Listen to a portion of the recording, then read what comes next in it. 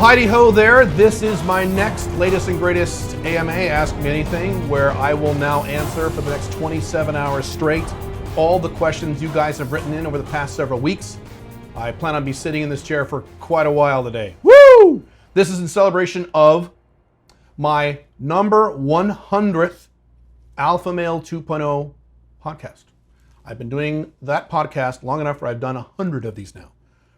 Pretty damn cool. And I have not done one of these AMAs in quite a while. I think the last one I did was last year. I'm not sure. For those of you who watch the video, I am back in the United States again, unfortunately. And this is a temporary office I've been using, which is what I typically do. And it was funny because I flew in here last week and I walked into the airport as soon as I landed in the United States. And I started singing that song, Back in the USSR. Don't know how lucky you are. It's true. You can't buy plastic bags here anymore. What the fuck? Western collapse. It's fun for everyone. So anyway, I'm back in the United States and I have gathered together, or my staff has helped me gather together, all the questions you guys have written in via social media, 3, 4, 5 of them, YouTube, Facebook, email, TikTok, some of the alt tech stuff, and I will go through them right now. So let me cover the ground rules really quick when I always do this. The only questions I will not answer, I will answer literally anything. As most of you know, my life is an open book. I talk about all kinds of very personal things publicly. I don't care because that's what being outcome independent is all about. So I'll answer anything. The only things I can't answer are mostly things for legal reasons or drama reasons. So Caleb, how much money do you make? What's the exact number? What is your net worth? I can't answer. Where exactly are you invested? I can't answer those questions. I've talked about my blog several times why I don't answer those questions. I can't. The only woman question I will not answer is what is the exact number of women you've been with? And I've talked about why I won't answer that. No matter what number I give, it'll cause nonstop arguments for the next 10 years of my life.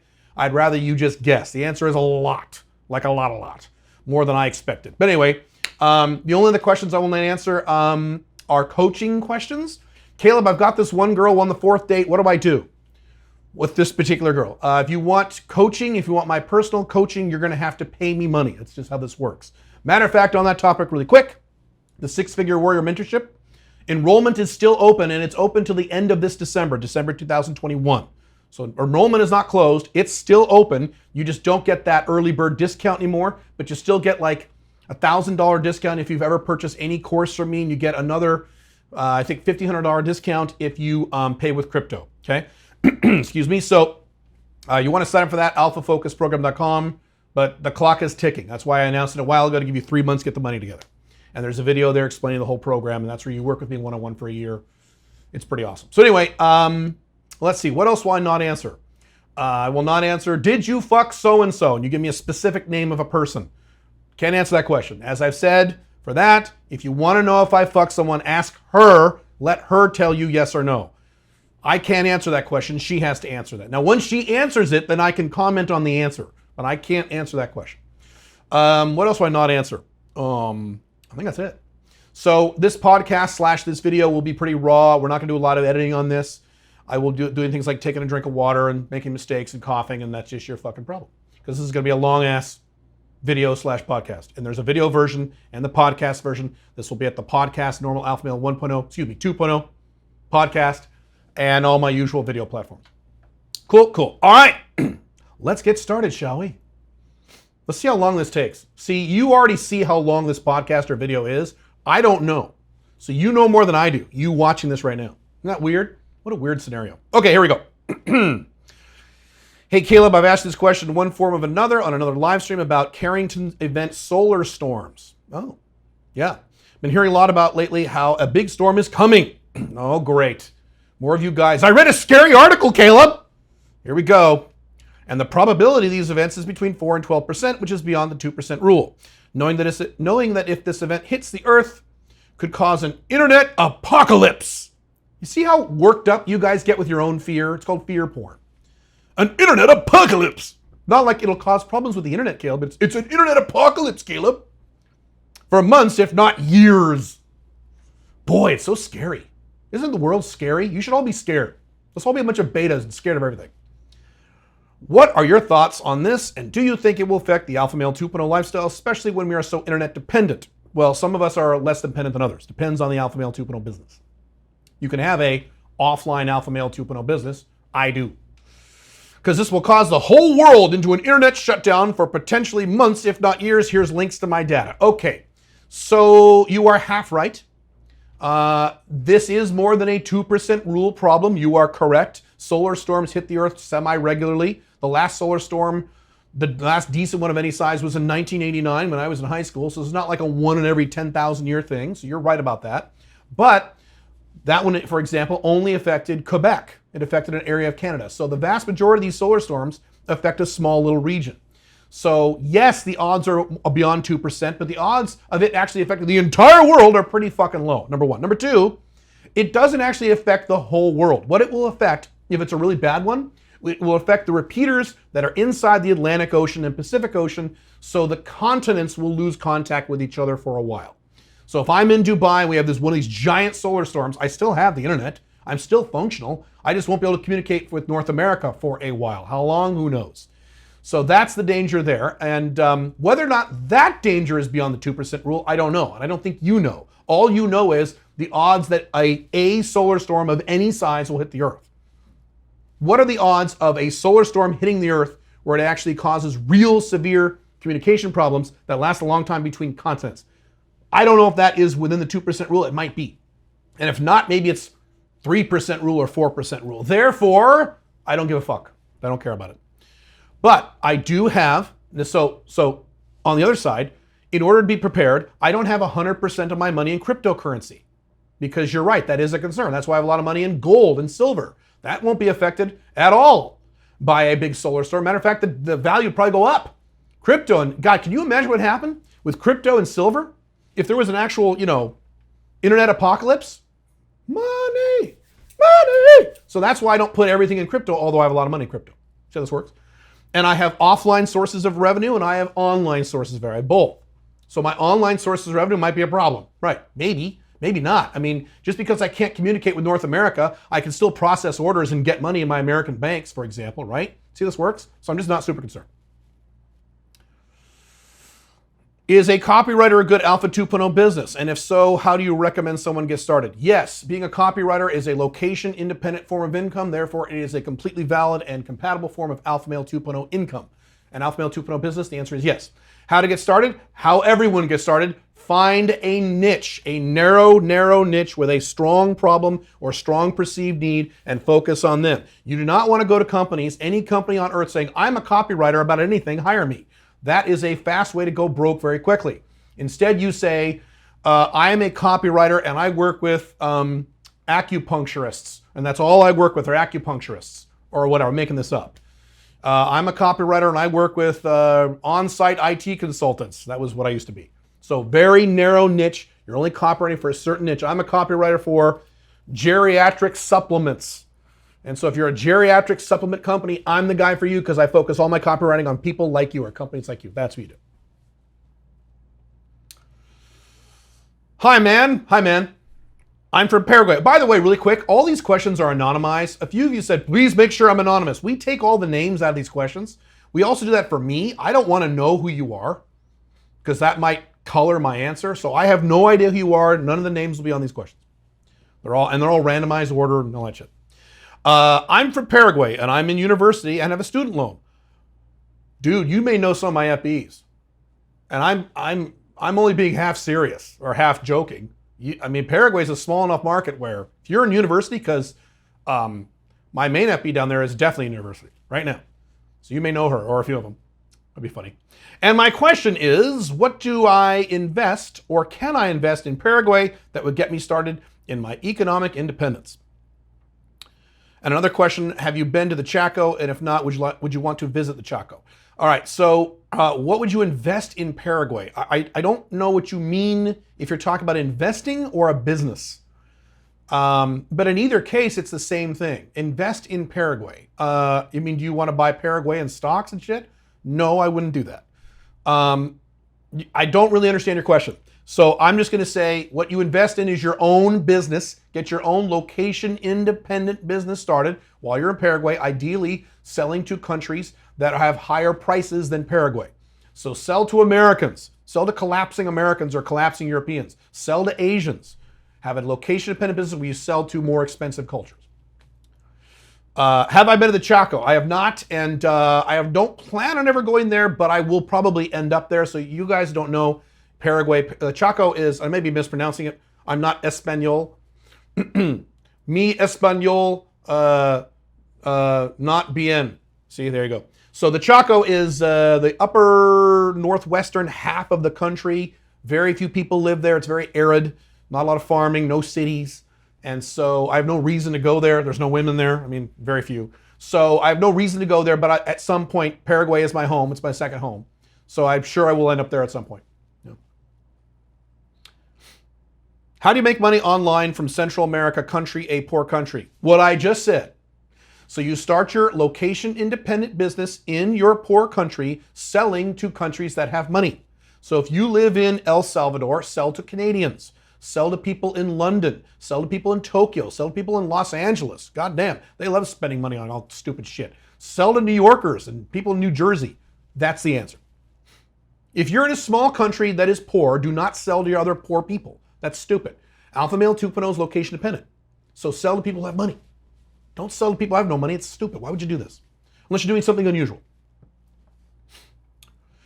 I want to head out to Dar es Salaam, Tanzania, Africa, to start an Alpha Male 2.0 business. Wow, holy shit, great. Good for you. Can you suggest 3 Alpha Male businesses ideas so I can start brainstorming? No, because I don't know you. I don't know what your skill set is. I don't know what your interests are. I don't know how old you are. I know nothing about you. So no, I can't. For some reason, I'm interested in exporting products and selling them to Western nations. Perfect. Dude, you don't have to talk to me about this. You got it. That's a great idea. Find what types of products built or constructed or whatever in Africa. When I say built, it could be, hand stitch, whatever, it doesn't really matter, that are in demand in certain parts of the Western Europe or Western world, I should say, and sell those. It's great. It's a great idea. You're good to go, dude. So focus on that. If you want some general ideas on Africa, what I would do if I moved to Africa, and the reason he's talking about this is, I said on my blogs years ago, if I was a young man, I would move to Africa and spend a few years in Africa, and I would make $1 bazillion because it's because of the growing infrastructure there. It'd be a very hard life. It's not fun. It's not gonna be fun living in Africa, but you can make money there. Anyway, what I would do if I was over there was I would do something about water reclamation, anything to do with water, cell phones, mobile computing, mobile electronics. That'd be probably what I would look at in Africa. But your idea is fucking great. Export shit. Awesome idea. Cool. Can you give or some? Sometimes you guys type a little quickly.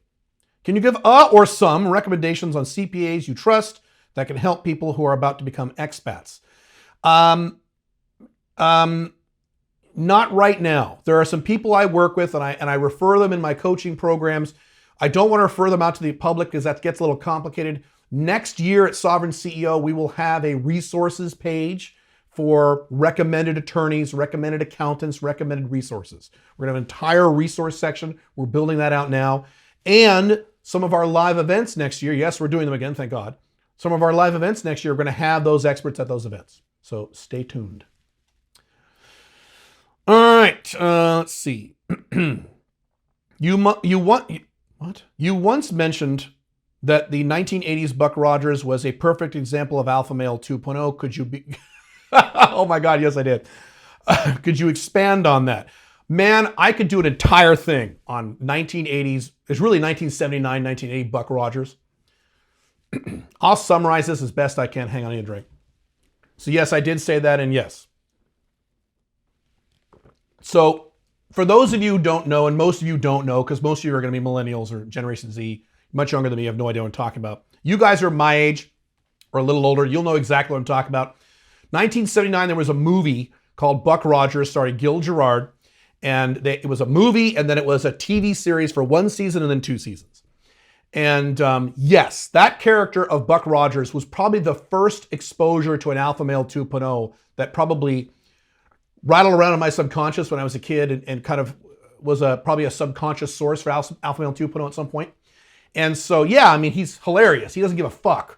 So that character of Buck Rogers, 1980s Buck Rogers, he doesn't give a shit. They're like, oh, the Draconians are invading the Earth. He's like, cool, that's great. I'm gonna go play dice over here. He didn't give a fuck. He was hilarious. He was funny. He didn't care. He was great.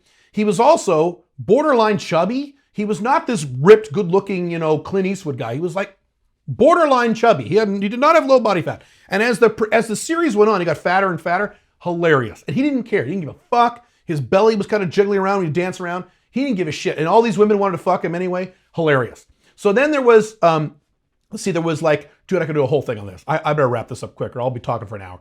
So then there was Wilma Deering. Okay, so Wilma Deering was super fucking hot back then, 1979. Again, you guys who know who I am, or you guys who are my age, you understand. You younger guys, I am not saying go watch Buck Rogers from 1979. I'm not saying go watch that movie. It's not a good movie. It ages very poorly. I'm not saying watch that movie. I'm saying it's a good example of an alpha male 2.0 character. So Wilma Deering was played by Erin Gray. And in the movie, she was smoking hot. God damn it, she was so hot. I mean, I would see her walk on the screen. I'd be like 11 years old. My little 11-year-old boner would be like, doink. Holy shit. And then in the series, she got less hot. She was still attractive, but less hot. And then the second season, she got even less hot. So as the series went on, she got less and less hot. But in the initial first movie, I don't know what they did or what she did, she was smoking hot. And so one of the plots of the movie is that he's from our time. He's from the 1970s. And he goes 500 years in the future. It's all space and shit. And they think he's a spy for the aliens. And he's not a spy. He's like, I don't want to spy. I have nothing to do with this shit. So she's on her ass. She's on his ass like, oh, you might be a spy. So then she gets to know him and she falls in love with him because he's Buck Rogers. And he doesn't give a shit. And so there's this scene on the balcony where they're talking and she's like, she's getting all hot and horny. He's just talking about whatever because he doesn't give a fuck. And finally she says, do you want to go someplace? And I'm sitting there in the movie theater. I'm like, oh my God, she wants to fuck him. She wants to fuck him. Dude, you got to fuck her. And he's like, nah, I'm good. I'm just going to go bang this alien princess over here. And she turns him down. He turns her down. So that's not literally what he says. But anyway, he says that. And so, so she walks off. No, he walks off. And she's like, oh. And so as I learned later in life, when really attractive women get turned down by men sexually, they go crazy. They lose their fucking minds because they don't have it happen. The first time I said no to Pink Firefly when she wanted to have sex with me, she cried for a fucking hour because no one has ever said no to that in her entire life. So fucking Wilma Deering just fucking loses that shit. She gets all pissed off. And then the next scene or a few scenes later, they're in that party, that stupid like sci-fi party where there's that stupid music like doo, doo, doo, and everyone's dancing with these balls like doo, doo, doo. It's all this nerdy sci-fi shit. And he walks in and is like, what the fuck is this? He's like, well, this is a party, Mr. Rogers. He said, this isn't a party, this is gay. So he walks down through the crowd, just bumps through the crowd, goes right to the band. He says, hey man, do you have any music that like rocks with a beat? And the guy's like, well, how about this? And he goes, burp, burp, burp, burp, burp. He's like, no. Give me a beat. Give me something that rocks, man. Because he's 70s. And the guy presses it on and he goes, he's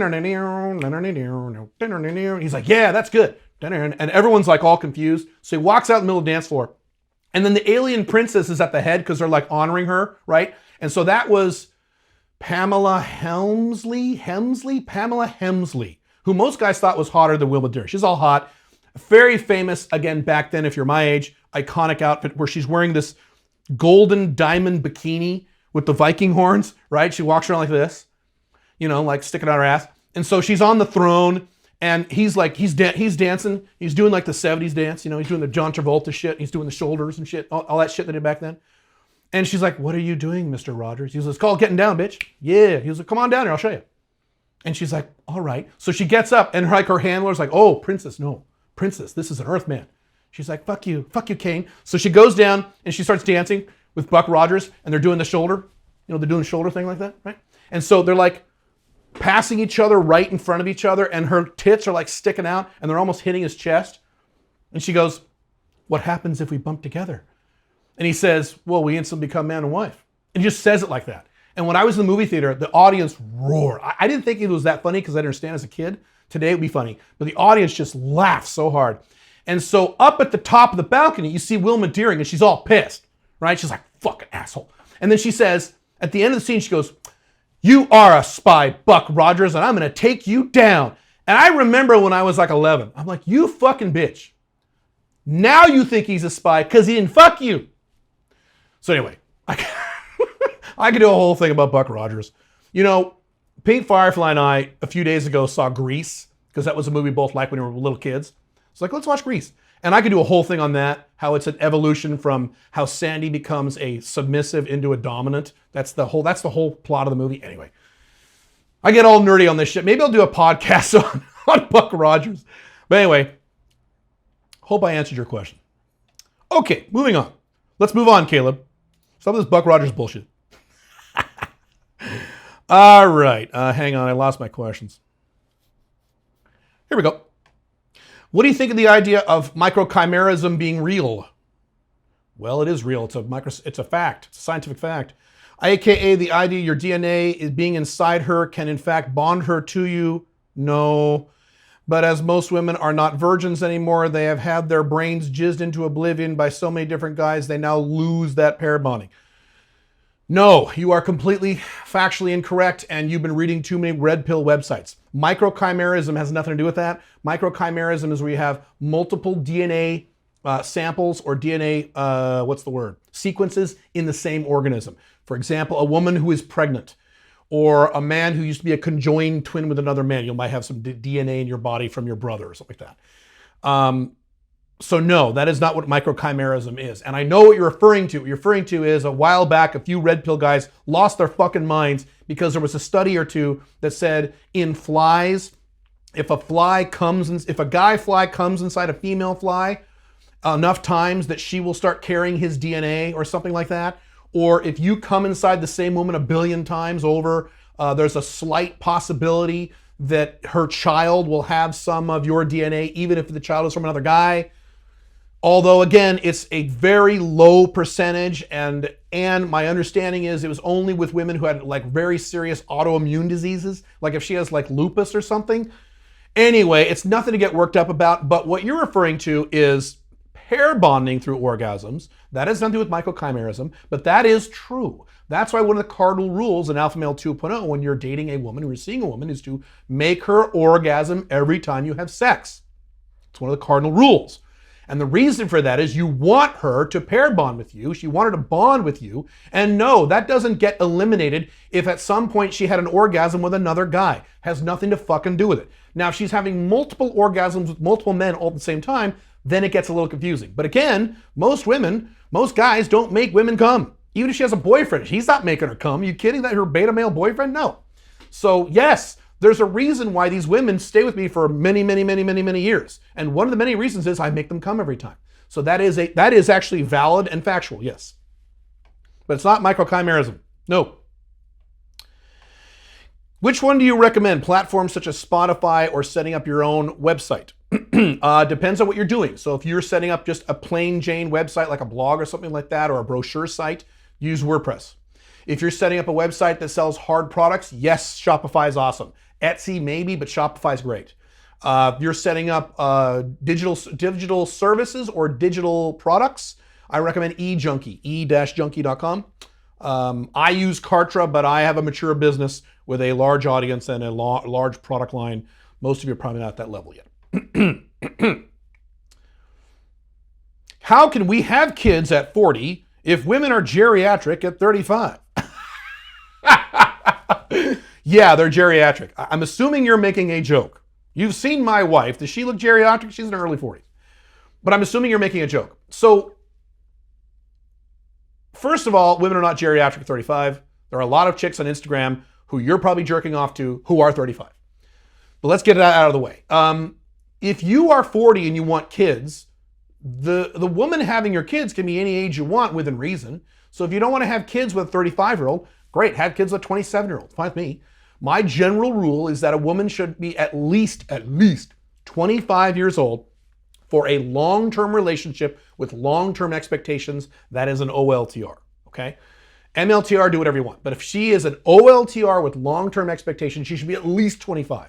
So once you're over 25, you can have, babies with that woman. Go ahead. I don't care. Fine. I didn't say don't have kids until you're 40 and make sure you have kids with a 40-year-old woman. I never said that. Have kids with any woman you want. I don't give a shit. Is age and SMV for a man a myth or a reality? Well, age isn't a reality. So I assume you mean SMV. Yes, SMV is real, sure. I don't know what you mean by age and SMV. Yes, SMV is real. If I make a lot more money, women are going to like me a little better than if I have no money. If I have six-pack abs, yes, women are going to like me a little better than if I don't. So yes, SMV is not a myth, but as I've said 10,000 times and demonstrated with real examples and real facts, SMV is not the deciding factor on whether or not you can get attractive women to have sex with you. It's not the deciding factor. It is a factor. It's not the only factor. And there's an entire subculture of men on the internet, guys who spend too much fucking time on Instagram, who think it's the only factor. No, no, no. If I don't have a Lamborghini and six-pack abs, I will never fuck a woman who is hotter than an 8. That'll literally never happen. Well, that's demonstrably wrong. I've done it. And many of you have done it. So that's what I was talking about. I don't know why my throat is so dry. Hang on a sec. Okay. What is the best stream for chick acquisition between cold approach, hot approach, night game, and online? Depends on who you are, how old you are, your personality, and your objectives. If you are very busy, you don't have a lot of fucking time, and time management is critical to you, online dating, period. If you want the least amount of resistance or ASD from 0 to sex, then it's social circle game, which I guess you would call hot approach. Social circle game is the best for that. But it takes time. You better have a flexible schedule. You better be very, all that stuff. So it really depends on your objective. If you're a super extroverted guy and you love going to clubs and shit, do night game. It depends who you are. There's no right or wrong way to get laid.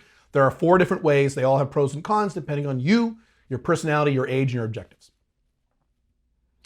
What is the easiest location independent business model? What is the easiest location independent income business model? The easiest? That's an interesting question. I don't think there's one that's easier than others. Easiest. I mean, off the top of my head, what I thought for a minute was coaching. Coaching on a skill you already have. That's pretty easy. I don't know. That's probably it. A skill you already have, coach people on how to do that thing. That's probably the easiest. But there are lots of them that are, just as easy. Writing a book, unless you hate writing, that's pretty easy. Selling stuff on Amazon is not difficult. I mean, a lot of them are pretty easy. Do you consider learning new languages worthwhile? For example, Russian and Spanish. I did an entire podcast on that. If you look through the Alpha Male 2.0 podcast, I forget what number it is. I did it actually just a few months ago. And I examined that in great detail. I only speak English. I speak smatterings of Spanish. If you were to learn a foreign language and you're an English speaker, the only 2, in my opinion, that are valid if you're a world traveler is Spanish or Mandarin. English, Spanish, and Mandarin are the top 3 languages by far spoken in the entire world. So that doesn't make any sense to be learn German or French or even Russian. It doesn't make any sense. Unless you're going to move to Russia and live there for the rest of your life, then of course maybe you'd like to. But beyond that, no. But no, I have no intention of learning another language at this point. Mainly because at some point very soon, they almost have it now with Google Translate on your phone. You'll wear a little thing in your ear and you'll speak out English and or you say English, it'll speak out another language and vice versa. You won't need to learn a language soon. And I've said this in this podcast, I've said this before, I have had sex with women from 0 to sex who did not speak English, and I've made it work many times. I've done reasonably large business deals with clients and companies who did not speak English. So none of this is a barrier to me.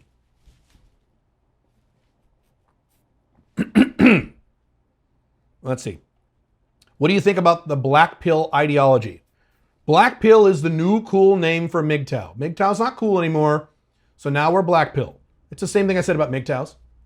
If your goal in life is to be unhappy, then your operating model will be to look outside of you, look for all the reasons that you can't be successful that are outside of you. And it's a very easy way to be unhappy. But most men in black pill, not all of them, most men in MGTOW, not all of them, want to be unhappy, so they're looking for reasons they can blame that are external to them. When in fact the opposite is true. Everything in your life is your fault, as I've said many times. So if you follow a model of everything in your life is your fault, you can't be black pill. You can't be a MGTOW because everything is my fault, not society's fault, not women's fault, not left-wingers' fault, not the collapse of Western civilization. It's my fault. Do you play an instrument? I was asked this on one of the AMAs prior, I think. Or do you have skills you haven't shown off on YouTube yet? Well, I can do this thing with my dick where I can twist it into a... No, just kidding. Do I play an instrument? I played guitar for many, many years. I played classical guitar. We actually strum without a pick. and then I played electric guitar for many years when I was younger. I don't have time in my life right now to play an instrument. I would love to do that, but I would, if I had time, I would sing and hire a singing coach and do that instead of playing an instrument. Do I have skills I haven't shown off on YouTube yet? Nothing that would be impressive to you visually to watch me do. I play Pillars of Eternity pretty good. Shit like that, right? I have business skills, but most of them is watching me do this. Fuck. Would that be fun to watch me do business all day when I'm here in an apartment, doing a little, yeah, it would be very fun. What are your 3 favorite books that you have written? Unchained Man, number 1 by far, and that'll probably be always number 1. Second favorite book that I've written is The Ultimate Open Relationships Manual. That is also the hardest book I've ever written. That's an extremely important book. I mean, it's almost as important as The Unchained Man. Almost. Of my Black Dragon books, it's the most important one. Because getting laid is a skill you eventually figure out. Managing relationships is a skill you could never figure out if you're not careful. So that, the third would be, what would be a third favorite book I've written? I like Samson and the Wizard a lot. It's a very special book to me. It's not an Alpha Male 2.0 book, but it is Alpha Male 2.0 compatible. So I don't know. I like the Ultimate Open Marriage Manual a lot. So I think it would be tied for Samson the Wizard and the Ultimate Open Marriage Manual. Yeah. You must be the same guy. What are your 3 favorite books? Any recommendations? So 3 favorite nonfiction books? That's easy. In no particular order, they are Maximum Achievement by Brian Tracy, How I Found Freedom in an Unfree... No, wait a minute. This is above and beyond my books. Okay, so the number 1 book you should get is The Unchained Man. Get my books. But if you're saying not including your books, Caleb, which is what you're probably asking, Maximum Achievement by Brian Tracy, How I Found Freedom in an Unfree World by Harry Brown, Winning Through Intimidation by Robert Ringer, ideally the original version he wrote back in the 70s, not the new one he did about 10 years ago. That one is okay too. Fiction books, that's a very complex thing. The greatest I read fantasy for the most part. I don't read science fiction. I read a lot of fantasy, and I read some business fiction, and I read a lot of history. But the greatest fantasy series ever written, in my opinion, the only one to beat Lord of the Rings, is the Malazan Book of the Fallen series. It's a 10-book series. I did several articles on my blogs about it. They're still there. The last 2 books are horrible, but the first 8 are really good. They're very hard to read. That's why I don't recommend it to people, because it's hard. A much better, really good fantasy series is First Law, the First Law trilogy. There's 3 of them. That's fantastic. Much more accessible. My favorite single novel that is not part of a series, although it kind of is, but not really, is Noble House by James Clavell. That's the guy that wrote Shogun. That's another fantastic novel. But I like Noble House better than Shogun. So there you go.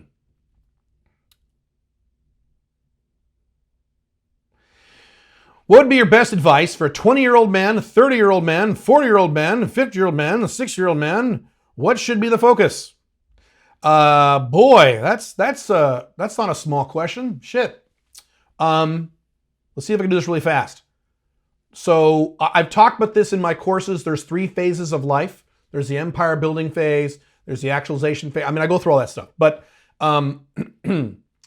so the 3 phases are the breakaway phase. That's your 20s and early 30s, where you break away from your parents and your boss, and if you have one, your girlfriend. You break away from your authority figures so you can design your own life, okay? Then the next phase is the empire building phase. Usually starts for most men in their mid-30s, where you build your empire, you build your life infrastructure. Then your final phase is the actualization phase. That is once you get to the point where you have all the money you want, more or less, and your woman life is good and you're reasonably healthy, you're good to go, maybe your 40s, 50s, maybe early 60s, and now you just lived actualized. I'm trying to get into that phase myself. I will probably be in that phase the next 3-4 years. So in your 20s and early 30s, that's your focus. Break away and become free. Your late 30s and 40s should be building your empire. 50s, probably also, depending on how much money you make. Late 50s and 60s, it should be whatever you want. You shouldn't have me tell you what you want. When you're that old, you should pick whatever you want because you've earned it. You have not yet earned it when you're 52 or 46 or 31. You haven't earned it yet. Get to work. So that's my opinion. Are you afraid of working too much and regretting your life? When I get these questions, people forget that I'm Black Dragon. Would you like me to describe to you the last 7 days, my sex life just in the last 7 days? If I showed you pictures of the women I've been with and the sexual experiences I've had just the last 7 days, you think I don't enjoy my life? Are you fucking kidding? I enjoy my life far more than the vast majority of you, even though I work harder than you because I've mastered my time management. Plus, I take Sundays off. I keep saying that. I take Sundays off. I don't most of the time. There are exceptions. This is a holiday week. This is weird. But I take Sundays off and I have sex with women all over the world who are super hot. And my wife likes to watch me fuck women in front of her. Oh, what a horrible life I have. So do you think I don't enjoy my life? No, I love my life. And I like working. This is a piece of this too. I love about 70 to 80% of the work that I do. I love working. Working is very fun for me. I'm excited to go to work every morning. Ask my wife. I'm excited to get to work. It's awesome. So yes, I enjoy my life and I don't regret a fucking thing that I'm doing now. I regret a few things I didn't like in my 20s when I was a young, stupid beta, but not now. No. Let's see. What exactly was your business model when you were young and making a six-figure income? I was a hourly rate on-site networking IT consultant. I would go on-site to companies and set up and or fix their computer networks. I focused mostly on, this is the 90s. 90s? Yeah, mostly the 90s. A little bit in the 2000s. I focused mostly on Windows networks and Novell networks. Way back originally, it was a thing called Lantastic in like the late 80s, but anyway. And I charged a per hour rate in most cases. Sometimes I charged a retainer. And that was a mistake. Do not charge per hour when you're a consultant. That is fucking stupid. I didn't know that back then.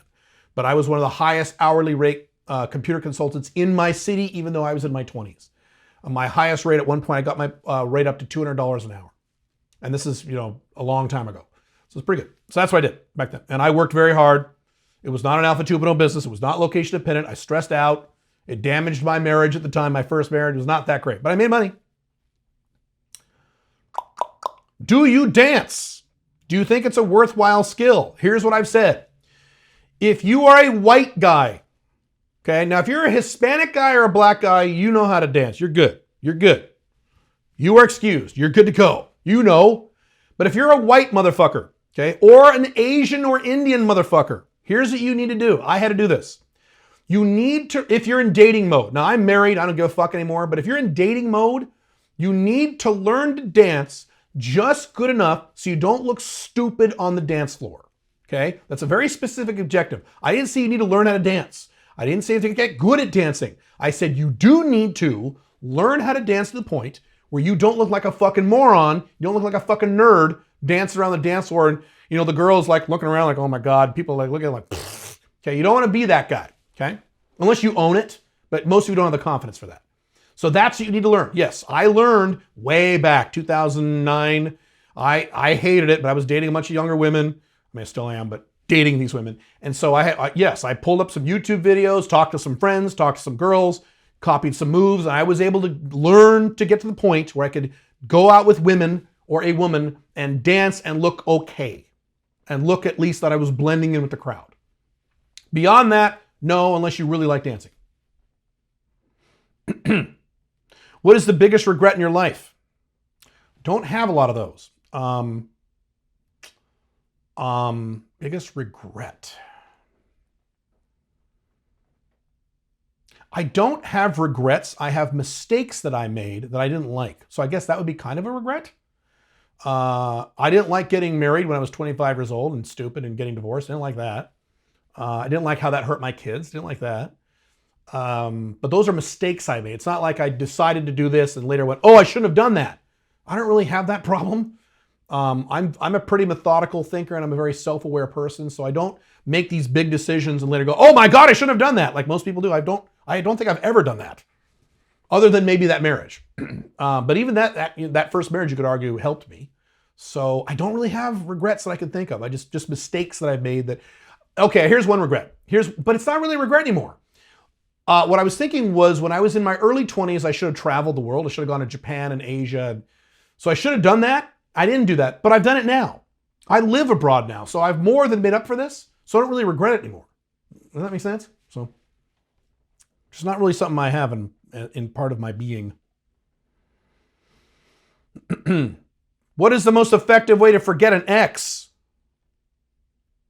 You fuck new women who are hotter than her and are nicer than she was. Men subconsciously assume when they break up with a woman that that woman was the best woman in the world and they'll never get someone as good as her. Even if they don't rationally think this, subconsciously they think this. And so you need to break that by fucking new women who are hotter than her, smarter than her, nicer than her, better in bed than her, in some cases perhaps younger than her, and then your brain goes, oh, I think I'm okay now. These women are even better. And then you get one-itis for them, which is what most guys do. But that's the answer. What are your 3 most important values in life? Rationality, self-awareness, hard work. Now, freedom is overarching all that freedom, but freedom isn't a value, I don't think. If you consider freedom a value, then that's number 1, and these are 2, 3, 4.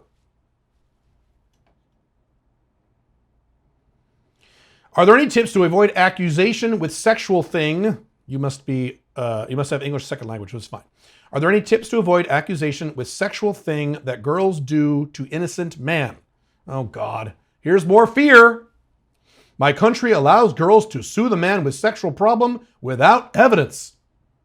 Well, most Western countries do. I don't know where you live.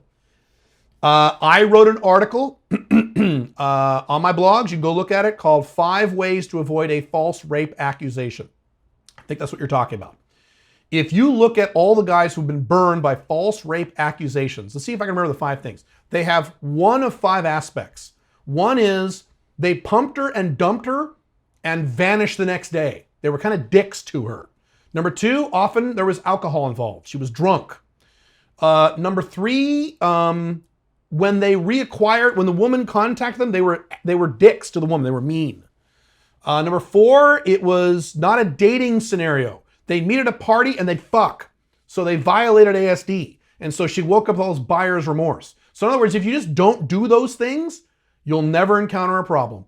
I have been with quite a large number of women sexually. I have literally never had a problem. Why? Because I follow my own system, Black Dragon system, where I don't fuck on the first date.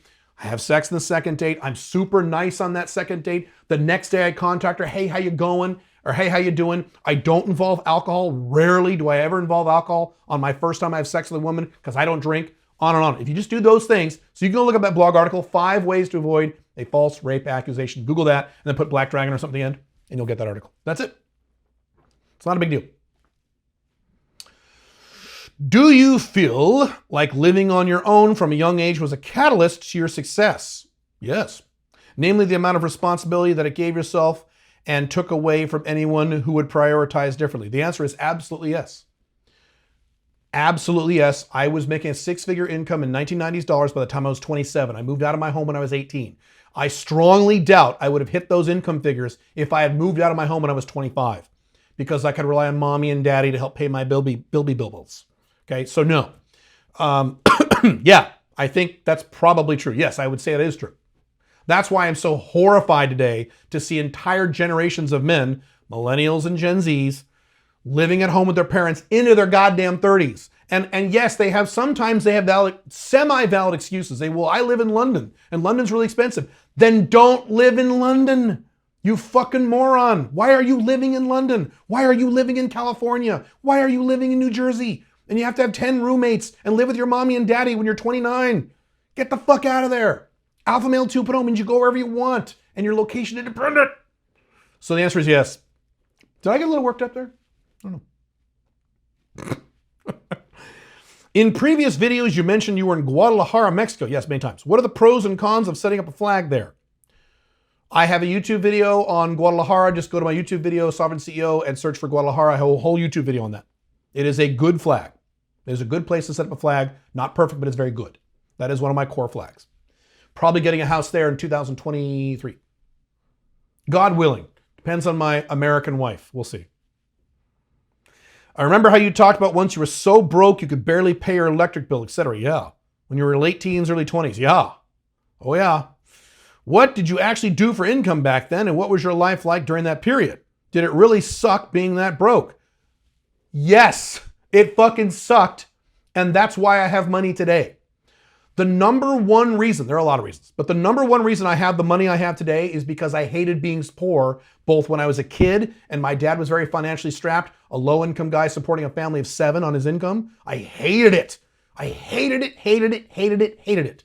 And then when I moved out at age 18, yes, I could regularly pay my electric bill 3-4 months late because they allowed to go that late. I had trouble putting gas in my car when I first, it was a fucking nightmare. And I hated it. And I said, I am never, never, ever feeling like this again. Most poor people, I know a lot of poor people. Most poor people don't mind as much as I did. They go, it sucks, but And that's why you meet them 10 years later, they're still poor. And they're just, it doesn't hurt them. I have a very low threshold for pain. Tony Robbins said the exact same thing. I listened to him on a cassette tape 30 years ago saying, you know why I'm successful? I have a low threshold for pain. I hate being in pain. I'm like, I get that, man. That's me. What did I do for income back then? So I did data entry, a part-time data entry. So my job was sitting at a desk, and it was at night, late at night, and a bunch of like fat women around me were all in like little desks like at school. Okay, I was the only boy in the whole room. I was 18 years old, 17, 18, 19. And there was a big stack of papers. It was at a hospital. You had to enter the papers into a keypad. So I had a touchpad here and a stack of papers here. And so my job was doing this. This is my job, 6 hours straight. This is it, typing numbers. That was my job. I got a little more than minimum wage, not much. I did get minimum wage, but a little more than that. And then later, I got my first real job, which I've written about at my blogs, how I got my first job at age 18, working for a medium-sized software company, which was called Central Point Software, which sold DOS utilities. This is the early 90s. Windows wasn't even really a thing back then. It was all DOS. So sold DOS utilities. That company was later bought out by Symantec. And I worked there for about 3.5 years. And then I started to turn things around. That's what I did. Yeah, and yes, it was terrible. I hated it. I fucking hated being poor. I will never be poor ever again. Now I literally will never be poor ever again. I will never be poor ever again. I don't ever want to go back to that again. Because I grew up that way, and then I was like that in my early teens. Fuck that bullshit. No! What was the worst period in your life? Being broke as a young man or getting divorced in your mid-30s? Neither. Neither of those things are my worst period of my life. Being broke fucking sucked. Yeah, but at least I was single and I could do whatever I wanted. I had some level of freedom. Getting divorced was shitty, but that was one of the greatest events of my life. I've said this. Once I was divorced after 3 months, the first 3 months were pretty bad. After 3 months, I was as happy as I had ever been in my entire life up until that point. It was like a euphoria. It was amazing. I've talked about how men go through this amazing sense of happiness and euphoria once they get divorced. It's fucking great. So no. Worst period of my life was when I was married in my first marriage as a monogamous beta male. So I was married 9 years. Let's see. Yeah, 9 years. And I would say the latter half of that. So the latter 4.5, the latter 4.5 years of that marriage was probably the worst period of my life. Not probably, it was. Because most of my life's been pretty good. So that was it. Being fucking married in a monogamous marriage sucks. And there are a lot of you guys in my audience who are monogamous and married right now, and you're all going, yep, fucking sucks. Yep. All of you guys who've been married longer than 3 years. You guys who just got married think it's the greatest thing in the world. But you guys have been married much longer than 3 years. You're like, yeah, fucking sucks. Yeah, so you know. Yeah, that's it. And by the way, it wasn't 100% her fault. Most of it was my fault. Again, everything in my life is my fault. There you go. What do you see the world looking like when China is the world ruler? Dun, dun, dun. I mean, China not militarily, but in some respects it almost is. Who declared war against China or did a real embargo, not a bullshit Trump embargo, a real embargo against China for cerveza sickness? Name one country. No, they all said, yes, Mr. China, yes. Oh, you're okay. We won't make fun of you or do anything bad. Why is that? Why do you think that is? Because China's fucking rules the world. Should we expect more authoritarianism in every country? So you should expect authoritarianism in every country regardless of China. The entire world, just about, is moving in that direction. And why is that? This gets into a very deep discussion. I'll just cover this very quickly. 9/11 The American elites found out that they can take naked pictures of you and put them in a government database, and you'll let them do it, and you won't complain. When you go into an airport in the United States and you stand in front of that thing that does the scanner on you, that takes a goddamn naked picture of you and puts it in their database. And not everybody, but most people knew that back then, and they just went, oh, well, okay, here you go. And so the elites said, God damn, we can get people to take a naked picture and they'll do it. They'll bitch about it on the internet, but who cares? They'll do it. They won't revolt. They'll keep paying their taxes. They'll keep buying stuff, and they'll keep flying, and they'll do it. What else can we make them do? So then this entire cerveza sickness has shown them what? We can make people, this is what the elites are saying now or say last year. We can make people wear masks outside. We can make them wear them out when we know for a fact the science has nothing to do with spreading cerveza outside. But we can make people wear masks outside, and they'll do it. They'll fucking do it. They won't revolt. They'll keep paying their taxes. Yes, every once in a while you'll get some angry Trump supporters who stand on a corner and go, bullshit. But the elites don't care about that. Everything's fine. Matter of fact, they say, like 30-40% of the country will actually defend us. They'll actually take our side. Yes, you should wear a mask outside because you might kill grandpa. Even though the science is completely against this. So the cerveza has the next layer, I should say, of proof that they can make you do whatever you want and you'll fucking do it. Right? You won't revolt. You'll keep paying your taxes. You'll keep buying stuff. You won't leave the country. Right? How many of you in my audience can make all these excuses about you're not going to leave the United States? So you won't leave the country, right? I will. I did. I don't have to wear masks anymore. We don't wear masks in Dubai outside anymore. Ha ha ha. We don't have to wear masks outside in Dubai. It's fucking great. It's awesome. But most people aren't going to do that. So there you go. So authoritarianism is going to rise all over the world, including outside the West, because people have shown that they will let the elites bully them around. That's the way it goes. Irrelevant of China. Don't you get sick and fed up of answering all these dumb questions? If guys just consumed your content, podcasts, videos, your books, and courses, most of their questions would be answered! Exclamation point. Yeah, you're right. Do I get fed up? No, I'm outcome independent, and this is part of my job as this type of informational business owner. So I run an information branding business. Alpha Male 2.0, Sovereign CEO, Black Dragon. And so part of my job is to answer the dumb questions. And so I don't take it personally. I don't take anything personally. Number one. Number two, you may forget, I have a lot of content, right? I've been blogging for 13 years. I have thousands of articles. I have hundreds of YouTube videos. I have 7, 8, 9 courses. I have 8, 9 books. I have a lot of material. We now have what? 8, 9 mini courses in addition to all that shit. I have 3 coaching programs. I got a lot of shit, dude. So I can't blame people for not going through all that shit. The old school guys, yes. But especially, and you have new people. You have new people coming on all the time, and they don't know. So I try to be nice. But I understand what you're saying, yes. It's not, I'll tell you what irritates me a little. It's not guys asking dumb questions. It's guys responding to points. And these are old customers or old audience members who I know have been around a long time and really know my content, and they're still bitching about things that I've already explained. These guys terrified of cerveza sickness when they know my content, or these guys who think Trump's going to make America great again when they know my content. Those guys are a little irritating. So.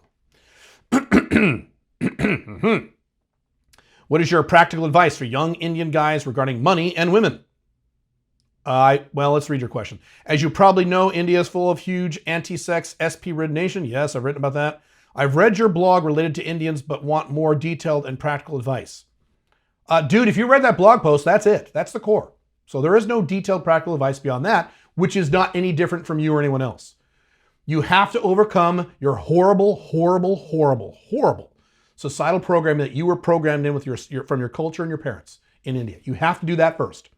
The Indian guys I know who have been very successful women and money did that first. They did it. And it was hard, and they didn't like it, but they did it. And maybe they didn't get 100% of it, but they got maybe 80% of it, or got rid of it. Got to do that first. And then all the steps are the same. Online dating, non-monogamous relationships, starting a business, location independent, find a niche. The steps are the same once you get rid of that programming. But that article is about getting rid of that program. You got to do that. Reread the article. Is affiliate marketing alpha male 2.0? If so, why isn't it dependent on the product owner? Yes, affiliate marketing is a purely alpha 2.0 business because it's location dependent. Now, if you're worried about you're dependent on the individual product owner, that is not alpha 2.0 compatible or not. That's just how stable your business is. It is alpha 2.0 compatible if you have one customer. It's just not a very good business. So if you're going to be a full-time affiliate marketer and that's your business, you don't want just one product owner. You want several. Get started with one, roll it up, okay, get some income in, get a system down, and then find another one. Do it again, find another one, do it again. Keep spinning those plates. That's what you should do because I don't want you relying on one product owner, you're right. But whether or not you have 1 or 100 product owners that you're repping, it's still an alpha 2.0 business. Can you show the camera your Tinder Bumble profile, your photos? What about your bio? Do you think it's worth hiring a professional photographer to take good photos? I am not on Tinder or Bumble right now, and I haven't been on Tinder forever. Tinder is useless if you're an older man seeking younger women. It is completely useless. Tinder is only good for men seeking women within their own age range. If you're 29 on Tinder, go on Tinder. You can hook up a 24-year-olds. We'll say 14-year-olds. I don't know why I said that. 24-year-olds because that's the same age range. But if you want 24-year-olds and you're 50, Tinder ain't gonna work. Sorry. Bumble will kind of work, barely. But I haven't done Bumble in at least, I want to say, it was last year during COVID. I mean, cerveza sickness. But I don't have anything on there. What was your other question? Do I think it's worth hiring a professional photographer? If you've read the Ultimate Online Dating Manual updated for the 2020s, go get that book. I say it is mandatory. It is mandatory because you have too much competition. You must hire a pro or semi-pro or a college student with a good camera, okay, a photography student, to get you really good photos. Yes. However, you don't stand the way they stand. They're gonna make you pose like you're posing for your family photo. No, you don't do that, but you want a professional photographer for all of your online dating photos. It is mandatory and has been for many years. The days you just whip out your phone and take a mirror shot for online dating and actually get laid are long gone. They've been gone for at least 7 years, 8 years now. So yes. What do you think about tornadoes, graffiti subculture, and finally violent street gangs in cities across America like in Chicago? Western Collapse, I've discussed this many times. There's already been 3,500 shootings in Chicago this year. I know. Yeah, I know. Many hundreds killed. 20 neighborhoods have shootings daily. The gangs even go into rival neighborhoods to taunt and shoot other gang members. Yeah, the cops won't even go in these neighborhoods. The cops won't even go. You're basically just fucked. I know. Yeah. And posted on social media. Many of these videos get scrubbed off YouTube, though. It's crazy. Yes, this is all part of the collapse of the United States as a culture and as a nation. Yes, correct. In a growing culture, in a prosperous culture, you would not have that kind of problem. You'd have crime, but you'd have nothing like you see in Chicago or many other cities. I don't know what else I can say more than what I've said. As I've said, if you're an American and European and eventually a Canadian, but certainly if you're an American and you want to stay in America the rest of your life, civil unrest, violence to this level is something you have to just become accustomed to. It's part of the new normal of being an American. Just like all these goddamn tents, these homeless tent cities on the West Coast. I'm in Portland. This is the first time I've been in Portland in 6-7 months. It's worse now just in the last 6 months. The homeless tents are everywhere. They're everywhere. It's disgusting. They're starting to have rats now. They have trash all over the place. It's horrific. Just the last 6 months. Gee, I wonder why I left the United States. Why would I do that? How to raise a woman's interest over the course of several dates whose interest is initially moderate to low, including how often to contact. And does no contact work if you haven't broken the touch barrier, etc., a discussion. This is basic Black Dragon stuff. I mean, let's see. Raise over several dates whose interest is initially moderate to low, including how often to contact. Does no contact work if you have... Okay. You don't do no contact on a woman you haven't had sex with twice yet. That is useless. Soft nexting, no contact, that kind of bullshit does not work on women you haven't had sex with at least twice. That only works on women you're already in a sexual relationship with, which means you've had sex with her many, many times. Then it works very effectively. But if you haven't had sex with her at all, then no, you don't do that. The basic model is the first date, you hit her up the next day, have a brief little conversation, pitch the second date either at the end of the first date or on that second conversation over text the next day. If she balks, you try one more time and move on. If she says yes, second date's at your house and you close the deal at your place. That's the basic model. There's more detail to it. But yes, you do not text her every day. If you schedule the second date, let's say it's a Monday, you don't have it till Friday, you don't text her every day. Unless she's over 33, then you'll have to, or else her ASD will go up. So no, you don't text her all the fucking time. But that's the model, and none of my model requires you to contact her very often. You don't do that. You still have to maintain contact, but don't contact her often. If she has, what did you say here? Your interest is moderate to low on the first and or second date, your odds are very low. The very low you ever see her again. This is kind of a coaching question, isn't it? You kind of coached it, you kind of made it in a way where it wasn't a coaching question, so it's fine. But anyway, that's the answer. Without being specific, who was the last person in your business or private life that surprised you with a level of competence in whatever he or she was doing that you did not expect? That would be easy. We hired a guy in my Alpha 2.0 business this year. His name is Jeff. And he's been with us now for, I think, 5 months, 6 months, and he's extraordinary. He's fantastic. He is so good. He is actually he's going to take over management of that company in terms of the internal management away from the Ginger Ninja, who is my manager now. He's been fan-fucking-tastic. And it's really enjoyable to work with someone or to know someone who is very competent, because there's so few competent people in the world, and you're just happy, like, oh my God, this is great. So there you go. There's the answer. Let me check the audio here. Make sure the audio is still good. It is. Cool. Make sure the camera's going. Okay. These long videos, I'm always terrified of the technology not working. How's my autofocus? Working well? We'll see. All right. Let's see here. I need a drink of water. Hang on.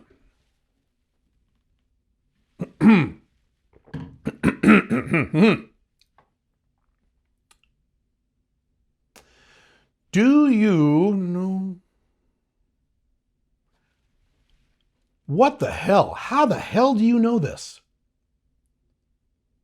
How the hell do you know this? All right, this is a did you fuck so-and-so question. I'm not going to read the question. I'm not going to give you an answer. But this person knows about someone who I have definitely been with. I mean, you wrote this question in, you already know. I'm trying to figure out how you know this, because I have never told anybody about this person, anybody. Because I don't tell people about women I hook up with, including my wife. I don't tell every woman I hook up with. I have never told anyone about this woman, ever. Yeah, never. I've never, and yet you know. How the people on the fucking internet figure this shit out? My only assumption is that she told you. But why would she tell you? She has at least 2 reasons I can think of where she would not want to tell you. I can't believe this woman, but maybe she did, is going around saying, I fucked this guy named Caleb Jones who talks about alpha male on the internet. I don't know why she would do this. Well, she got drunk? I am super curious how you know this person, how you know the detail between me and this person. That's really weird. I have no idea. She has a much bigger audience than I do. So I don't know what I don't know. I don't get it. So if you are the guy who wrote this question, okay, write in and let me know how you know, because I'm going to text her and ask her, because she's cool. She'll be cool with this, and say, hey, did you ever tell anyone that? I'll tell her, and I'll compare your story to her story. I am super curious how you know this. Unless you're her, but I can tell from the writing you're not her. You sound like a man. That's so funny. Anyway, this is why I got to keep it quiet about women I'm with. Because dudes on the internet fucking find everything. Hilarious. Do you follow any sport recreationally, or are you a fan of any sports team? I do not like team sports. I cannot enjoy team sports. I'm too rational. I'm not making a joke. You have to be fundamentally irrational at a certain level to enjoy team sports, not one-on-one sports like tennis or MMA. I like those, boxing. I'm talking about team sports. I love this guy. Oh, now he's on that team wearing that jersey? Well, now I hate him. What? The last time I went to a team sport game, I went to a Blazer game with my son, okay, when he was little, or younger, not little, but younger. And so it was the Portland Trail Blazers against the Golden State Warriors, okay? And the Blazers were up, the Blazers were our team because we're from Portland. Okay, so Blazers were up like 40 points. I think that was the number. 40 points. And, they score their two-pointer, and so now they're up 42 points. And the whole Coliseum was like, yeah, yeah, yeah. And I'm sitting there, everyone's standing up. I'm just sitting there with my hot dog looking at everyone like, why are we excited? They're up 40 points. Now, if they were neck and neck and they score, that's different. Now I'm just excited. I mean, just as excited as you are. But why are you excited when you're up 40 points and they're at 42? You have to be irrational to enjoy team sports. You just do. These guys their team is doing bad and they can't sleep for a month. Okay, so I don't get it. So I don't like team sports. I do like UFC. I got buddies who like UFC. My son was in MMA for a while. I love UFC stuff. I love karate. I love sumo wrestling, boxing. I like combat sports, but I like one-on-one. A lot less irrationality involved when it's one-on-one. When there's a team against another team, there's all kinds of bullshit involved that I can't enjoy because I'm too rational, I'm too objective, too logical. Is there any place in your life for spontaneity, or do you plan, schedule, and manage everything thoroughly? On my days off. So on my Sundays off, I don't plan anything. If it's a work day, I'm fucking planning it. Fuck yeah, you kidding? I have to be I gotta be on 100%. So if it's a work day, I plan it all out. Yes. If it's a trip, I kind of plan out the trip, including the women. When I'm going to see certain women and blah, blah, blah. Yeah, I kind of plan that out. I'm only spontaneous on my days off, which are usually Sundays. That's about it. Which is fine with me because I don't need to be spontaneous. Spontaneous. Please give us a ballpark figure for your notch count. Nope. Including the average yearly number. Notch count is how many women you've had sex with. Including your average yearly number, NC for the year. For example, my NC for this year, 2021, is 35 so far. That's a lot. I've done that before, but not lately. 35 new women, or any women. 35 women in a year is pretty good. That's a lot. You must be doing hardcore night game or online dating with new girls, and that's fine. You must be a younger guy. I'm not going to give you a ballpark for my notch count. It's high. It's higher than I ever thought it would be. And it's not high because I go out and fuck a lot of girls. That's not my objective. When you live a consistent, non-monogamous lifestyle for 14 years now, 15 years, starting in 2007. So it's almost 2022. So what's the math on that? 15 years? Straight. 15 years straight with no breaks, no monogamy, and no dry spells. That's me. In 15 years, the numbers rack up. It's the way it works. So, matter of fact, I looked at the number a few months ago. And I went, ooh, Jesus Christ. I'm up there. Damn. Average yearly number. So I can tell you my number this year, my average for the number of women I've been with this year. But again, I'm not going out looking for new chicks. These are all, for the most part, some of them aren't, most of them are. Most of them are existing women. There's a few new women in there. Let's see.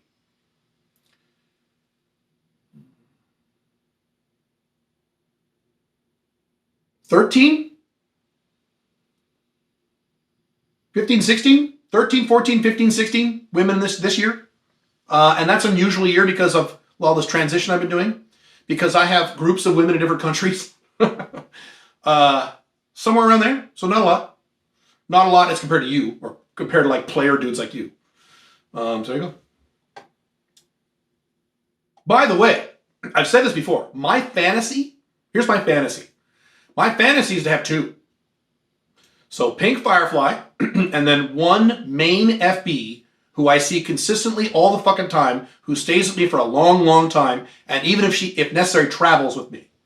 So she travels with me, or she travels with me, or they both travel with me. That's my fantasy. I'll probably never hit that, because I'll probably need a backup to her, or maybe main FB who travels, wife who travels, one Paraguay FB, one, you see what I'm saying? But anyway, I don't need a lot of women. I just need to be non-monogamous and have lots of sex. That's it. Water time, hang on.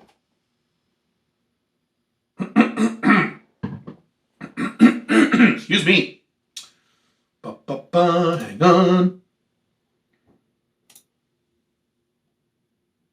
Can you please explain how you think the political left is more motivated than the political right? Boy, that gets into a very big topic. I'm going to have to summarize this as fast as I can because that gets into a very, very big topic. I could do a whole video on it, which I won't because I think politics is a waste of time now that your country's already collapsed.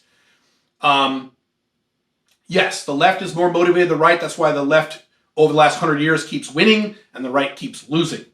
It's gotten worse over time, and basically the bottom line is left-wingers are insane but motivated. Right-wingers are liars. I will explain both.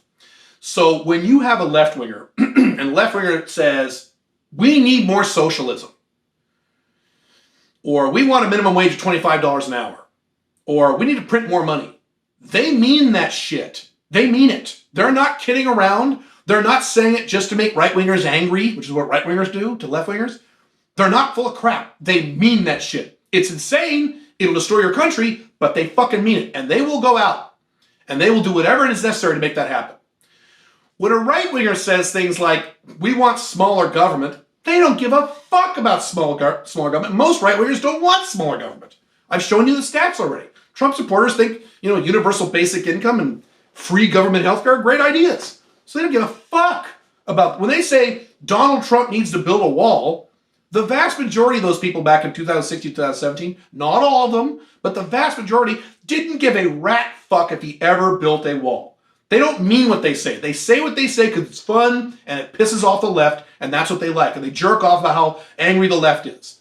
So if you've got two sides where one is insane and highly motivated and one is just completely full of shit, they don't mean anything they say. That's not true.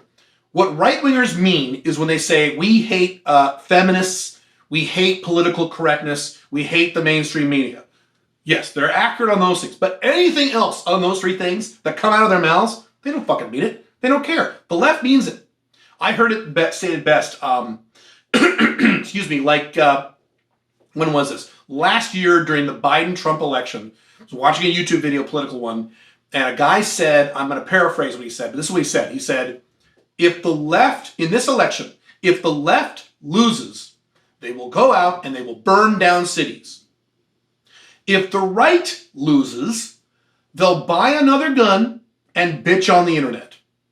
Exactly. That's exactly right. That's why the country becomes more left, a little more left every few years, and it has since the early 1900s. And we can do a whole thing on that, but that's why. The left is always, always more motivated than the right. The right, especially what passes for the right today, is mostly just playing a video game. They're just kind of fucking around and trying to make left-wingers angry. They're not really serious about anything. So that's it.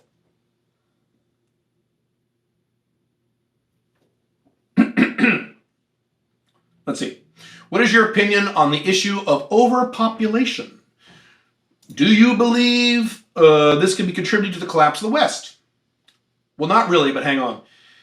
How should society deal with non-producers and those who just want to collect a lifetime of welfare and UBI stimmy checks? Well, dude, that's becoming the norm. Get ready. I understand this might be an uncomfortable topic. Uncomfortable topic? There's no uncomfortable topic with me. Do you know me? Have you met me? There's no such thing as an uncomfortable topic for me. But I'm generally curious what your opinion is. So you covered two different things there. Overpopulation. Overpopulation is a problem for the world. It is not a problem for the West because white people aren't reproducing. Haven't you heard all these right-wing traditional people say, white people need to have more babies? Oh, shit. Yeah, because white people aren't reproducing. The Russians are dying out. Europeans, for the most part, are dying out. The Americans are not dying out, but I think they're at parity or a little below replacement birth rates for white people. The reason you have overpopulation is all of the third world or second world foreigners coming into the countries. So the Africans, as I've said many times, they're reproducing like fucking rabbits. And that's where you're going to have overpopulation problems. Nigeria, certain, like Lagos, there are cities in Africa, I've talked about this. They're going to have 80 million people in one city in our lifetimes because all the fucking and pumping those Africans are doing down there. The Hispanics, same thing. Mexicans have far more babies than white Americans do. It's not even close. So when you see population growth in these Western countries, it's from foreign immigrants and then they have babies. It's not from white people fucking. You kidding? So overpopulation is an issue for the world. It is not an issue for the West. My opinion on the problem is, yes, it'll be a problem, but these are one of these problems I'm confident where someone will invent something. Let's see, Scott Adams, before he went insane, had a saying, it's called the law of slow-moving disasters, which I agree. When there is a slow-moving problem, eventually human beings get off their dumb asses and invent something to fix it. That's probably going to be the case with the overpopulation. It's not like we're going to have a pile of people, we're all going to die because there won't be enough food. That's not going to happen. Excuse me. He also said, how should society deal with non-producers and those who just want to collect a lifetime of welfare and UBI stimmy checks? Well, you have two answers. Answer number one is you embrace a libertarian philosophy, which is never going to happen because no one is libertarian anymore. They all became big government nationalist Trump supporters. I'm the last libertarian in the world. At least it feels like that sometimes. And so you embrace a libertarian philosophy where the government doesn't help people, charity helps people. Before the 1940s, before the welfare state in the United States, 1/3, literally 30% of all working men regularly donated money and or time to charities. Today it's like 1% because everyone says, well, the government will do it. Okay, that's the problem with government. That's option one. Option two, I wrote an article about this, about a free market UBI, a free market version of universal basic income, and that would be where all the trillionaires, because you're going to have trillionaires soon, the trillionaires and upper level billionaires, they all get together and they say, okay, we can't have a society where 90% of people are marauding barbarians. So the billionaires by choice actually say, all right, we're going to put you in an apartment. You're going to have one or two roommates. We'll give you a few shirts, a few pants. We'll give you internet access. We'll give you some basic food and we'll give you a bus card. That's all you're getting. And that's all free. We're going to pay for your apartment free. If you want any more money, you got to go out and earn it. And that could happen. I mean, that could happen. That could be a viable solution. Not government. Government will fuck it up. Government will ruin it. It'll be a fucking Marxist communist mess if government tries this, especially in large countries like the United States. Yes, maybe you could pull it off in a country with 3 million people, but in a giant country of hundreds of, no. But the billionaires and trillionaires could voluntarily do it if that ever happens, and that may never happen. Those are the only two valid answers. Will society do those things? No, it will not. I'm in a position here in Canada where I can profit off the decline of the country, where I'll be making around $25,000 to $50,000 a month. That's great, but this sounds a little wishful thinking to me. I'll be making, so you don't make that yet. Let's see what we have to say. But I have to stay in the country for 3 to 5 years before I can escape. Why? Not good. Do you think I should take this opportunity? I'm going to start a business, sorta location independent. Sorta location dependent means it's not location dependent. Don't lie to me. For number one. Number two, no, you can make $25,000 to $50,000 a month. I make multiples of that, location independent, without staying in Canada. So no, I would not do this. And what are the odds you're actually going to make this money anytime soon? You said 3 to 5 years. That's a long fucking time. So I am leaning in the direction of saying no. When are you going to make more videos exclusive to the alt sites? Your Fauci juice video was awesome. Well, thank you. I have a few more planned. It all depends on you guys. It all depends on you. You. If you guys start following me on Odyssey, BitChute, Rumble, if I start seeing more subscription numbers there, I will do more content there just for those platforms. If I don't see much going on over there, then go fuck yourself. You've told me you don't care. So we'll see what you do. Much of what I do is a reaction to what my audience wants based on what they do, not based on what they say or ask for. Okay? I still want to do it, yeah. Would you rather have Joe Biden, Donald Trump, or Justin Trudeau being the leader of the world? I don't want a leader of the world. A one world government would be literal hell on earth. And societal programming has trained everyone in the world to say the best thing would be a one world government. When in fact, the best scenario for the world, for you, for the typical middle class person, would be literally the exact opposite of a one world government. It would be a world where we had thousands, not hundreds, not 190 countries, but thousands of countries, 6, 7, 8,000 little teeny tiny countries spread out over the planet. None of them are bigger than anyone else. So there's no one or two big giant countries. They're all little tiny countries within the same size range, and they're all trading with each other. That would be a paradise unlike anything the human race has ever seen, if you had that system. But unfortunately, the elites are very smart, and they've brainwashed the society, the masses, many of you, to think that if we have one little government, that would be best, when in fact, it would be hell on earth.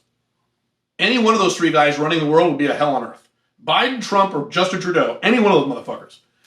But that'd be hell on earth. I wouldn't want any three of them.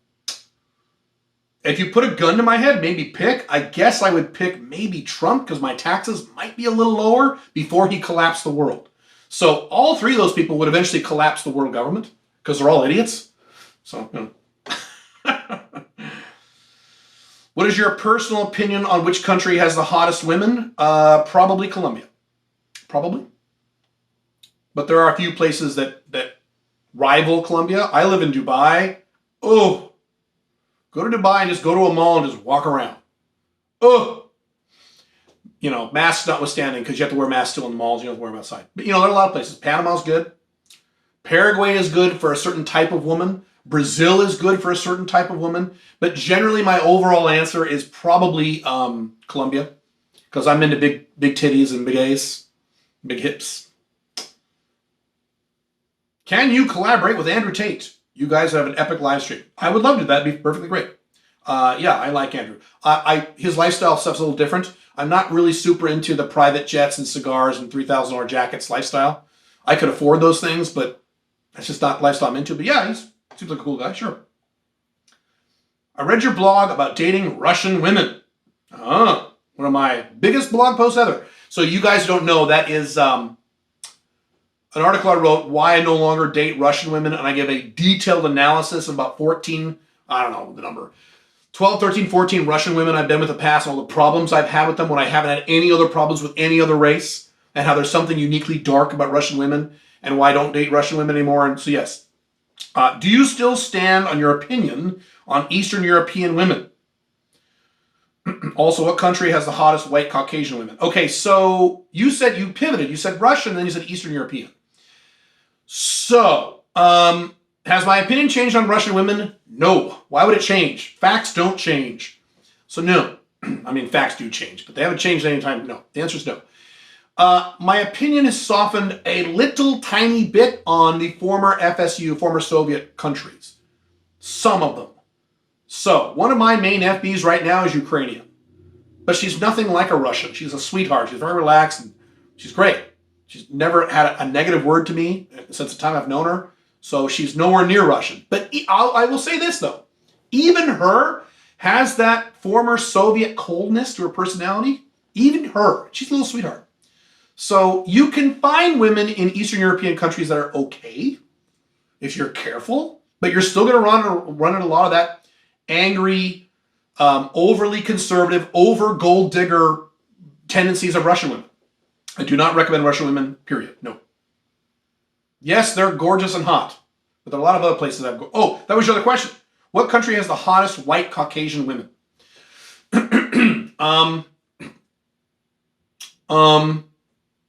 Boy, that's an interesting question. I don't think I'm drawing a blank. Hottest white women.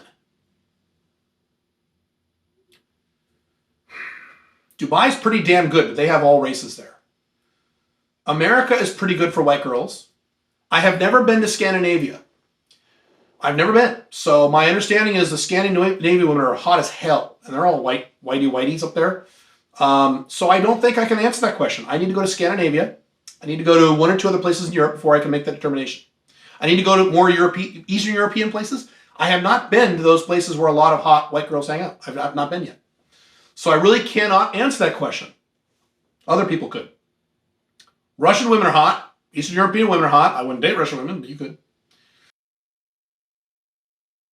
Okay, so you may have noticed there was some audio problems there, and apparently my audio recording software has some kind of dumbass limit. I haven't figured it out, so what I'm going to do is every hour or so, I will have to pause this and make sure the audio is working every half hour.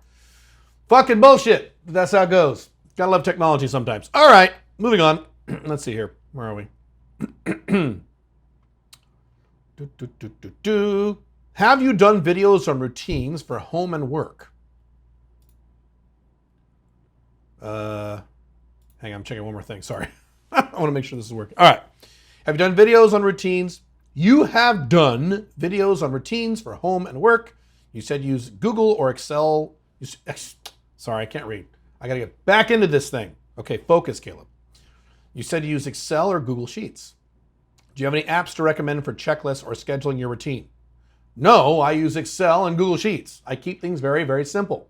If that is too simple for some of you, and I know it is, some of you guys want to be more nerdy and geeky, then you can use an app like Trello, which is really good, Trello.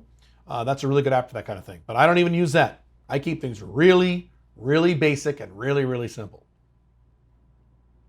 In the Open Relationships Manual, you write that a guy should avoid or deflect/direct conversations on the topic of the relationship until the talk, ideally 3 months or more after the lock-in. That is correct. As a semi-public figure, how do you deal with the fact that any new women in your life can Google your name and find out everything about your strategy of open relationships in the first few days or weeks after you met? Thanks. So, that has happened to me a grand total of twice. So of the scores and scores of first dates, perhaps even hundreds of first dates I've had since I came public with my real name. I used to be Black Dragon for many years, and then I opened it up to Caleb Jones, my real name. I think I did that around 2014 or so, starting in 2009. So after about 2014, the billions and gabillions of first dates I've had, second dates, third dates, what have you, I've had, I think, 2 women do that. 2 women who Googled me and figured out that I taught dating stuff to men. Oh no, guess what? I fucked both of them. Didn't matter. So again, outcome independence, don't give a shit. If they say these things, great, that's fine. Knowledge of the techniques. In terms of, well, Caleb, what if they read your techniques? That means they won't work, right? That's what you're implying in your question. Incorrect. Knowledge of what works still doesn't render what works as something that works. Okay? So you could literally hand a woman you're dating the entire ultimate open relationships manual, and she could read all the techniques and they would still work. Soft nexting would still work, right? The cardinal rules would still work. I've had women actually say to me, I don't want to make you mad, or I don't want to give you drama because I don't want to do that thing where you don't talk to me for a week. So they know my techniques, but they still work. So don't worry about it at all. Perfectly fine. Not a big dealio. The West is collapsing, but people in Europe, Canada, and the US still vote for the lesser of 2 evils. Correct. Will this ever change, or is the West doomed? No, that will never change, and the West is doomed. And I don't say that to be funny. If people would have changed on that lesser evilism thing, they would have done it a long time ago. So, perfect example. The Donald Trump-Hillary Clinton election of 2016, where you took literally the 2 worst, most unlikable people in the entire United States in terms of public figures and ran them against each other, third parties, like libertarians, should have gotten 11% of the vote, 15% of the vote, 10% of the vote. You know what they got? They got 2. So of all the elections in our lifetimes, to have a strong third-party vote or strong rejection of the vote, it should have been 2016. Everyone hates Donald Trump. Everyone hates Hillary Clinton on both sides. And yet Americans said, nope, we better silo off into our little sides and fight each other because that's what we're wired to do. Or that's what the elites have programmed us to do in many cases. No. There is a news story going on right now, and I'm very happy about this. I am very happy that I don't know what it is. There is some trial, some guy starting with the letter K, not Kaepernick. There's some trial going on right now, and everyone's mad about it because he was found guilty or found not guilty, and I know nothing about this. I know nothing about it. I'm so happy I know nothing about it because I don't consider myself an American. I don't give a shit about American news anymore. I don't care. And this story, no matter how mad some of you may be angry about it, either one way or the other, won't matter in your life at all, and you'll completely forget about it in 3 months. So it's stupid to get mad about it now. But I have noticed in this story, I can't remember this guy's name, see how little I care about this shit, that everyone once again siloed off into their 2 little boxes. All the left-wingers held this position and all the right-wingers held this position. Right, he wasn't found guilty And so if you're a left-winger, you must be mad about this. And if you're a right-winger, you must defend this. You're all insane and you're all stupid. Life is not a binary choice between this or this, especially when both sides are wrong, as I've demonstrated many times in my blogs. So yes, the West is doomed. Now, it's not doomed because of lesser evilism in and of itself. It's doomed because of a lot of other factors, mostly economic factors, cultural factors, a lot of things.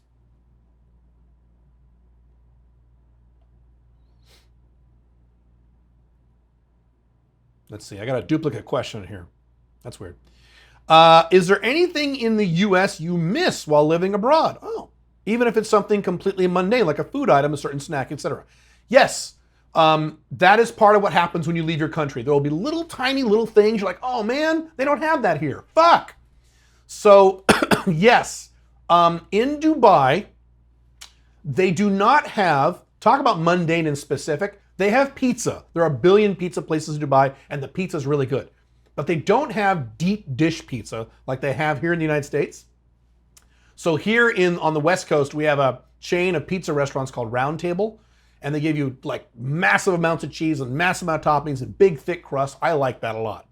And you don't have that in Dubai. I'm like, fuck. So guess what is one of the first things I did here after coming back to the United States for the first time in 7 months or whatever, had me some Round Table pizza, or the equivalent. It was another place, but had the same kind of pizza. Pink Firefly and I had it a few days ago. What else? So that's a little thing. There is something else. I'm actually going to do a video in a few months on, now that I've lived in Dubai for a year, what are the good things, what are the bad things like that. So I'll cover that more in that video. But let me think a minute. There was something else that they didn't have in Dubai, something really specific and weird that I don't remember. They have everything in Dubai. Matter of fact, there's a certain type of razor that I like, disposable razor. I'm like, man, they won't have that in Dubai. They have it. So they have everything in Dubai. They got everything there. Matter of fact, they have new stuff there. They have Cinnabon flavored Kit Kat in Dubai. They don't have that in the United States. So shit. So anyway, not that I should be eating that, and I don't ever eat that. I eat very healthy every day. There's a few other things I can't think of right now, but yeah, there's a few little minor things, but that's one of them.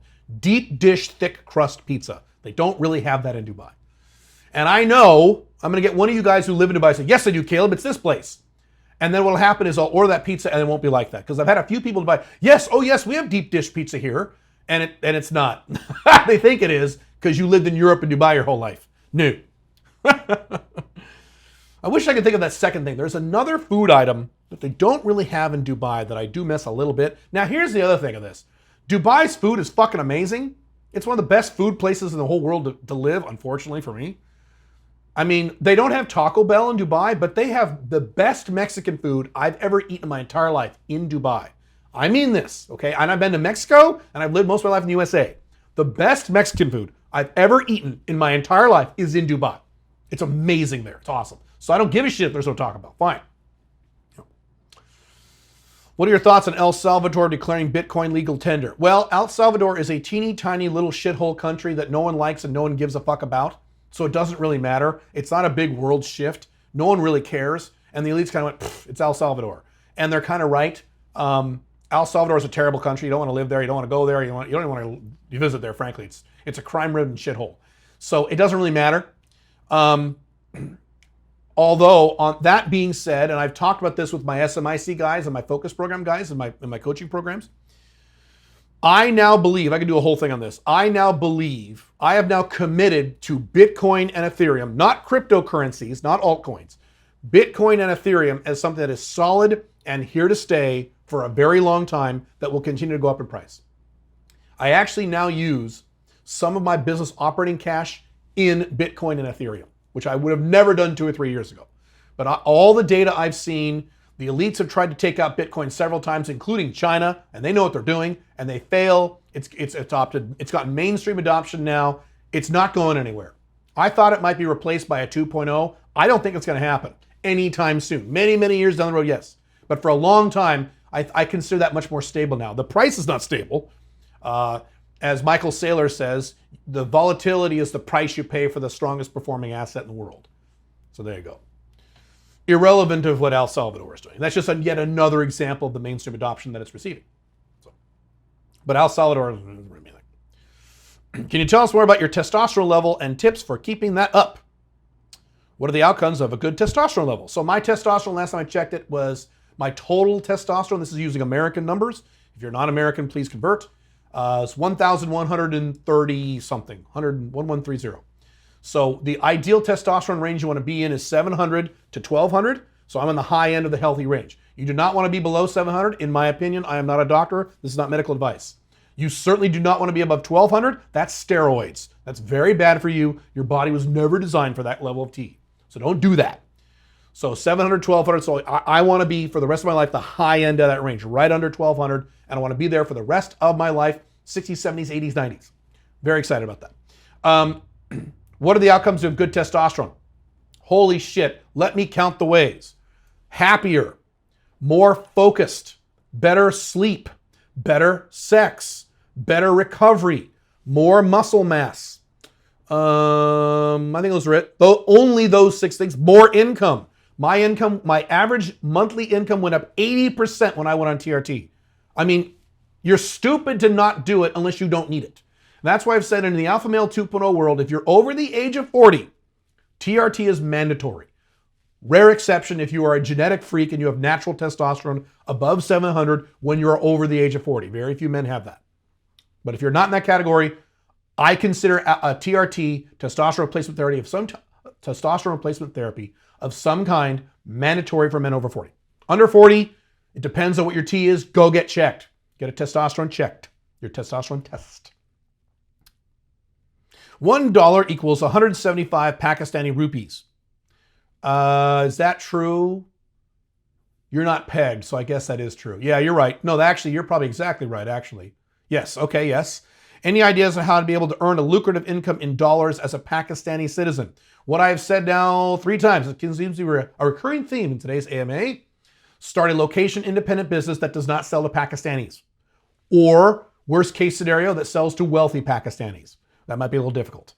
That's the answer. Don't sell to Pakistanis. Sell to people who live in Tokyo. Sell to people who live in London.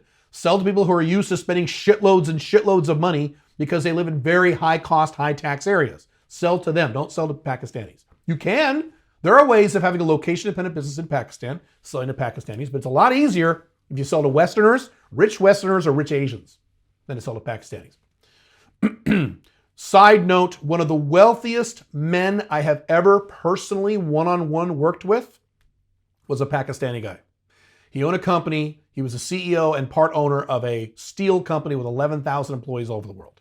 This guy was worth gazillions of dollars. Pakistani, started out in Pakistan on the streets, self-made guy, went from that to multi-decimillionaire, hundreds of millions of dollars. He was a badass. And he had the axe. He was like 5'4" and had the accent like this. And he's a tiny little guy. You could pick him up with one hand. Great guy. Lived in this. I actually worked with him at his house, had meetings at his house. And he had not only a mansion, but a compound where it was like a gated thing. And it was like a mansion and like 2 or 3 smaller mansions for guests. And like a basketball court and tennis court. And insane. Pakistani, dude. All right.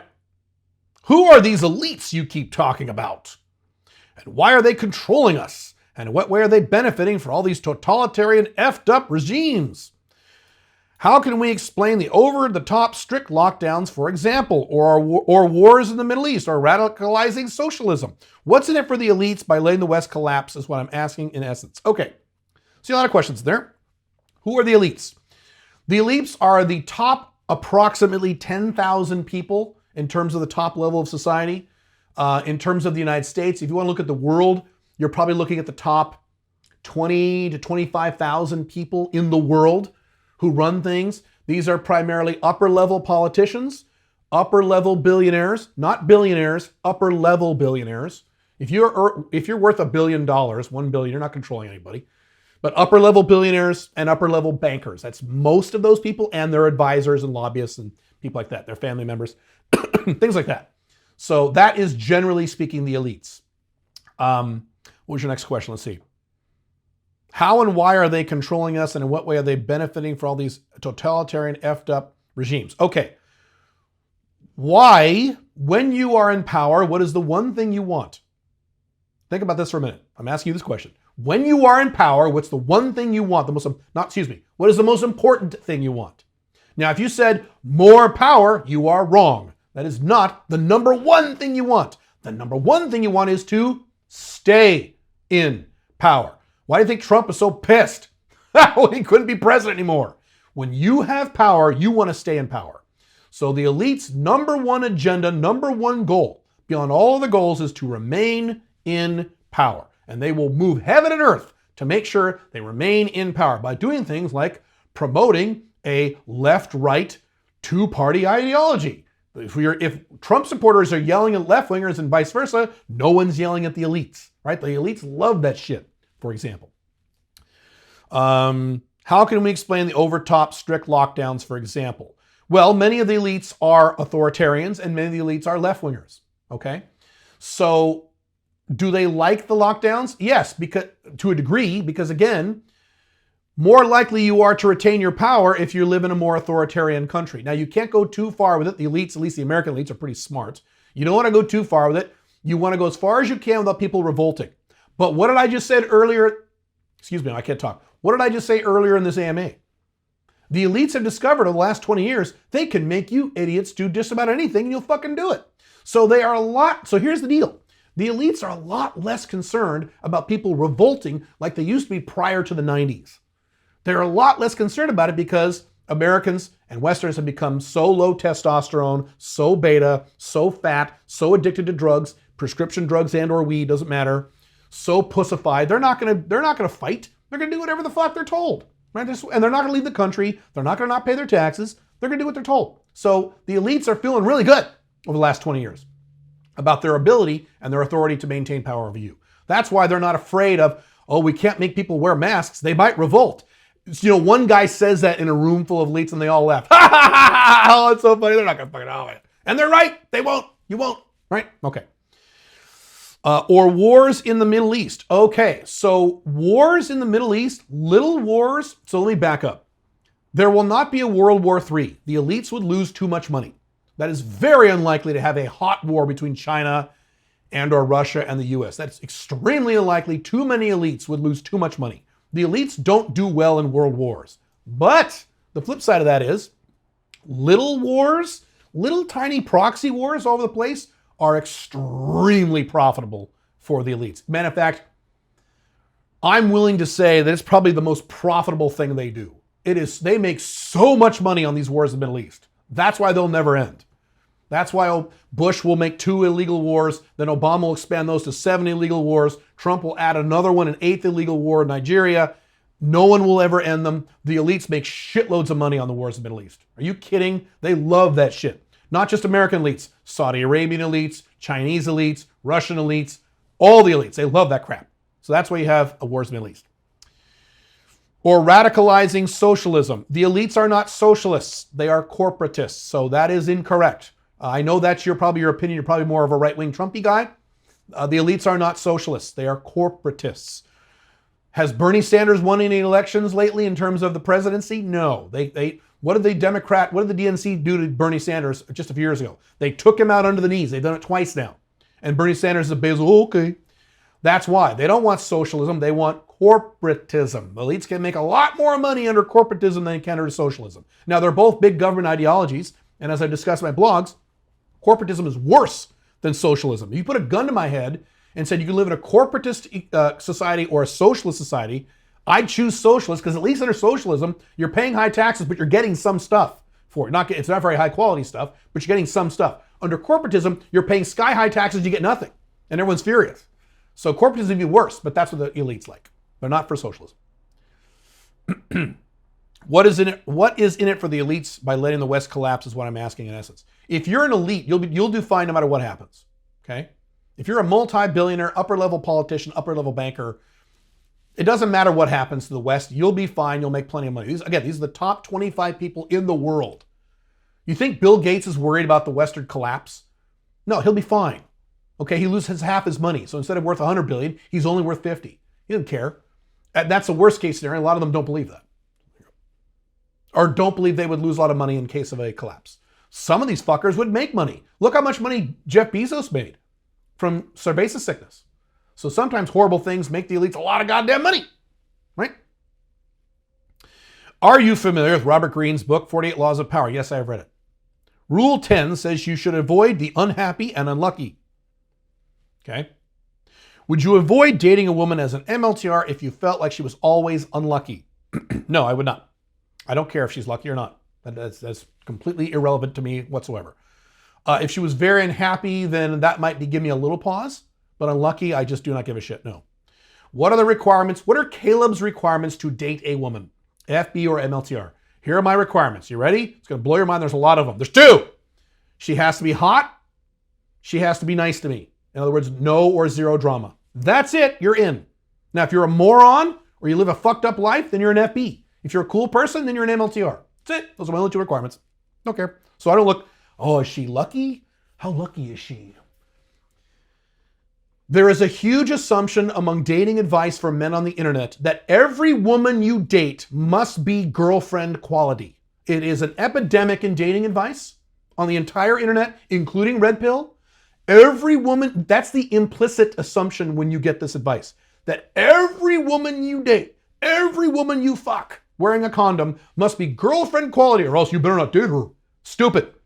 Alpha male 2.0 means you date anyone you want. If she's a moron, she's an FB. If she's cool, she's an MLTR. If she's girlfriend quality and amazing with a long-term track record of low drama and low jealousy, then OLTR, which is your girlfriend or wife. I don't limit myself and you shouldn't either. Followed your cardinal rules with a girl 30. Oh, I'm 37, seeing for 3 years now. This sounds like a coaching question, so I may have to skip this. We'll see how far you go with this. Especially seeing her 1 time a week or most, sort of chips. Never had the talk. Yeah, this is a coaching question. Sorry, I'm not going to answer it. Hey, Caleb, when it comes to hygienic items such as toothbrushes and razor blades, do you travel with them or replace them on every location in which you travel? Good question. Here's what I do. This is my system. Whenever I travel somewhere, I bring 1 toothbrush, and that's 1 toothbrush for the trip. If it's a 1-week trip, 1 toothbrush. If it's a 2-day trip, 1 toothbrush. If it's a month, it's 1 toothbrush. Then I throw it away when I'm done. When I'm home, I use a vibrating toothbrush. I don't remember the brand. It's in Dubai and I'm in the United States right now. But when I travel, I have 1 toothbrush. So I bring 1 toothbrush for the trip, regardless of how long the trip is. Razor blades. So what I like to do is I like to have a new razor every week. That's what I like. So I have a certain type of razor I like. My razor is Schick Extreme 3, and that is a very wide blade. The wider the blade, the less time it takes me to shave. Time management. So I will usually pack 1 per week or so. So if it's a 10-day trip, that's good enough. It's just 1. But if it's 3 weeks, I'll pack 3 razors. And then at the end of every week, I throw it away. It's a disposable razor. That's what I do. Good question.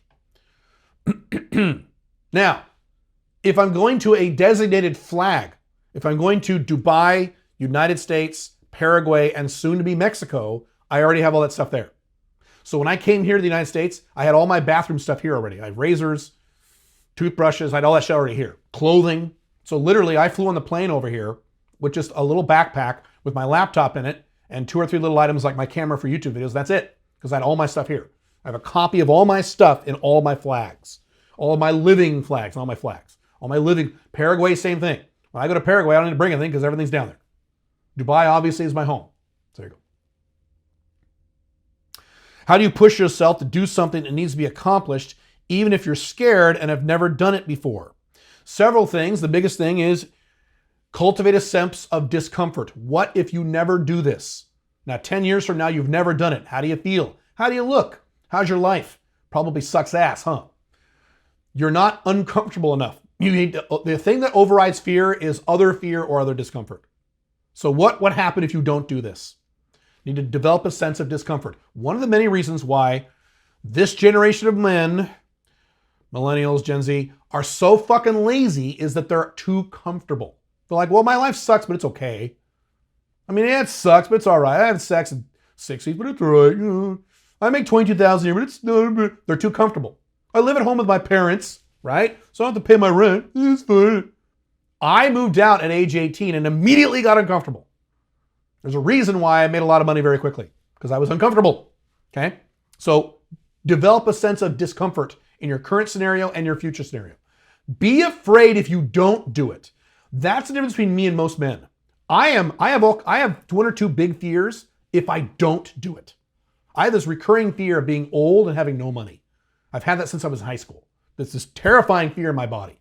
So I'm scared of not doing it. You're scared of doing it. I'm scared of not doing it. So even if I'm scared of something, and I'm not, my confidence is pretty high these days, but even if I'm scared about doing something, my fear of not doing it overrides that. What are your thoughts on Uruguay and Chile for the Alpha Male 2.0? They are both fantastic places. Strongly recommend both.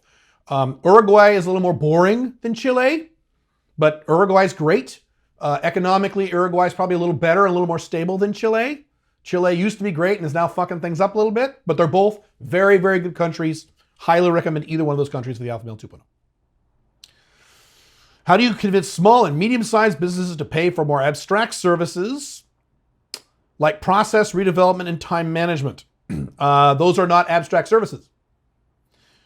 If you do it by offering, let me finish your question. If you do it by offering to get paid a percentage of the increase in sales revenue, how do you ensure that the business doesn't screw you by misleading you about what they've made after you provide your services? All right, two questions. So the first question is, if I come in and I help optimize your company, optimize your processes, optimize what your employees are doing, and I make or save you 25% or whatever, that is not an abstract service. That is a very clear, specific service with a very clear monetary value added. So I don't package it like, this might help. No, I go in there and I say, I will help improve your bottom line in this area of your business by blank, 19%, 25%, 42%, depending on what we're doing, depending on my past experience. It's not an abstract service. If you get offered a paid a percentage, okay, so what if they screw you? So every time you do that, in the contract, you need to state that you can audit their books at any time. So in my marketing company, whenever I did marketing for an IT company, I have the right, and I've never had to do this yet, never had to do it, because I don't think I've ever had anyone screw me, but I have the right to go into their accounting system, their QuickBooks or whatever they've got, remotely at any time, and bring in my bookkeeper and have her do it, or I can do it, and audit their books and make sure the numbers they're showing me are actually the real numbers. You have that right. You put that in the contract. If you're doing a 100% percentage of improvement deal, that is a clause in your contract that protects you. And again, rare that you'll ever need that if you're doing business with Westerners. If you're doing business with Russians, well, Westerners, not a big deal. Or Asians, you're fine. Can you apply the principles of the E-Myth in a one-person coaching business? If so, how? Only partially. Because you're right, the E-Myth assumes you have a staff and a system. Only partially by writing your own procedures and following your own procedures. So I have SOPs in my companies for my staff, but I also have separate SOPs for me. There are things I do that I can't outsource, and I only do them like once a month. And they're reasonably complex procedures. Well, if I have to sit there and remember every time how to do it, that'd be fucking dumb. I click up, I just did the other day. Bring up a thing on exactly how to do it. Okay, done in 5 minutes instead of done in 15 minutes. That's how you do it. And outsource. You're not outsourcing. Start outsourcing. Get to work on this. You should not be a one-man show unless you're starting out. If you're starting out, fine. That's okay. But if you're not starting out, you shouldn't be a one-man show. You should be outsourcing shit. Outsourcing all the shit, the SW work that isn't making you money so you can make more money. How are the peptide injections going? They're going okay. So I travel a lot, particularly this year. And so the challenge with the peptides is that they have to be two things. One is you can't inject them if you had any food, particularly carbs, within the last 3 hours. And there are scenarios where sometimes I might eat within 3 hours of my bedtime, which is when I inject, I can't inject it. You're wasting it. Problem number one. Bigger problem when you travel is they need to be refrigerated. Okay? So I have to mix them, and then as soon as I go to another location, if I'm on the plane 8 hours, I pretty much killed that vial. So I got to mix another vial or just skip it. So there have been a few weeks I have not injected. Most weeks I do. Now what's interesting is, let's see, not next week, the week after, I'm getting my next blood panels done. And it's going to be really interesting to see if my IGF has increased, even though I've been somewhat a little spotty with the injections. So if I've been spotty with the injections and my IGF has still gone way up, I'm going to be super fucking impressed. I will be a big fan of Ipaborella. We'll see what happens. It might be the same because I haven't been consistent with it. I'm really curious to see, and I'll let you guys know. For younger guys without a lot of money moving out of the Western world, how important is it to acquire a second residences, citizenships to be protected from Western collapse as opposed to just visa hopping? So you said you're a younger guy. It has nothing to do with whether or not you have a lot of money. That's not relevant because you can get a residence for very little money. Younger guys, it's not as important because if you're a younger guy, if you're a guy in your 20s, you're not going to be settled anywhere yet. You're going to kind of bounce around a lot. My son is doing this right now. He just turned 30, so he's a younger guy, right? So he bounces around a lot. He has certain places he goes to back and forth. But is it super critical for him to get a residency? No, not necessarily if that's not compatible with what his goals are. I still think he should, and I probably think you should, but that's my older man bias. So it's not as critical. When you get older and you start to put down roots, you start to say, okay, this country here is going to be my home. This is my I'm still going to travel around a lot, but this is my home. This is my tax base. Then you need residency. Okay? Then that's gets important. But for you, if your income is low, so taxes aren't a big issue, and you're a young guy, you're not settled yet, it's not as important. It is still very helpful and useful because we are in a collapsing civilization. What happens if all of a sudden there's another pandemic or some other stupid bullshit scare or a war somewhere, and now you're not allowed to travel because you're a tourist. So you can't leave or you can't enter because you're a goddamn tourist. Wouldn't it be nice if you could pull out a residency card and get right through the line? So it's still protection for you. So I still recommend it. It's just not as critical for you. Hang on.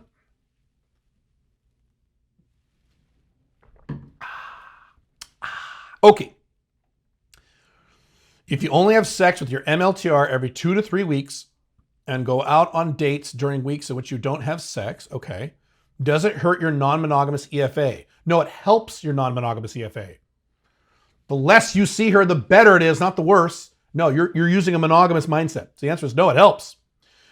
Must you have sex with your MLTR every week to set the best frame? No. Once a week is a maximum, not a minimum. No, if you're having sex once every 2 to 3 weeks, that is fucking fantastic. You'll probably maintain her better than other women because you're not seeing her that often.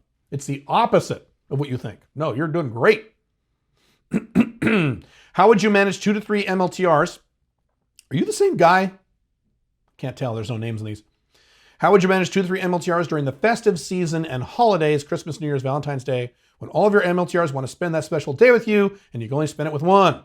If you choose to spend a day with girl A, okay, yeah.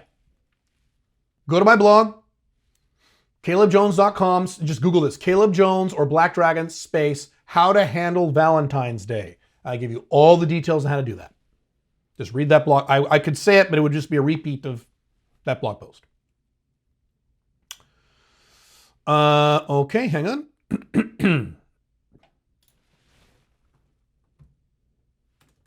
I gotta switch questions here. Hang on a moment. It's another document. Where is it? Here it is. Okay. Boop, boop, boop. My question has to do with resurrect. Oh, hang on one second. I'm sorry. I gotta make sure that I'm in the exact right. Oh shit, I wasn't. Hang on. This document's. You guys, there's like a billion fucking questions here. I'm gonna be here for 12 hours. Do I get paid for this? And if I don't get paid for this, why not? I've said that to some of my staff. Am I getting paid for this? If not, why am I doing this? Hang on.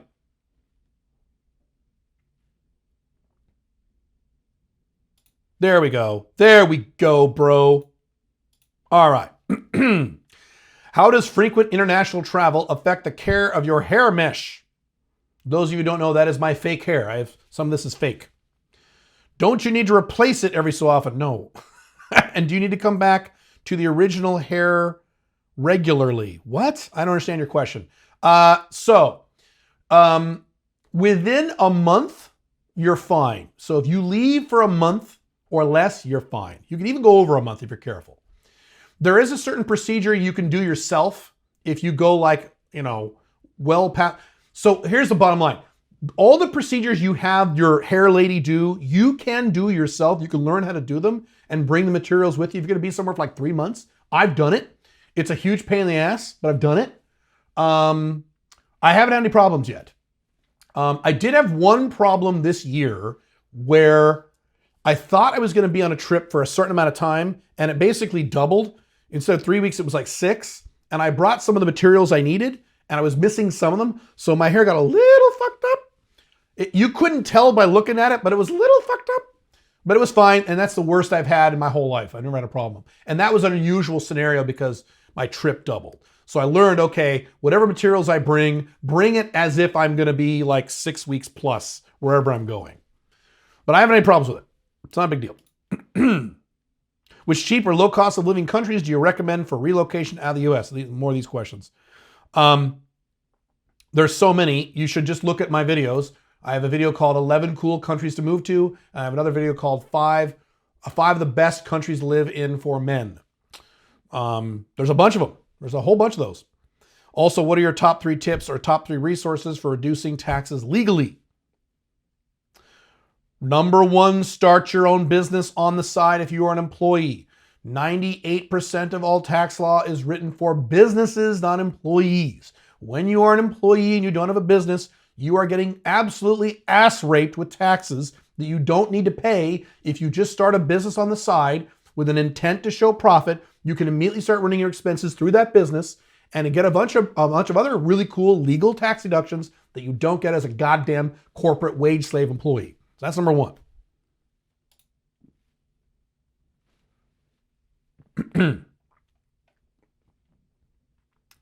Thank you for all the content over the years. Your work has significantly improved my life, so thank you. You're very welcome. Was wondering if you've read much philosophy in your life. I've noticed some similarities between your ideas and schools of thought like Stoicism and other aspects of Eastern philosophy. I'd be interested to know if your concepts like outcome independence and everything in your life is your fault were influenced by philosophy literature or you came by it naturally. Was it just life experiences that... Okay. Yes, I have read a lot of philosophy. Alpha Male 2.0 is not a direct outgrowth of any of those. I have read Stoicism, but I had read Stoicism just a few years ago when I already had Alpha Male 2.0 fully formed. So Stoicism did not come from Alpha Male 2.0. It's just a happy parallel. If anything, Alpha Male 2.0 came out of one of the first spiritual books I read after the Bible, which is the Tao Te Ching. And so the Tao Te Ching, Taoism is basically just be, right? Just be and flow with the river and that kind of stuff. So there's some Alpha Male 2.0 aspects in there. I've read a smattering of a lot of different philosophy, but none of them have any super strong influences on me. I like Bertrand Russell a lot. I like guys who lean in the direction of happiness. So I like Bertrand Russell and guys like that. Yeah, I mean, I could go on about that, but I have not read much philosophy, no. I'm too busy reading books on how to build an empire and make a lot of money and do the things I want in life. So philosophy is something I'm really going to get into in my second phase of my mission, which is going to be in a few years once I have all the money. As I've said many times, there are too many of you in my audience who are very intelligent, who are making shit for money because you're reading philosophy books all day. Get off your ass and get to work. And once you have the money, then go read philosophy. It seems to me that you are in a phase of life where it makes more sense for you to have several sugar babies in your chosen destinations, Paraguay, Mexico, USA, etc., rather than investing precious time to get to know new FBs. Correct. Was that a conscious decision on your part? And if so, when did you make that decision? At what age should successful men start to consider shifting from FBs to sugar babies? Was it a conscious decision? No, it was an outgrowth of logistics, because you're right. Plus, I make a lot more money now, and I'm a lot more busy now. So you're right. Do I want to spend time meeting and dating and cultivating new FBs? Not really. Now, I have a lot of FBs already. I've been doing this for 15 years. I have a nice big roster, at least in the United States, but a few other countries too. So I have those. I still have those, or a lot of them.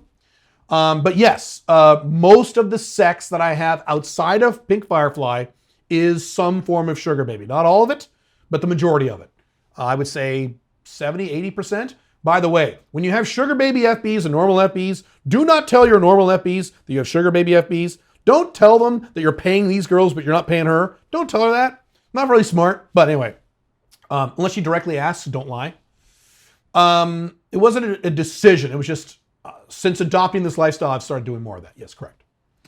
At what age should successful men start to consider shifting from FBs to sugar babies? My standard answer, I've been very consistent about this for a long time, even before I ever did any sugar daddy game, which is only a recent addition in my life in the last 2 years. Again, I've been doing this for 15 years. Sugar daddy I've been doing for about 4 or 5. So prior to that, I wasn't paying women a fucking penny, including 18-year-olds. I'm Black Dragon. I wrote the book on these things. So here are the rules. And I said this way back before sugar baby, and I've doubled down this now, and this applies to me, this applies to you. Paying for sex is valid if you match 2 criteria, and you need both, not one or the other, both. Criteria number 1, you can get laid with reasonably attractive girls without paying for it already. If the only way in which you can get laid, or the only way in which you can get laid with hot girls is to pay them, you are going to destroy your self-esteem. You cannot do that. Learn how to get laid for real by yourself. Then as a supplement, you can use things like hookers if you want, which I don't, or sugar babies. That's fine. Number 1, the only exception to this rule is if you're over the age of 60. If you're over the age of 60, no matter how good you are, and you want really young, hot girls, you're probably going to have to pay for them. But if you're under 60, okay, that includes me, you must know how to get laid with reasonably cute, not supermodels, but reasonably cute women without having to pay them. And if you don't have that skill set, you should not be paying for any women. Learn how to get laid, then pay the women, okay?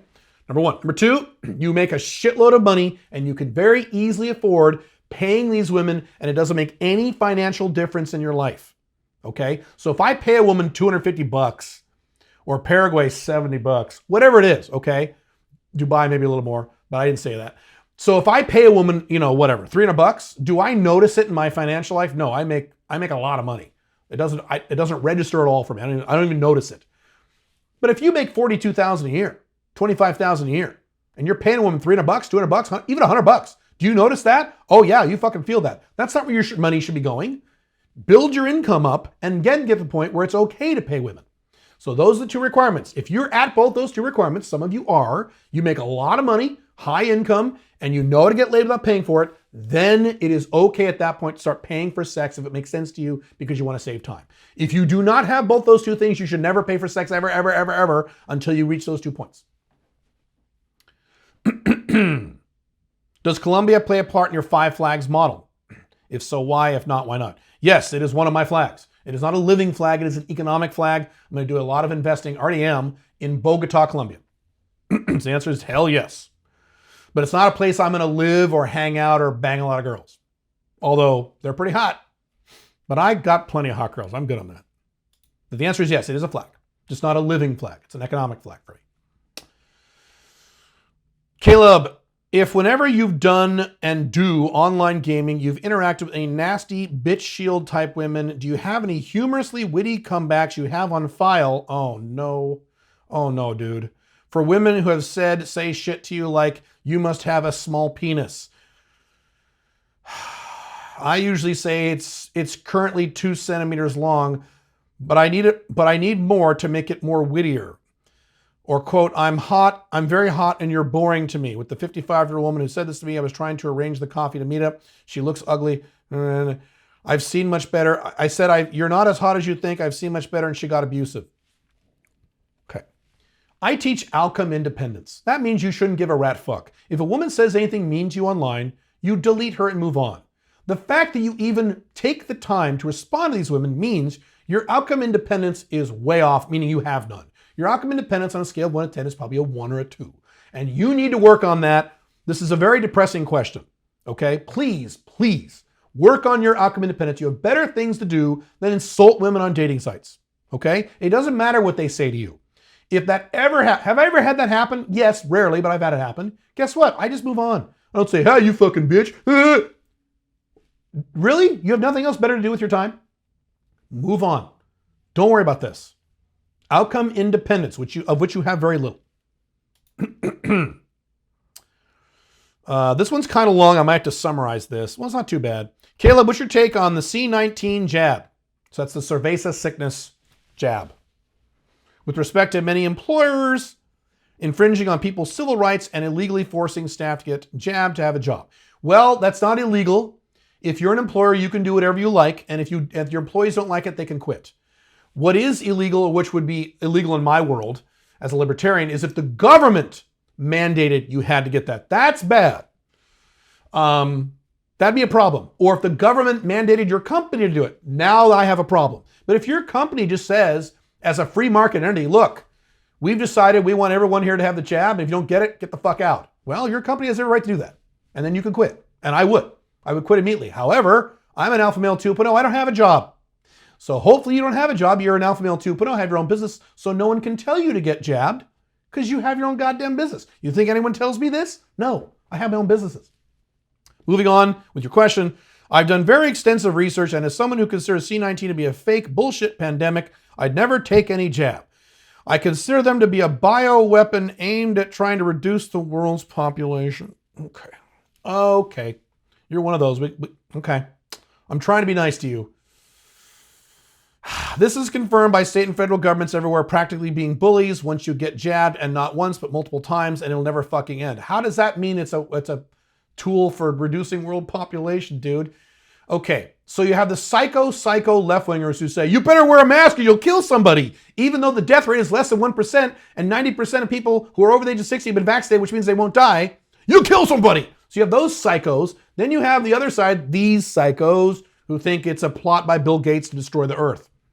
In both cases, you're not being rational, you're not being objective, you're getting excited, you're getting angry. Not even a comment on that. Men who have taken any jab have a good chance to get ED and become sterile. I have not read any data on that whatsoever, dude. Sorry. Alpha Male 2.0 guys, do proper research and don't succumb to bullies. Instead, tell them to fuck off who think federal and state governments about our health are Okay. So here's my opinion on this. Your psychosis aside, here's my opinion. Here's my bottom line opinion on the jab. Okay, I'll tell you. I'm just going to not use certain words. If this was the Black Plague, in other words, the issue of whether or not the government, not employers, the government should mandate the jab, okay? If this was the Black Plague and the death rate was like 30%, then yes, the left-wingers would have a point. They would say, look, you're literally out there killing people. You're killing mobs of people by walking around, so you have to get vaccinated. I would agree with that. I don't like it. I wouldn't like it. Philosophically, I have a problem with it as a libertarian, but I would agree with it, and I would allow it to occur. I would agree with you being forced by your government to get a jab because of a high death rate. Here's the problem. This is cerveza sickness. The death rate in the United States is less than 1%. The worldwide overall death rate, I believe, is 1.6%. And the vast majority of those people are people over the average age of life expectancy anyway, as in 79 or above. And as I've said, in most Western countries, 90% plus of people over the age of 60 have already had the jab, which means they won't die. So under this particular scenario, if a left-winger wants the government to mandate jabs for everyone, they are literally insane. You are being an insane, moronic authoritarian, just as bad as this guy. That's, if you really think with those statistics and those facts that you need the government to enforce jabs, less than 1%, 60, 90% plus of people over 60, you're insane. And you're an authoritarian. And by the way, if you're in that camp, you can never call a Trump supporter authoritarian, because you are. Okay? So that's my opinion. And again, unfortunately, you got psychos on both sides. Welcome to Western Collapse.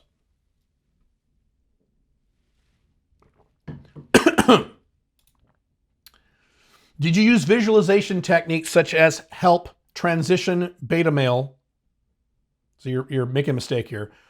I'm going to try to correct your spelling errors or your grammatical errors. Did you use visualization techniques such as whatever to help transition from beta male to alpha male 2.0? For example, sorry, can't talk. For example, pictures of types of women you want to sleep with and places you want to visit.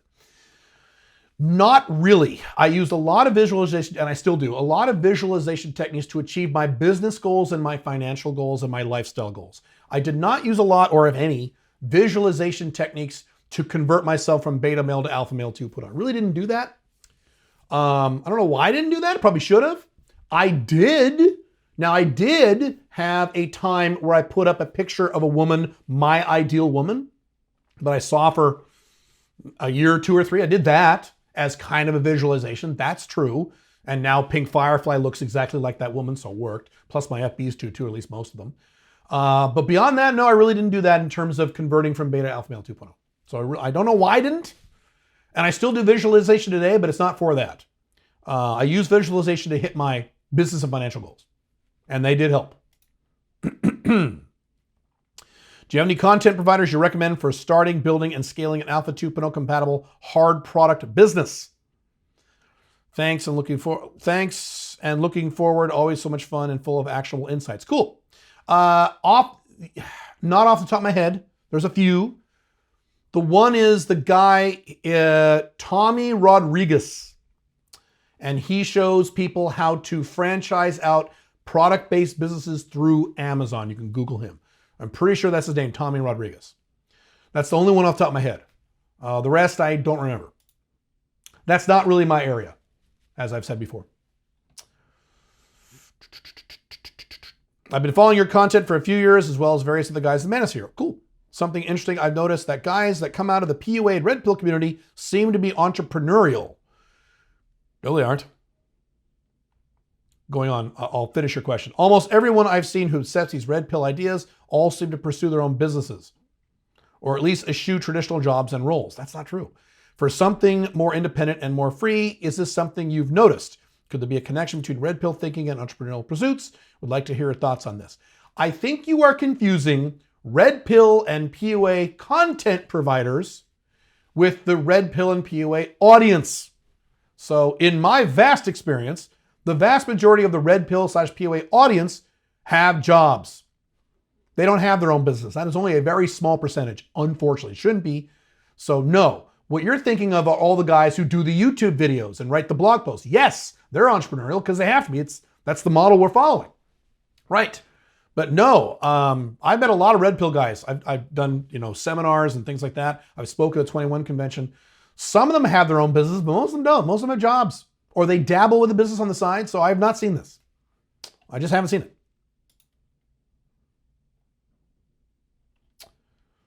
Let's see. Hang on. Do I got to switch to another document now? Hang on a sec.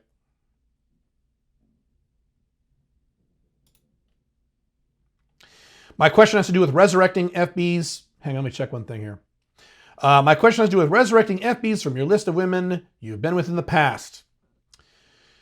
If you have valid contact info, do you message old FBs even if you haven't been with them in over 3 years? Yes, I have done it, and I have done it successfully. Correct. That's not typical, but yes, the answer is yes. For example, they blew you off the last time you tried to resurrect them, or were happy to talk but went silent when you invited them over. Standard deal. If that happens, you wait another 6 to 12 months or longer and then try again. And you extend the time. So if you waited 6 months, you hit her up, she blew you off when you asked to go over, now you have to wait a year. You keep extending the time. And you wait a year, you do it again, and she blows you, now you wait a year and a half. See how this works? Okay, because almost always that means there's another guy in the picture. And if there's another guy in the picture, especially if he's new, she ain't going to fuck you. The only time women are very sexually loyal is when there's a new man they're dating or just got married to.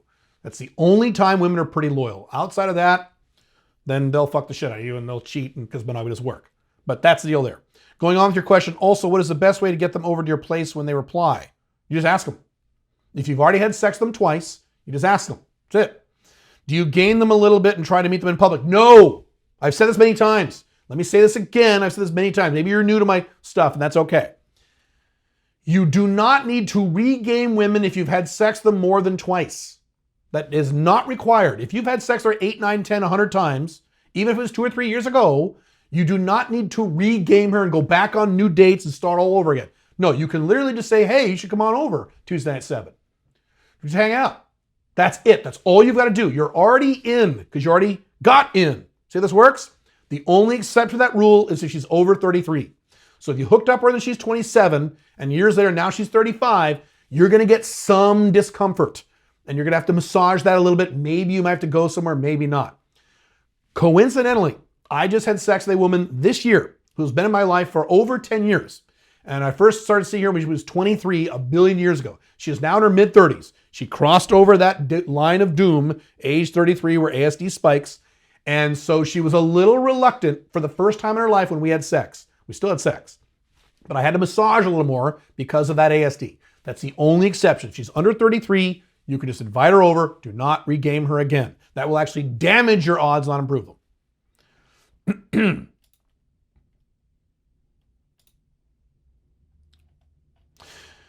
You say to be outcome independent in all areas of life, but there will be some scenarios where you have to, but would there be some scenarios where you have to rely on the outcome? Isn't there? That's what he said. So I guess you're saying, are there some areas where you have to rely on the outcome? Well, hang on a second. Can you elaborate on some things in your life that are actually dependent on and or where the line is for not caring about or starting to care? Outcome independence means you do not care about any individual interaction, any individual scenario. You can still care about the big picture. So I care about the big picture, my big long-term goals, my big mission. I care about those a lot, okay? But on the day-to-day shit, don't give a fuck. Don't give a rat fuck. So when you go on a first date, you should not care how that ends up, okay? Because do you need her? Do you need that particular woman to make you happy? No. There's billions of women on earth. You can always find another one, right? If you go on a job interview, not a job interview, but if you interview, like try to do a sales thing with a new client or a new prospective prospect, you shouldn't give a fuck at all. So the only things I care about are the big picture, many years plus things to formulate.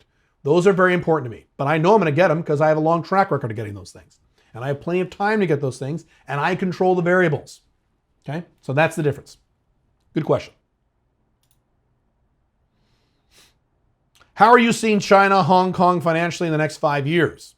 If there may or may not be a war with Taiwan, if you would buy China stocks as they are cheaper due to China-US trade conflict? So those are two questions. Hong Kong and China, you're not going to see any significant changes in the next 5 years. Over the next several decades, you are. Hong Kong is slow, very slowly. That curve is very slow, slowly declining now, but it's going to take a long time, decades for you to see a difference. It's not like the United States, which is blah, but it's Hong Kong. It's very slowly. But so you're not going to notice a difference in 5 years, a big difference. Same thing with China. War with Taiwan. Yeah, that's possible. I don't know if it'll be a hot war, but yeah, the number one thing China wants internationally is to retake Taiwan. And the worse and more pussified and stupid the United States gets and Europe gets, the more likely they are to do that. So yeah, that's why I said I would never live in Taiwan. Too many missiles pointed to that country. Same reason I wouldn't live in Korea, South Korea. Cool place. Both cool places. Taiwan and South Korea are amazing places. You got too many missiles pointed at your heads. So I wouldn't live there. Visit there, hang out there, maybe use that as a secondary economic flag, but I wouldn't live there long term. Yeah, possible. What about Chinese stocks because they're cheaper? You can buy Chinese stocks. You do a lot of research and be very, very careful. If you're a beginner or a novice or even a mediocre mid-level guy, I wouldn't do it. Chinese stocks are complicated, so I wouldn't. An ETF might be okay. Chinese ETFs, those would be fine. Chinese stocks, I would avoid them unless you're an expert. Too many variables. Let's see. Thanks very much for doing the AMA. What are your thoughts on UL therapy? Already do microneedling several times a year, looking at this modality going also. The science on that shit is really spotty, bro. So I have no interest in it. Microneedling works. I'm going to start doing that next year. So microneedling, those of you who don't know, is they take a bunch of blood out of your arm and they spin it in a centrifuge and they take this needle and they dot it all over your face. They're putting your blood, your stem cells back into your face. That does work. I know for a fact that helps if you're an older dude. I assume you're an older guy like me. But the UL shit, I don't know. The data I see is pretty spotty on it. Why don't you take CJC 1295 with your ipamorelin? I do. I take a dual blend. I never said that because I'm not Derek with more plates, more dates. I'm not that guy. I'm not going to sit there and say, well, you have to take his CJC 1295. I'm not going to rattle off a bunch of numbers. Half my audience will go, huh? So I'm just not going to do that. But I do take that. That's what I take. I take ipamorelin with that compound. Moving on, you say, my understanding for Rich Cooper video is that combo is supposed to be much more impactful on Realm. Yeah, that's the combo I take. Yes, he's correct. Maybe you found that to be untrue. Wouldn't mind saving that money. No, I agree with Rich. He's right. And I agree with my doctor. He was the one who suggested a good testosterone doctor will help you navigate through all this stuff. I take the CJC 1295 with the ipamorelin. It actually says dual blend on the vial. So yes. How do you yell affirmations outside on your patio morning and night without alienating neighbors? Why do I get this question so often? Ever since I've done that video, aren't people going to get mad at you if you yell you're up? Talk about outcome independence, guys. At least one of mine would probably call the cops if I did that every day. Then you need to fucking move. Why the fuck do you live there? So let me explain this. Maybe you guys don't understand this. I live in Dubai. I live in literally one of the tallest residential towers in the entire planet, and I'm near the top. So it's not like a lot of people hear me if I yell this shit. It's not like I'm next door neighbors to this one-story apartment and there's a guy right over there and I can yell, shut up, goddammit. That's not this living scenario I have. But even if I did, I wouldn't give a fuck. Now, when I say yell, it doesn't mean I'm not gonna do it right now. Scream at the top of my lungs. I just say it loudly, okay? So no one's ever complained. No one will probably complain if you do it. And if you seriously live somewhere where they will call the police, you need to fucking cancel that fucking lease and move immediately. You should not be living in a place like that.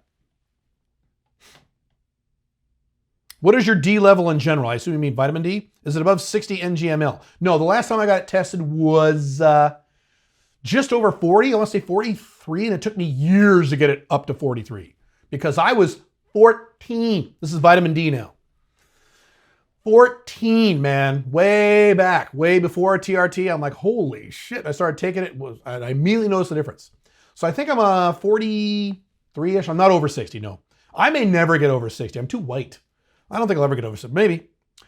Curious, since you got cerveza, I have not had a panel since I've had that, but I'm getting one in 2 weeks, and I'll let you guys know. Matter of fact, I may just do a video where I pull up the results and just go through all the results with you guys. So that might be fun. I was sure that if one's D was high enough, it would be really difficult to get the extent of becoming sick. You didn't listen. You didn't watch my video then of what happened. There are studies suggesting that. You didn't watch my YouTube video. Let me repeat what I said in that video. The reason I got cerveza is because there was a 3-day period where I got 2 hours of sleep a night, didn't take any supplements, ate relatively bad food, and was on planes most of the day. So I am sure my D wasn't very high those days. So of course, my immune system was shot to fuck. I would be surprised if I hadn't have gotten sick. Not cerveza, but sick at all. So that's the deal. That's what happened. Okay, forgive the edit there. I ran out of time yesterday, so this is the following day, and I am now continuing with my 17-hour marathon of answering all of your questions. I will probably be sitting here for the rest of my life answering your questions because you guys put in so many goddamn questions. No, that's okay. You're allowed to. So if you're watching the video, I wore the same shirt for continuity reasons. My hair looks different. My hair looks even sexier than it normally looks. You're welcome, ladies. All right, so moving on. Oh, and some new questions came in the last 24 hours, so I just added those to the list real quick. Let's see here. Continuing on with our questions. Caleb. Yeah, that's me. If George Lucas returned to the Star Wars franchise, would you start watching Star Wars movies again? No. First of all, the new Star Wars movies are not Star Wars movies. They are a slapstick comedy or a series of slapstick comedies set in a Star Wars-like universe.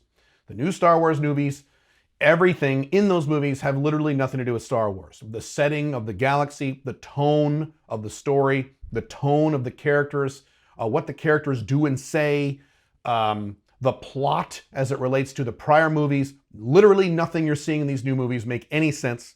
And so, as I said back a billion years ago after The Force Awakens, I said, what did I say on my blogs? You could go look at my blogs. The articles are still there. I said the next movie, which was The Last Jedi at that time, better explain all this crazy shit that doesn't make any sense in Force Awakens, because Force Awakens, literally nothing in that movie made any sense. It was a well-done, entertaining movie that looked good, and nothing on that screen made any sense. And all of you Star Wars nerds, what did all you Star Wars nerds tell me? Go read our comments. They're all still there from a few years ago. You said, oh no, Caleb. You don't understand. See, the next movie is going to explain everything. It's going to explain everything. And then you'll like Force Awakens even better when The Last Jedi fucking explains everything. Well, how'd that work out? Right. And I said, if it didn't explain everything, I'm no longer going to watch a Star Wars movie ever again in the movie theater. I might watch it, bits and pieces of it on a plane, or I'm really sleepy, or clips on YouTube, but I'm not going to watch a Star Wars movie. And I have fulfilled that promise. I will never watch a Star Wars movie ever again in the movie theater. Plus, these aren't Star Wars movies. Now, George Lucas. The answer is no, because, well, Caleb, what if George Lucas comes back? That'll fix everything, right? You guys are like Trump supporters. So, no. The answer is no. James Cameron came back to do Terminator Dark Fate. How'd that work out? Right? Shane Black returned to do Predator about 2 or 3 years ago. How'd that work out? Yeah. Who did Alien? Ridley Scott. Ridley Scott came back a few years ago and did a new Alien movie called Alien Covenant. How'd that work out?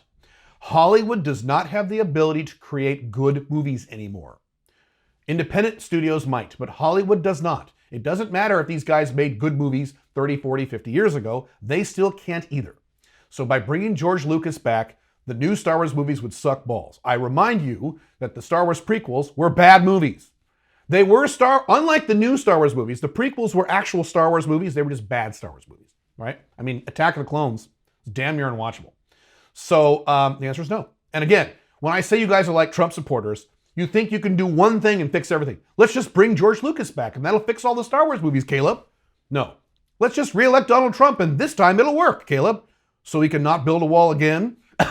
Okay. So he can not fix a fucking thing again. So he can not end any of Obama's wars again. So he can print up, what, $13 trillion for big government again? Yeah, that's a great idea, guys. It's the same logic. And you can't just do one little thing to fix a very large, complex system. Star Wars is dead. It's never coming back. Yes, The Mandalorian is okay. It's okay. It's not great. It's very mediocre, but it's fine. But that's not even a movie, is it? So there you go. My throat is still very dry, so I will be clearing my throat and drinking lots of water. I think I'm having to adjust to the climate here. I'm not accustomed to this cold climate anymore because I've been in warm climates the entire year. I don't know what's going on. Because this didn't happen when I was in Dubai. It was fine. Once I recovered from Sarabesa. Okay. When you were young and first moved out, what was your mindset like when you struggled to pay bills? And did you have a fear of moving back in or becoming homeless? I've never had a fear of becoming homeless. I always knew I could live with somebody. So never had that fear. Did I have a fear of moving back in? Yes. Yes. Because I saw a lot of other guys my age have to move back in with mommy and daddy. So I was terrified of moving back in. What was my mindset like when I struggled to pay bills? Just fear. I better get to work. So I've noticed that there's two kinds of people who run into that scenario.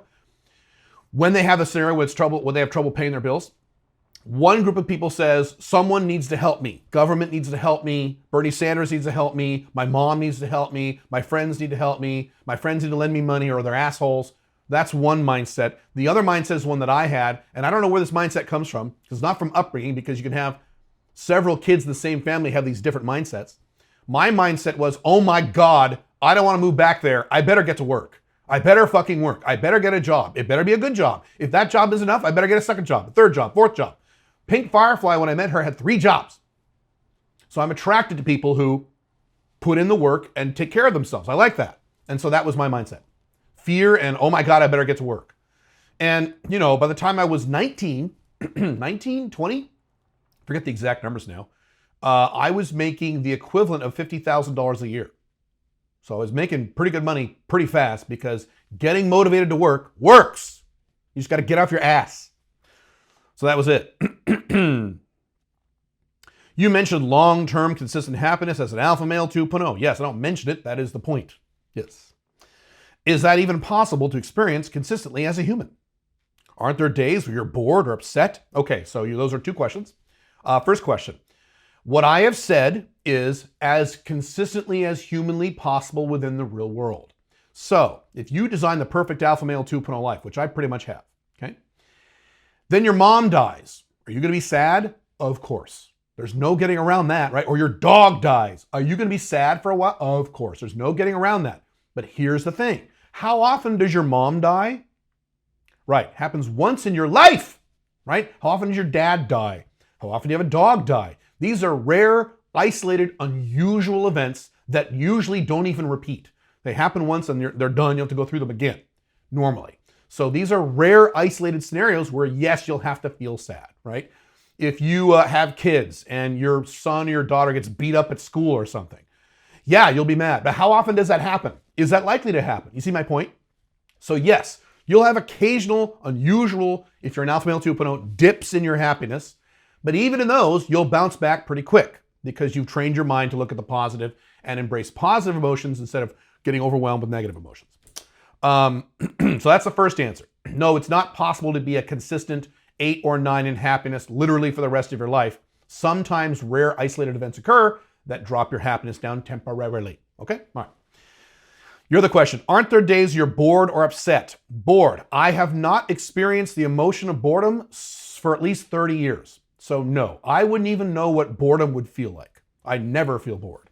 If you ever feel bored, this is my opinion, this is not Alpha Male 2.0, this is my opinion. If you ever feel bored, that means you have a lifestyle design problem. Your lifestyle is off. You don't have strong goals. You don't have a strong mission. You don't have strong hobbies or interests or projects that you're working on. Your woman life probably sucks. Your woman life is probably not 8, 9, or 10. It's probably a 2 or a 3 or a 5 if you actually are sitting around bored. I am baffled when people say they're bored. Do you have any idea how much work, both in terms of work in my business and work on myself and personal projects I have and woman projects I have on my plate that I would work on if I had more time? You could double the amount of time I have in a week, and I would still fill all that time with stuff to do because I have a lot of stuff to do. I have big goals, big plans. I have a big, exciting life. So I don't know what it would mean to be bored. That'd be very strange. I wouldn't know how that would feel. Are there days you're upset? Are there entire days where I'm upset? No, that has not happened since, 15, 20 years back when I was a beta male. I had days where I was upset back then because betas are upset all the goddamn time. Yes. When I get upset, I get irritated or frustrated, and I'm irritated or frustrated for a little bit, for a few minutes, and then I'm happy again. I have never had a day anywhere since Alpha Male 2.0 where I was upset the entire day. And again, my opinion, if you have days where you're upset the whole fucking day, you have an emotional management problem going on.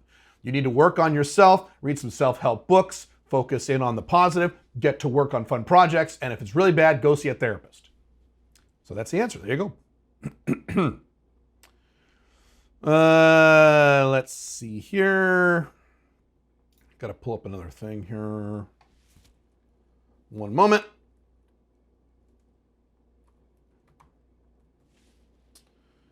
Hello, where are you? Okay. Is this a long question? Oh, no, this is pretty good. Okay. Is there one big issue about your content? Oh, there is one big issue about your content that still stings a little bit. Ooh. The plot thickens. When it comes to your partner having sex as well, you say you shouldn't care. I think you mean having partner have sex with other men. You say you shouldn't care, and most of the time, the woman won't do it anyways. Well, easy to say for you, but what if she does? Well, then you jump off a cliff and kill yourself because your ego is so fragile. That's what you do, right? My question now, does or has Pink Firefly ever had sex on the side while you were in a relationship / married? You mentioned a couple times that she doesn't. So understand me when I think you can't really relate to the jealousy people feel when their loved one is fucking other dudes. You are wrong across the board. I was dating serious women well before Pink Firefly. I had a long-term girlfriend named HBM for 5.5 years, and I loved her.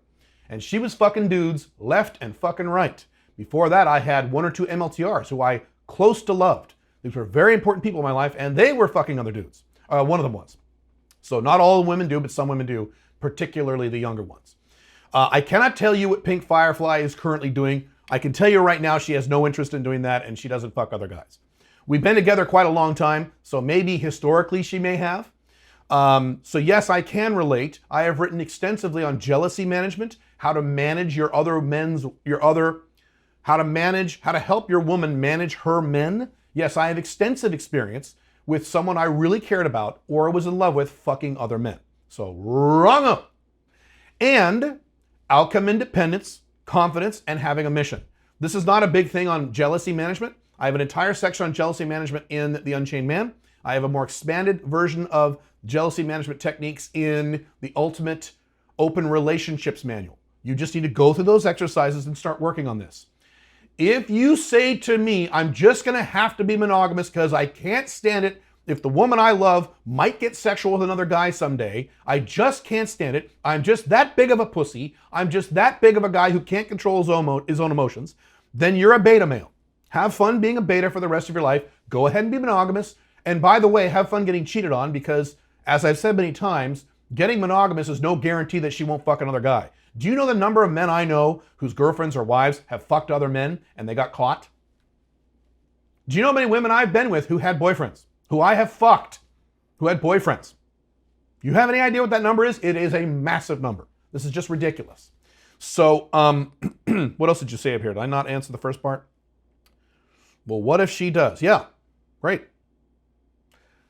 That's a very big topic on jealousy management. You need to work on that. And if you don't want to work on that, great. Go be monogamous and be a beta and live a life of up and down pain. But those are your options, dude. I didn't say non-monogamy is perfect. I said it is superior to monogamy because it is. I didn't say it's perfect and I've never said that. Never said non-monogamy is perfect and there are no problems and no gotchas. There's a few minor problems. There are a few problems. Matter of fact, there's one. You might be jealous. That's it. If she fucks other guys. You marry a woman who's over 35 like I did, the odds are she won't. She won't want to. Yeah. All right. Okay, moving on. Hang on. Got a lot of questions this time. Where are we? Where am I here?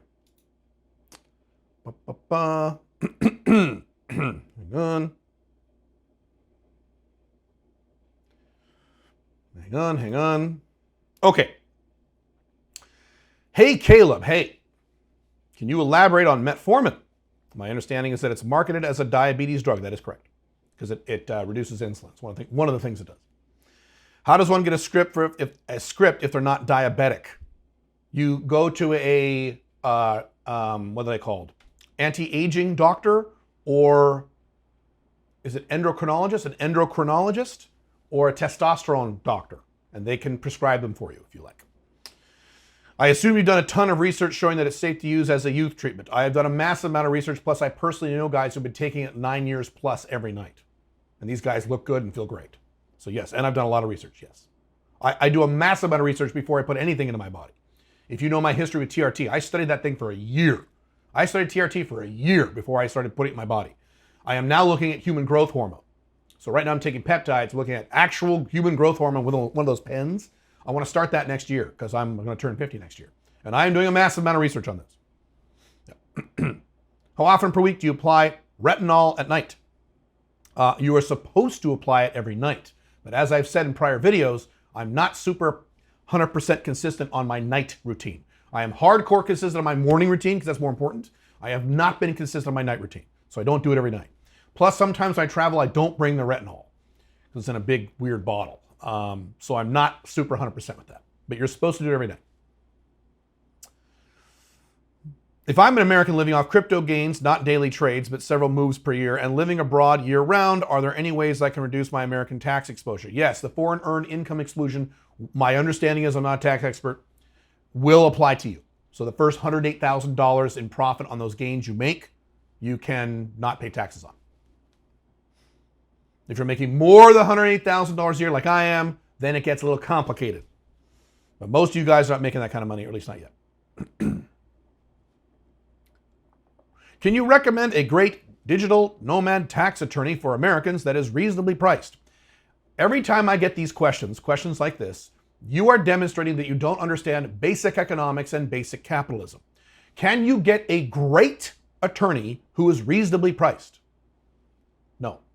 I'm a great consultant and a great business coach. Do you think I'm reasonably priced? No, I'm not. I am high priced. So no, I cannot give you a great attorney who is reasonably priced. That doesn't exist. It's called capitalism. When you get great, you raise your prices. I can give you a mediocre attorney or a shitty attorney who is reasonably priced, but I cannot give you a great one. I'm sorry. Someone else asked that earlier in the AMA. It's next year at the Sovereign CEO website, which I don't think is up yet. We will have a resources page where you can find attorneys. But you're not going to find any great attorneys who are reasonably priced. That does not exist. And if that did exist, I would take that attorney and grab him by the throat and say, raise your prices, dumbass. But they don't exist. Are Panama and Georgia good flag C countries? Yes, they are amazing for both those things. I mean, both those countries are amazing for country Cs. Yes, that's what you should use them for. Panama and Georgia, both of them. Yeah, they're awesome. That is exactly right. Hey, Caleb. Hey, I am 50, drug-free, never drink alcohol anymore, and eat clean and work hard to keep my body fat low. Good for you, dude. It's great. I have a 2-inch balding little circle, the top back of my head. Oh, yeah, I understand. Otherwise, I have a full head of hair. But that balding spot is pronounced enough. My hairdresser recommended minoxidil number 5 to treat it at night. No. Hesitant to put that particular hormonal drug in my system every day. What are your thoughts on that? I don't think I'm a hair transplant candidate. Okay, wrong all over the place. Minoxidil you don't put in your body, you put on your body. It is a topical. So it is perfectly safe. However, minoxidil is bullshit. If you have literal bald, you said you have a bald spot where you have like open skin, minoxidil ain't gonna do shit. It is something pushed by hairdressers because they get paid to do it. At best, if you're lucky, you'll get peach fuzz. That's at best. Minoxidil really is for younger guys like in their late 20s, early to mid 30s, who are just starting to thin a little bit, and they put some minoxidil in there to kind of balance things out. It is not for old motherfuckers, bald motherfuckers like you and me, who have real baldness issues. Minoxidil is a waste of fucking time. Don't do it. Now, when I say hormonal and it's topical, it is still less bad than taking like Propecia, which is a pill you take and there's all kinds of side effects. You can't get your dick hard. It's not good. So obviously I want to do that either. You said you don't think you're a hair transplant candidate. You are wrong. You are exactly a hair transplant candidate. So you should look at either getting the surgery, and if it's a small circle, it's gonna be very inexpensive for you.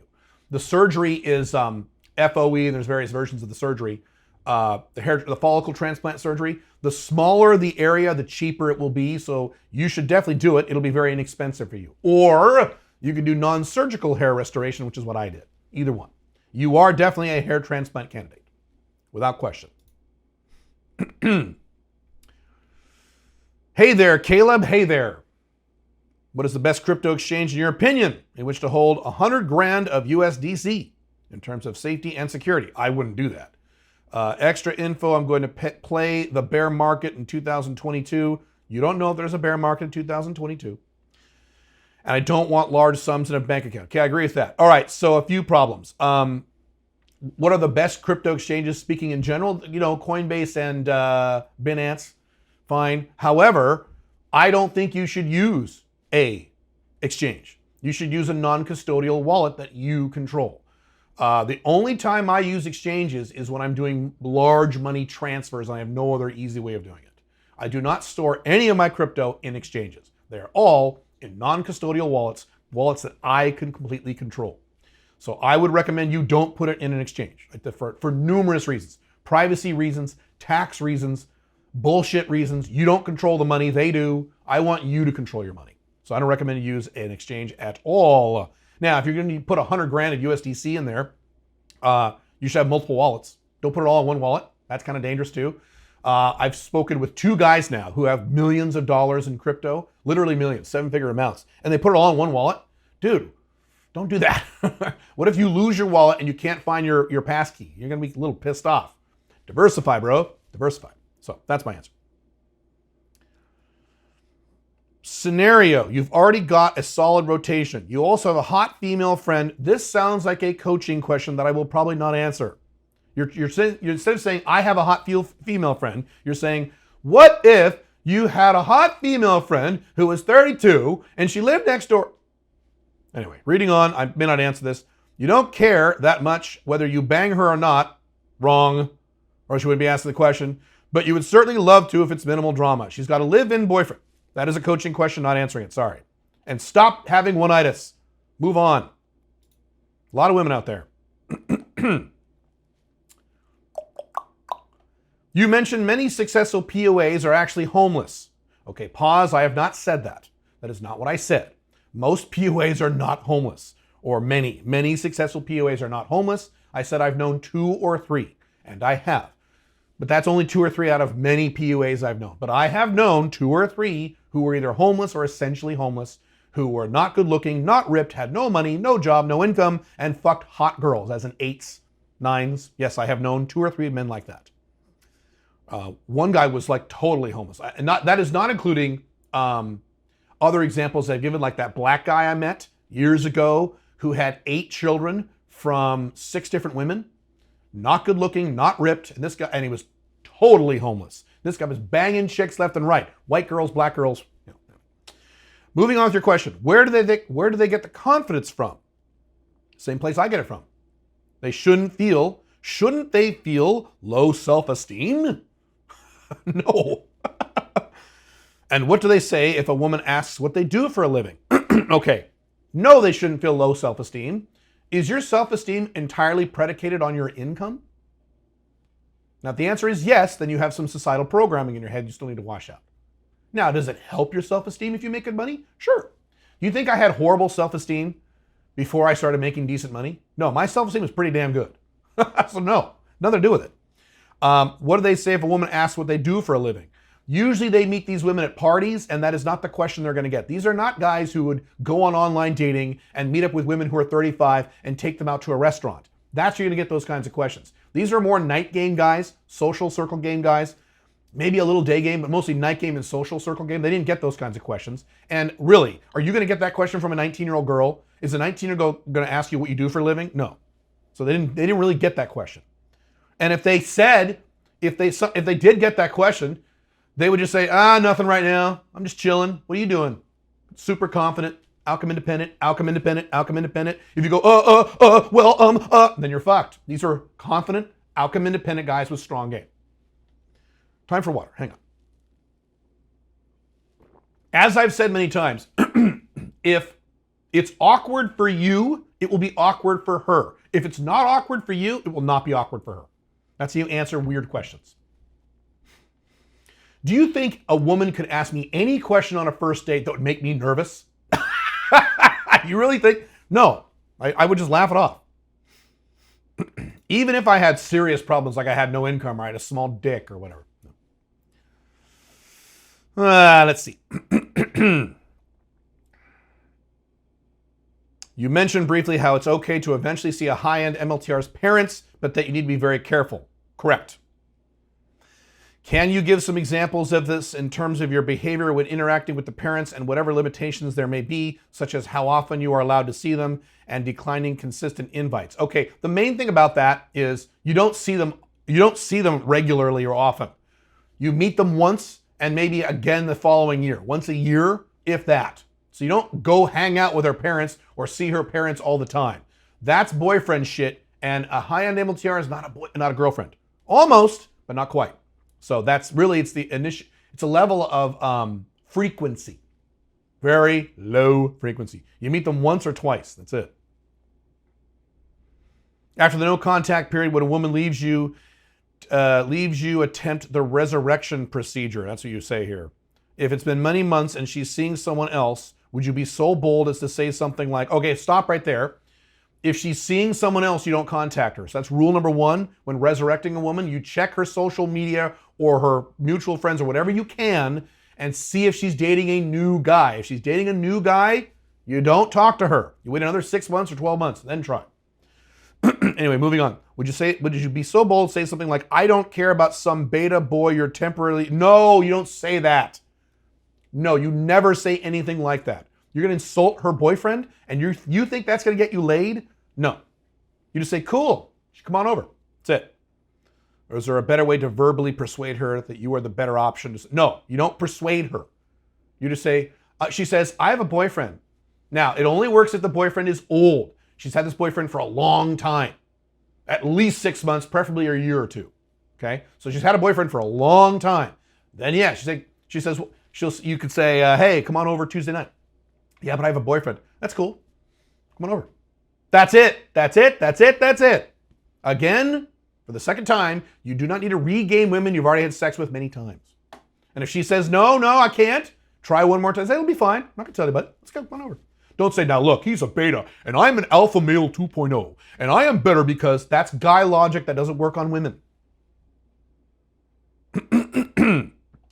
In your dating history, you mentioned dating a few feminists. No, incorrect. I have never dated a feminist. You are wrong. And that you got along well first, but their betazation eventually kicks into high gear. I have never said this.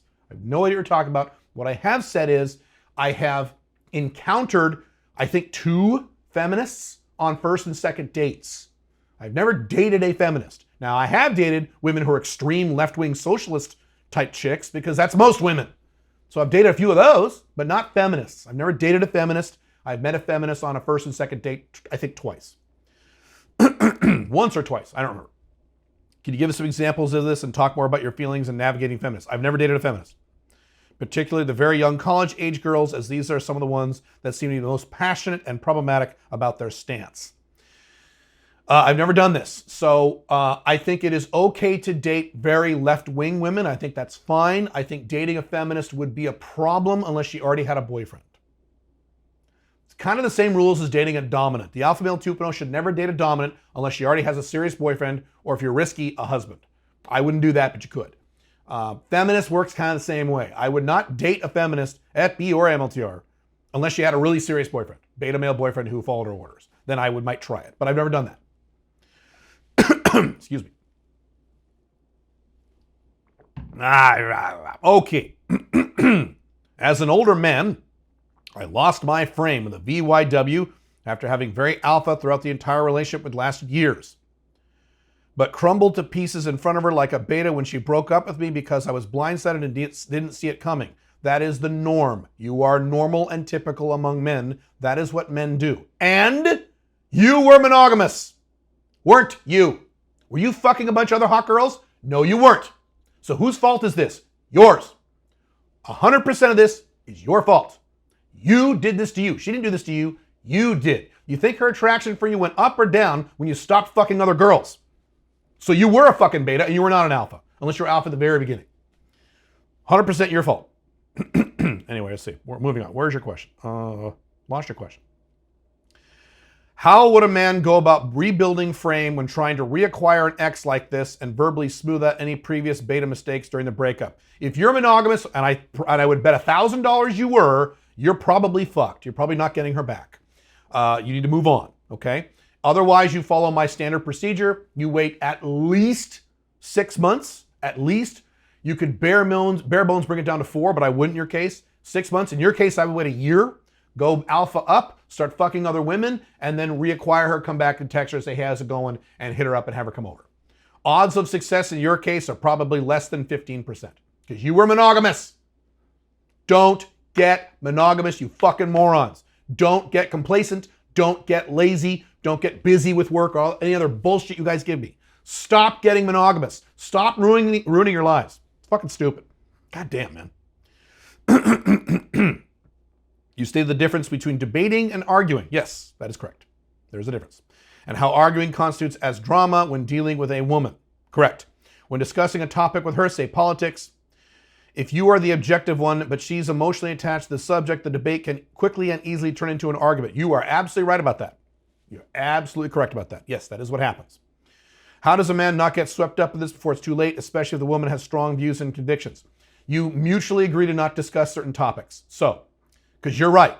So Pink Firefly and I have made a mutual decision, mutual agreement a few years ago to never discuss religion. Why is that? Well, she's a Christian and I'm rational. So I'm agnostic and she's a Christian.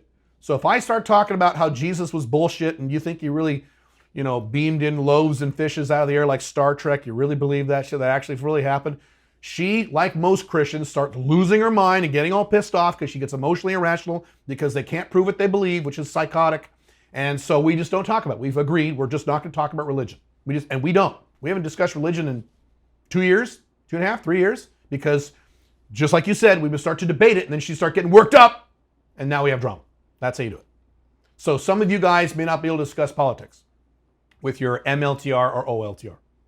Her and I can discuss politics because we don't radically disagree. I'm a minarchist libertarian and she's a centrist. So she has some right-wing views and some left-wing views, but she doesn't have any strong political convictions. So she's not going to get angry, talk about politics, but she will get angry, talk about religion. So we just don't do that.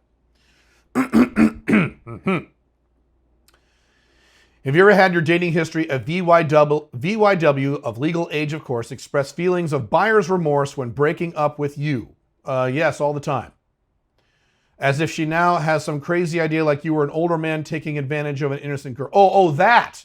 Oh, no, I misunderstood your question. Have I had women who later regretted breaking up with me? Yes. Have I ever had a woman do that, saying you were an older man taking... Are you the same guy?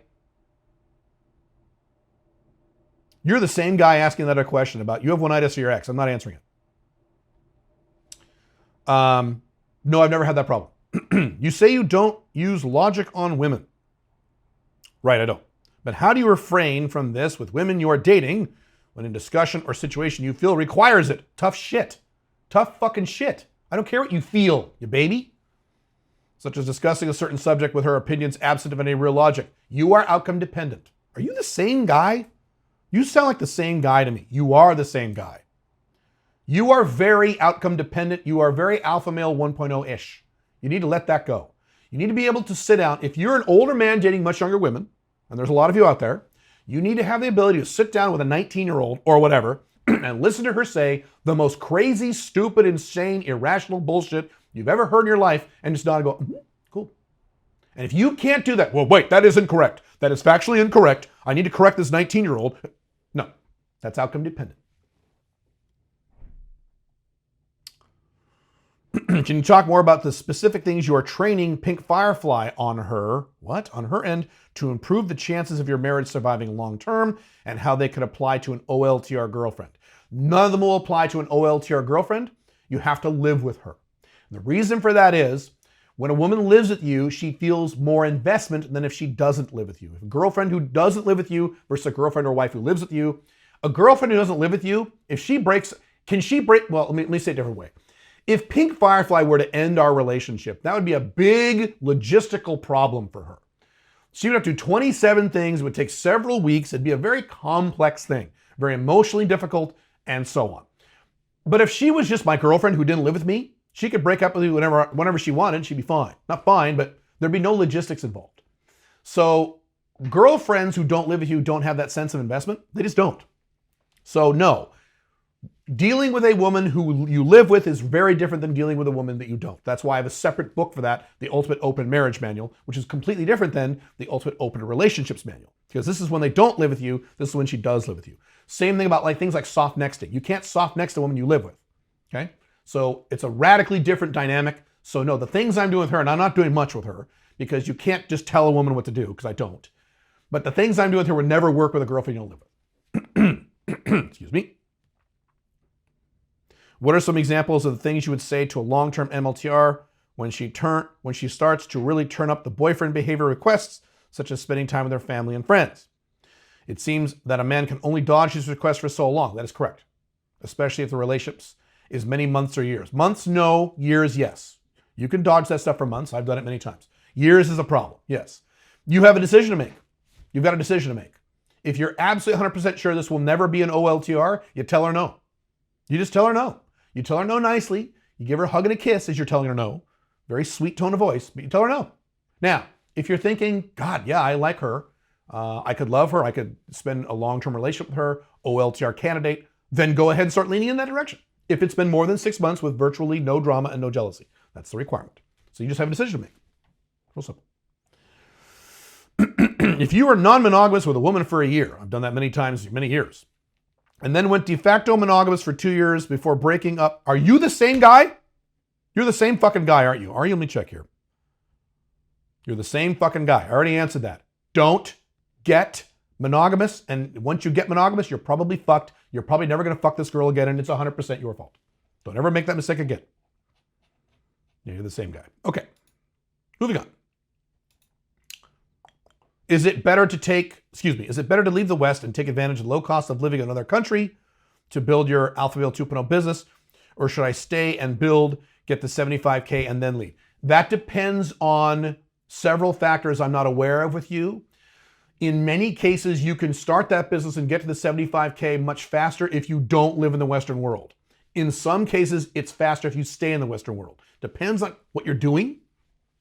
If you know that the lower cost of living will actually assist you in building your business faster because you can invest more money into advertising and things like that and infrastructure in your business, then absolutely you should move right now and then start your business. If you're not sure about that, then maybe not. So that's the deciding factor. There's no right or wrong answer to that. There is a right or wrong answer in your scenario. I just don't know your scenario.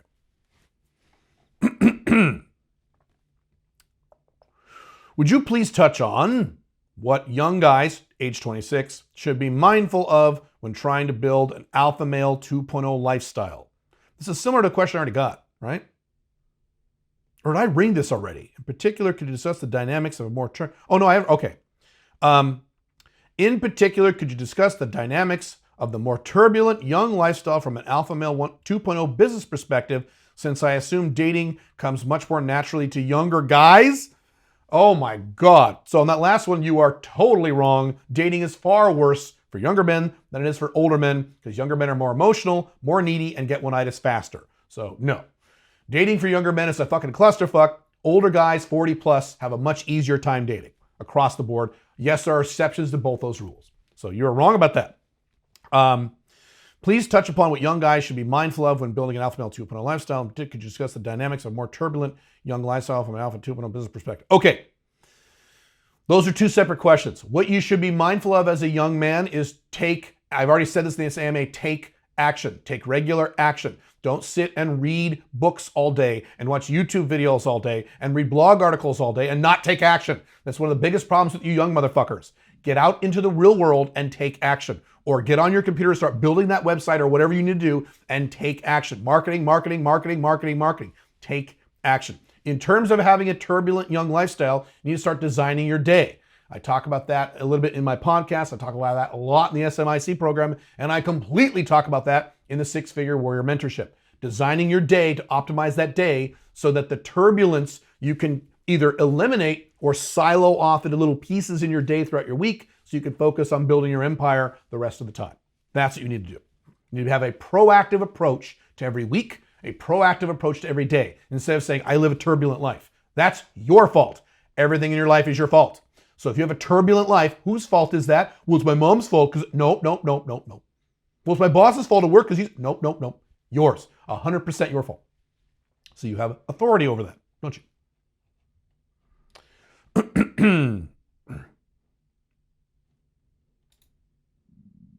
What's the nastiest, most degrading thing you've convinced a woman you were banging to do? What?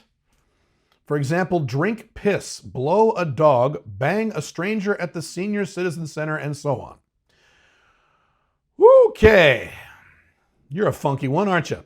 So I have never done any of those things. That doesn't turn me on. Apparently, that stuff does turn you on, and which is fine. I don't judge other people's sexual desires as long as it's always mutually consensual.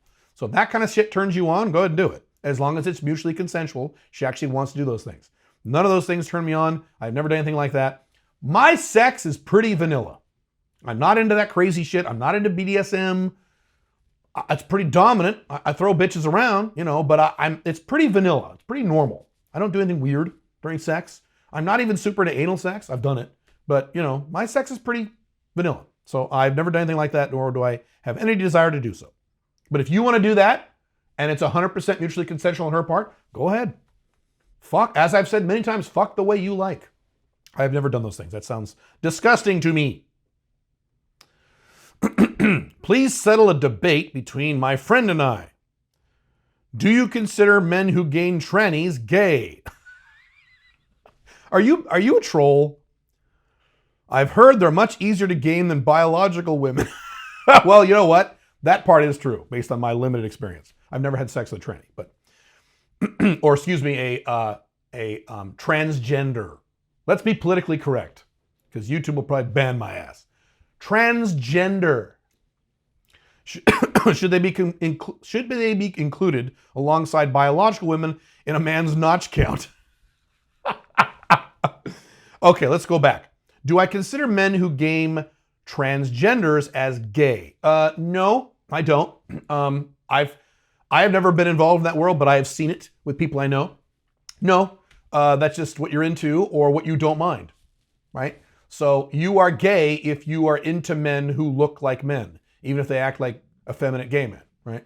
So no, I don't consider them gay. But if this is a debate between you and your friend, assuming you're not being a troll, I have no idea, 50-50 on this one, but I'm not giving you the word of God. I'm just giving you my opinion. I'm not settling any debates. I'm giving you my opinion.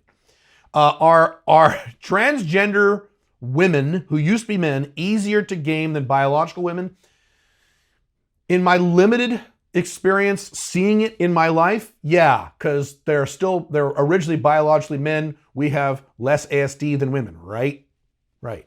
I personally worked with a man who became a woman, and once she turned into a woman, she was just as horny as when she was a dude, and she started fucking all these dudes. So, and I've seen other examples of this, so yeah, that's probably true. Should they be included amongst biological women in a man's notch count? That's up to you. That's really your notch count, and the parameters around that is up to you. Like, do you include, if you had oral sex with a woman, but you never had sex with her, do you consider that in your notch count? Now, I don't, but maybe some guys do, and that's up to you. Doesn't matter. It's totally up to you. It's still sex. If you had sex with a man, would you consider that in your notch count? I mean, you know, there are bisexual dudes. Not very many. I personally think that, this is my opinion, that men actually can't be bisexual. You're hetero or gay. You just kind of slip up and, you know, I think women are bisexual. I think men aren't. Anyway, that's just my opinion. So yeah, tell your friend. That's awesome. All right. Thank you. First of all, thank you for all of your great work. You're welcome.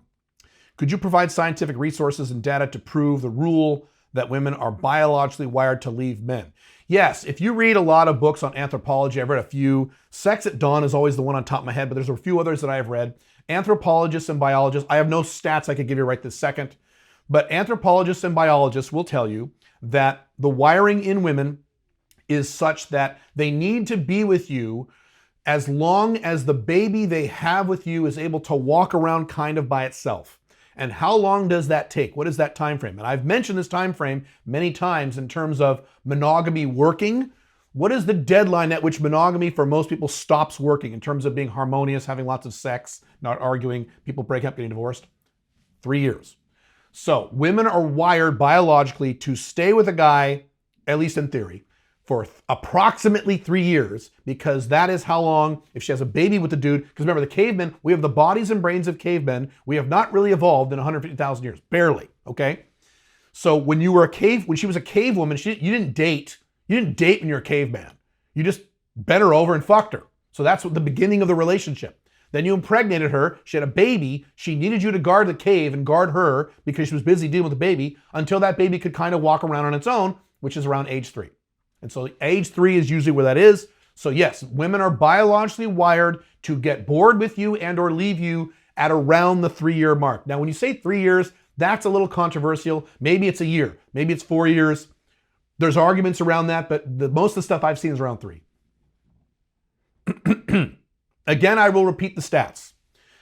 70 to 80% of all divorces are filed by the female. 75% of all girlfriend-boyfriend relationships are terminated by the female. What does that tell you? Now, what women will tell you is, well, men are assholes. Is that the answer? No. I'm not saying that's not true, but what does that tell you? So just use your own eyes. But yes, there is data. There's nothing I can provide you right this second. Done a lot of reading on this, a lot of research on this. Let me do it on time here. I gotta make sure that my audio file doesn't fuck up. Hang on a second, I'm gonna check something here. Testing. Okay, we're good. Okay. As usual, I'm worried about the technology fucking up these long videos. Question regarding Alpha 2.0 business and outsourcing. Let's assume a person is not highly IT skilled, but wants to launch a 2.0 online business and they need to have a website done, maintained and updated in the future. That's fine. A person does not know anything about website design, web development, SEO, and outsourcing. Great. What will be your exact steps to proceed? Very simple. Go to upwork.com, UPWORK.com. Set up a free account. Post a job on there saying, I want a website. It's going to look kind of like this. and 1, 2, 3, go. And you'll get numerous bids from guys all over the planet with various star ratings who will bid on that job and tell you how much it'll cost. And you just find the guy that works the best for you, hire him, and get him to work. That's it. Boom.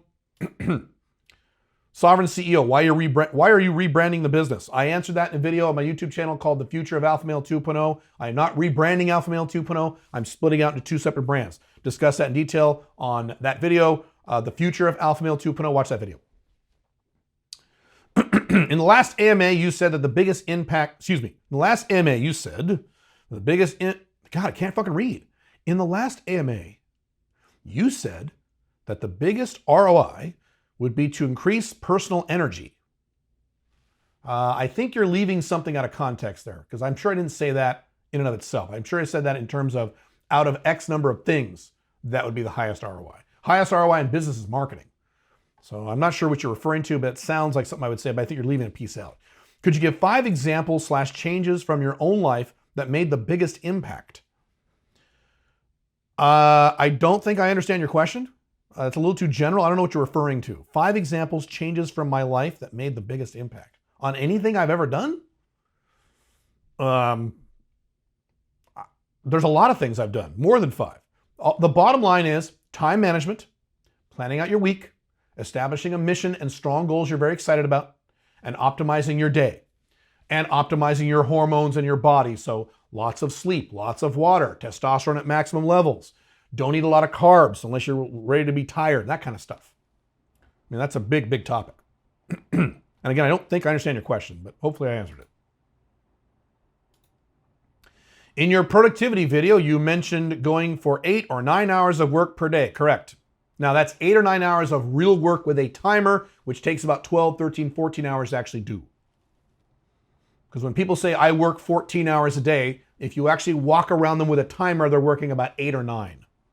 So I'm talking about 8 or 9 real work hours because that's the only hours I consider. I time all my work. I'm timing this right now on my phone. But the answer is yes. How much of that is improvement work versus standard work? Depends on the day. I've designated days for different things. So I have a Monday, which is all standard work. And then I have a content day, which is Tuesday, where I do all my videos and things like this. Then I have an expansion day on Thursdays, Fridays. That's all IW work all day. So it depends on the day. Because the intensity of improvement work, I can only do 3 to 4 hours of it per day. Okay, that's your problem. You're fucking this up. I don't have that issue. I can do improvement work for 8 hours straight. Not straight, I gotta take a few breaks. But I can easily do improvement work. If I'm writing a book, I can write for 10 hours. No fucking problem. If I'm recording a course for 10 hours one day, 10 hours the next day, and be perfectly fine. Designing a marketing campaign, no. So I don't have that problem, but you do. So that tells me that you have a lifestyle problem. You're not getting at least 7 hours of sleep a night. You're not drinking enough water. Your testosterone, estrogen, thyroid, and or vitamin D levels are off. You're stressing out about something. You're not exercising 5 times a week like I do, etc., so forth and so on.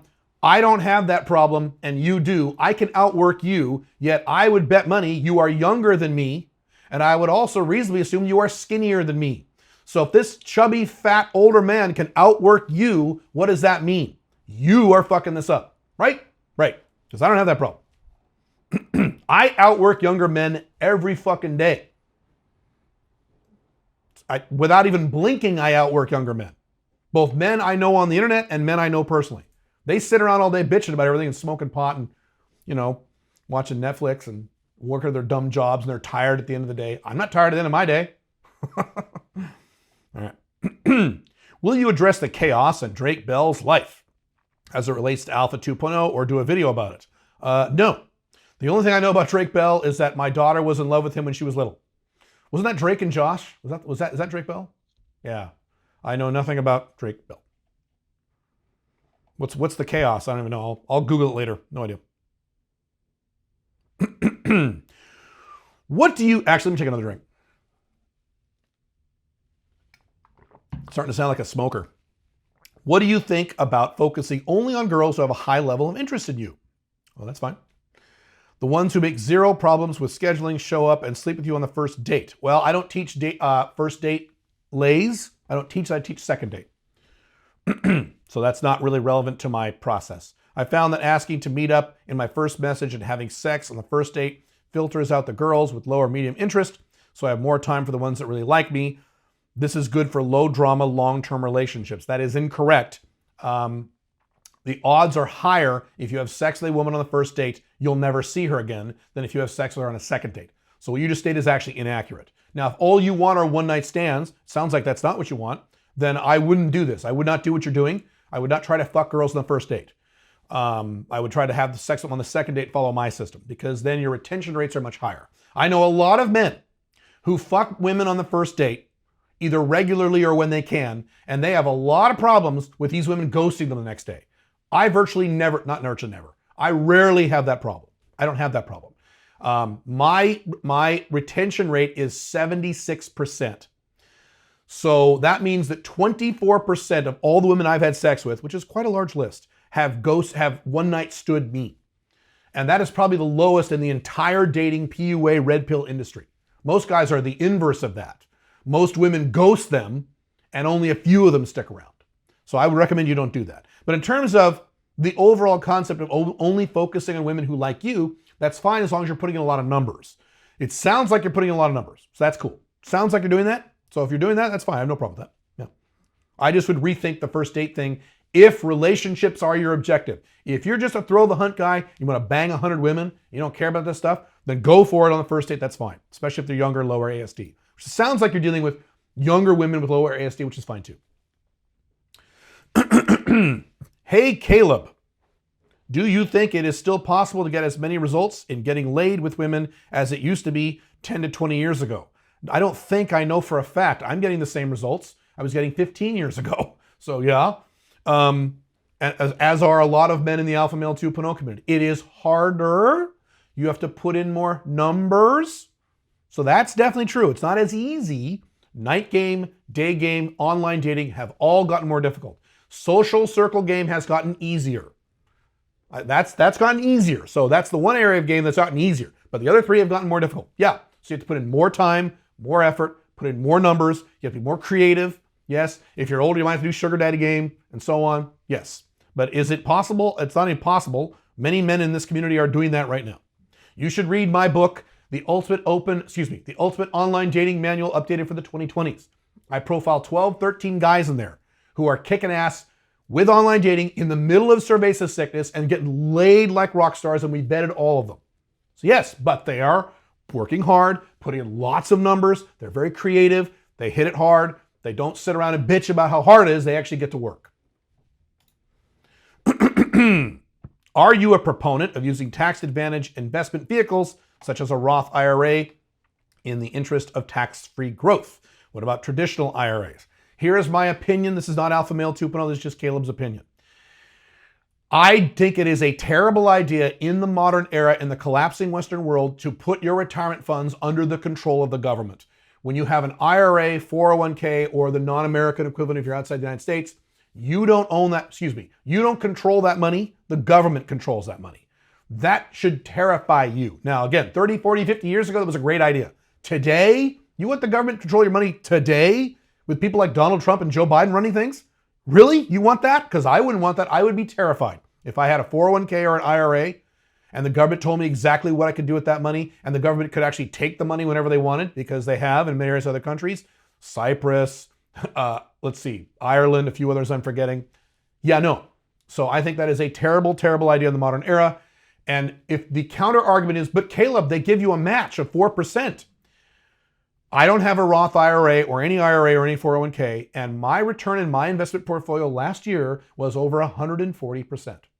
So do you think I give a rat fuck about a 4% match? No. So you can make a lot of money in your investing life without doing a Roth or 401k or that shit. That's my opinion. Moving to college towns for better dating more girls. Any city in the USA that are college towns you would move to increase dates with 21 to 24-year-olds. Any big college town is fine for that. Sure, that's fine. The answer is yes. That's kind of a yes or no question. I can't give you a list of cities. Any city with a big college, move near the college and game chicks to the college. Oh yeah, I know guys who've done that. Excuse me. Pink Firefly and I are getting a place in Scottsdale next year, and that's right by a place called ASU, where all the hot blonde girls go. Woo! I'm going to have some fun.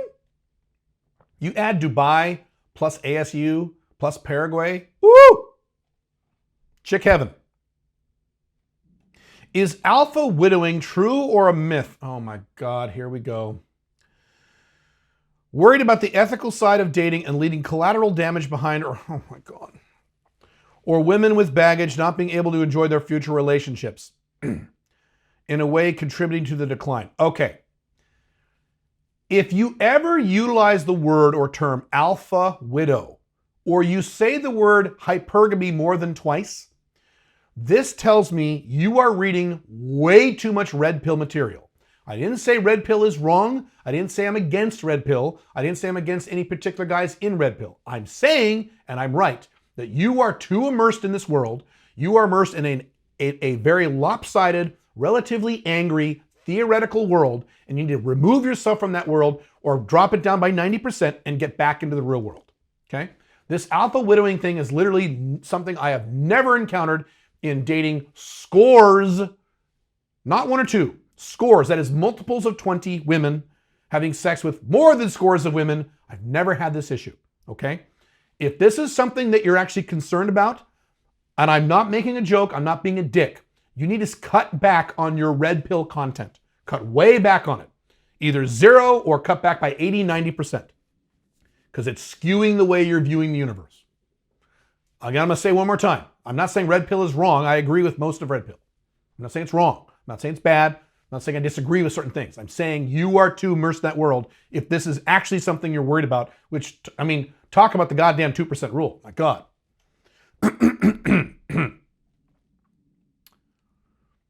Can you address the talk of other women options with a woman that has been great? This is what he's writing. Can you address the talk of other women options with a woman that has been great? She just wants more after 3 years of fun and play. We do not live together and have options. Okay, that is a coaching question, not answering it. Nope.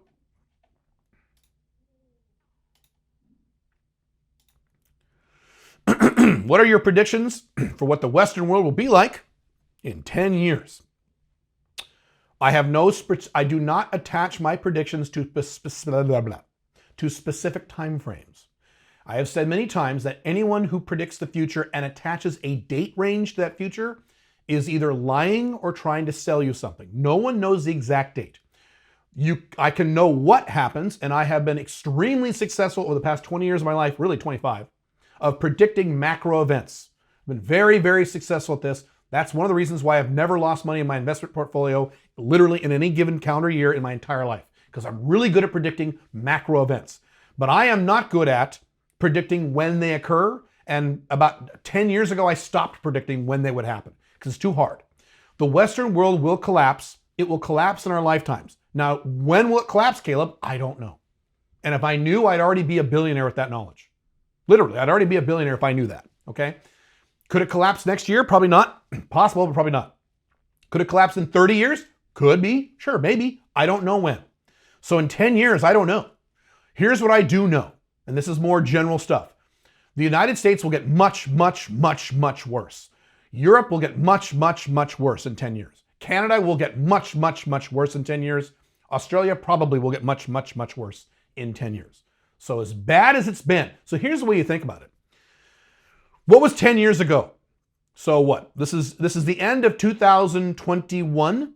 So 10 years ago was 2011.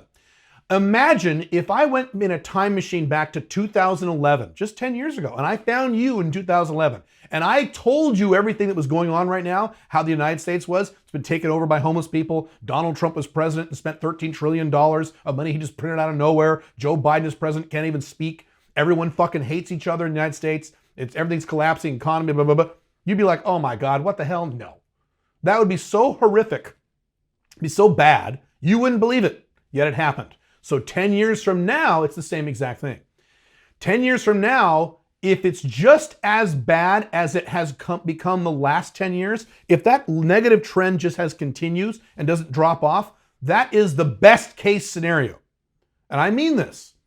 So let me say that a different way. If the next 10 years decline as fast, but no faster than the prior 10 years, that is the best case scenario. Boy, are you guys who stay in the United States are lucky if it only gets as bad in the next 10 years as it's gotten bad in the last 10. Now, I happen to think it will get even worse.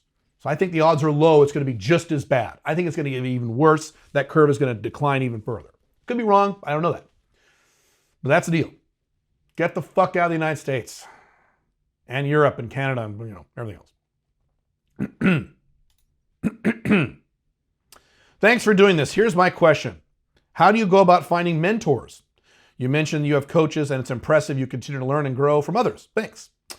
Do you have any suggestions on what we could look for when searching for mentors? Thanks for your help. So most of my mentors throughout my life have been mentors from afar.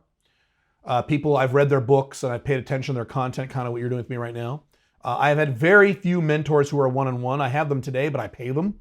So I really have not been strong in that area. I do have an audio training in the SMIC program on how to find mentors.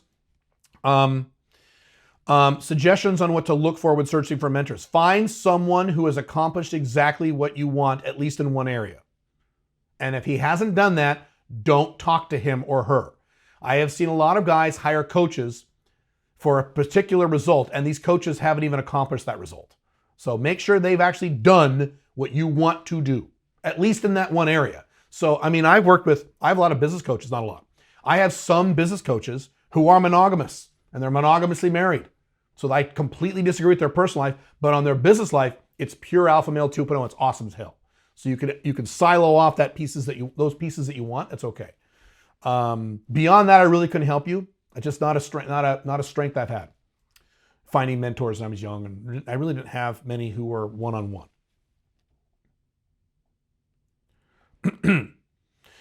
If someone suffers from serious alcoholism and it's a single bottleneck holding them back and needs to be addressed first. He's asking about six-figure warrior thing. Okay, I'm going to skip that. What are your thoughts on pornography as a substitute for sleeping with most women? No! No, no, no, no, no. Porn is never a substitute for sex. Never, ever, ever, never, ever, ever. No. Did I say no? Did you hear me say no? No. Jesus. Even asking that question horrifies me, that my audience would think about that. Going on, in terms of looks, effort, cost, time, variety, STD and pregnancy risk. No, I've written articles about this. That's 2% rule stuff, etc. It seems like porn has some advantages. No, no, no, no. But can also be addictive, and many people think it's beta. Okay, I don't care if it's beta or not. It is addictive? Yes. No. No, no. Now, I am not an expert on porn or porn addiction. I am not into porn. I don't watch a lot of porn because I'm too busy fucking hot girls. You see this works? I think porn is fine if, this is just my layman's opinion. I think it's fine if you do it every once in a while. I would equate porn to eating sugar. Should you eat sugar every day? No. If you eat sugar, on a cheat day once a week, is that okay? Sure. So if you're jerking off the porn every day, you have, in my opinion, you have a problem.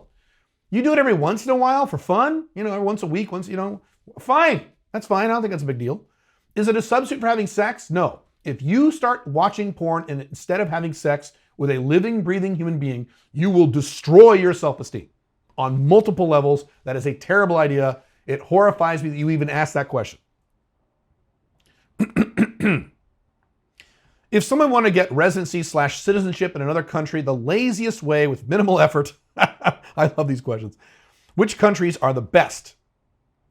I would like to get residency/citizenship for my family in a place like Panama, Vietnam, UAE, or Georgia on a short time scale, and I'm not sure which is the easiest, fastest, or more reliable, etc. Okay, two problems. Number one is you said residency/citizenship. Those are two radically different things. There is no quick, easy, and expensive way to get citizenship. That is extremely complicated and or extremely expensive. Residency can be very easy. So I assume, for the rest of your question, I'm assuming you mean residency, not citizenship, because you threw UAE in there. You're never getting citizenship in the UAE. But residency is super fucking easy. And again, as I've said before, cheap, fast, inexpensive, cheap, fast, easy, pick two. There's nothing that is cheap and fast and easy, okay? If you have some money and you want fast, easy residency, Armenia. $5,000, go to Armenia, throw $5,000 at them. Within a month, you'll have your card, your residency, not citizenship, residency. Easy, but it costs $5,000. That's usually what I recommend with most guys. Look, man, I just want residency fast right now. And if you have a little money, Armenia. That's the best place for that right now. Laziest way with minimal effort with countries who are the best, blah, blah, blah. Panama is not minimal effort. Cross that off the list. Georgia is okay. Easier countries to get residency, Mexico, Paraguay. Absolutely, UAE is very easy. Easy. You're not going to have it immediately. It takes all these things take several months. Again, if you want it fast, Armenia. That's basically it. Yeah. And again, we're talking about residency, not citizenship. That's a little complicated. Citizenship, the bottom line on that is you wait several years and you do it on the cheap, or you whip out $100,000 plus and you buy a passport and you'll have it in your hand within 4 months. Those are your two options. And there's variations of those options, but those are basically your two options in terms of citizenship. I am pursuing actually both of those options, if you were wondering. Was there a particular moment or sequence of events that led you to conclude that long-term monogamy didn't make sense for you? What were they? Yes. Are you kidding?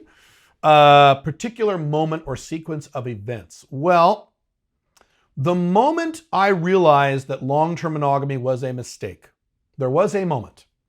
And that was, I don't remember exactly when this happened, but this was during my first marriage, my monogamous marriage, when she started saying no to sex. And I remember sitting by myself on the edge of my bed in my bedroom, thinking to myself, okay, I can't have sex. I'm literally not allowed to have sex. This is not monogamy. This is no sex. If she doesn't want to have sex with me and I can't convince her to have sex with me, then I can't have sex. I'm not allowed to have sex with anyone else because I'm monogamous. Okay, stupid. I could cheat on her, but then if I get caught, I will lose half of all my money and all of my children. So that's pretty horrible. Don't want to do that. That'd be a problem. So I'm literally stuck not having any sex. I have to go be like a beta. Speaking of porn, I have to just go jerk off to porn, even though I'm married to a woman. And one of the reasons you get married is to have sex with that woman. So yes, that was probably the moment I realized, holy shit, this is the worst possible system for a man that I could possibly imagine. Why did I agree to this? I wrote about this moment in my book, The Ultimate Open Marriage Man. Matter of fact, I think I started the first chapter with that story. That was probably the moment that I realized long-term monogamy didn't work. If you want to rewind a few more years before that, I had an inkling of monogamy being a shitty system when I was dating a woman in my early 20s. And this is before I married my first wife. And out of the blue, just like that guy who wrote in a little while ago, out of the blue, she broke up with me. With no warning, nothing bad happened. She just broke up with me and went back to her ex-boyfriend. I'm like, whoa, whoa, whoa. Now, when she did that, my first thought wasn't one I just see like, oh no, I love her, I want her to come back. I wasn't like that. My first thought was, oh no, it will be several months before I have sex again. That was my thought. Because what I'm going to have to go do now, because I was monogamous to this one woman and I wasn't having sex with anyone else, I have to now go start all over again. I have to go out into the world, and this is before online dating, before the internet. Go out into the world, meet a bunch of bitches, meet a bunch of girls, get a bunch of phone numbers, have them flake on me, go on a bunch of first dates, have a bunch not work, eventually have one work out, and then buy her dinner a few times and hope she has sex with me, and then I have sex. That's going to take months. Great. And so that was the first time I had an inkling, and I did. I was looking at this from a very beta male standpoint, wasn't I? Because I was a beta back then. So that was the first inkling. I went, oh, this is terrible. Oh my God, this is a terrible system. Fuck this system. So that's it. Honestly, monogamy is the worst way to date a woman in a sexual relationship. It is literally the worst way. There are many other ways to do it. Some of them are bad, some of them are good. But of all those ways, monogamy is the worst. I'm only allowed to have sex with you and no one else, which means you can say no and remove sex out of my life whenever you want. You cannot give any other human being that level of authority over your happiness as a man. The exceptions would be, very low sex drive men, low testosterone men. I've met a few guys like this. More effeminate, very low sex drive, low T guys who just want to cuddle. That might be fine. There's a percentage of men who don't like sex. There's a percentage. Not very many, but they're out there. Fine, that might be okay. But for a normal guy who likes having sex, monogamy is the worst way to date a woman. Casually, seriously, married, none of that matters. Despite the fact you might be jealous like the guy I talked about earlier, it's the worst way to do it.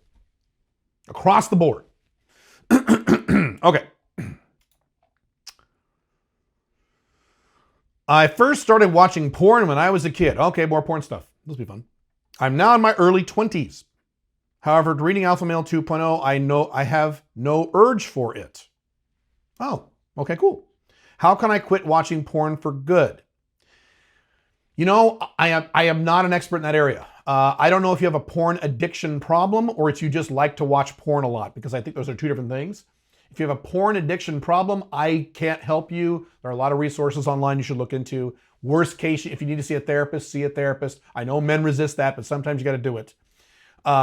If you just watch porn a lot, as I said earlier, and you're not an addict, okay? I don't think watching porn every once in a while is a problem. I think it's fine. If you watch porn twice a month, I don't think you have a problem. I think it's fine. So just cut it way back. Unless you're trying to go cold turkey. In that respect, in that case, as with any habit, you replace that with another habit. So instead of watching porn, what will you do? Okay, non-sexual, something enjoyable or something, tension relieving or something. And find something else you do that you like. Go for a walk for 10 minutes outside. It could be that simple, okay? Something like that. But again, I'm not an expert in that area. I wish I could help you more. I do get a lot of questions from you guys on porn addiction, and I wish I was more knowledgeable in that area to help you guys. I'm just not. It's not in my area. I've never been addicted to porn. The only thing I'm addicted to maybe is food. Maybe. I'm not even addicted to sex because I don't have sex every day. I don't have that. Addiction is just other than probably food. I just not part of my psyche. Well, I'm probably addicted to food. So I kind of relate on that respect, I guess. But, okay. Good question. What do you think about investing in real estate in the U.S., particularly short-term vacation Airbnb type properties in places like Daytona Beach, Florida, and Poconos, Pennsylvania? I don't know that place. Risky, but possible. You really need to know your shit, and you really need to know your numbers. What is the minimum number of non-vacant days minimum number of non-vacant days you need in a year to be profitable? And can you get that even in down economy years? Because we're going to have a lot of shitty years coming up here in the United States. So reasonably risky. I'm not saying you couldn't make that work, but reasonably risky. I personally would not do that. But if you really understood the area, if you really understood the economics and your numbers behind how much money you need, how much we have to rent it out to be profitable, and you know for sure you can get those in those locations, including in years that have horrible economies, which get used to it. You're going to see a lot of those coming up soon. Then fine, you could give it a shot. But it's pretty risky. I don't like super risky companies. I don't like starting super risky businesses. I like starting businesses that are sure things. That's why I niche. That's why I sell high margin items. That's why I directly try to fix people's or markets or companies' very big pressing problems. These make businesses very easy and very almost sure things. That's the kind of company I like. I don't like risky businesses. I love the movie Risky Business, one of my favorite movies of all time, but I don't like risky businesses in real life.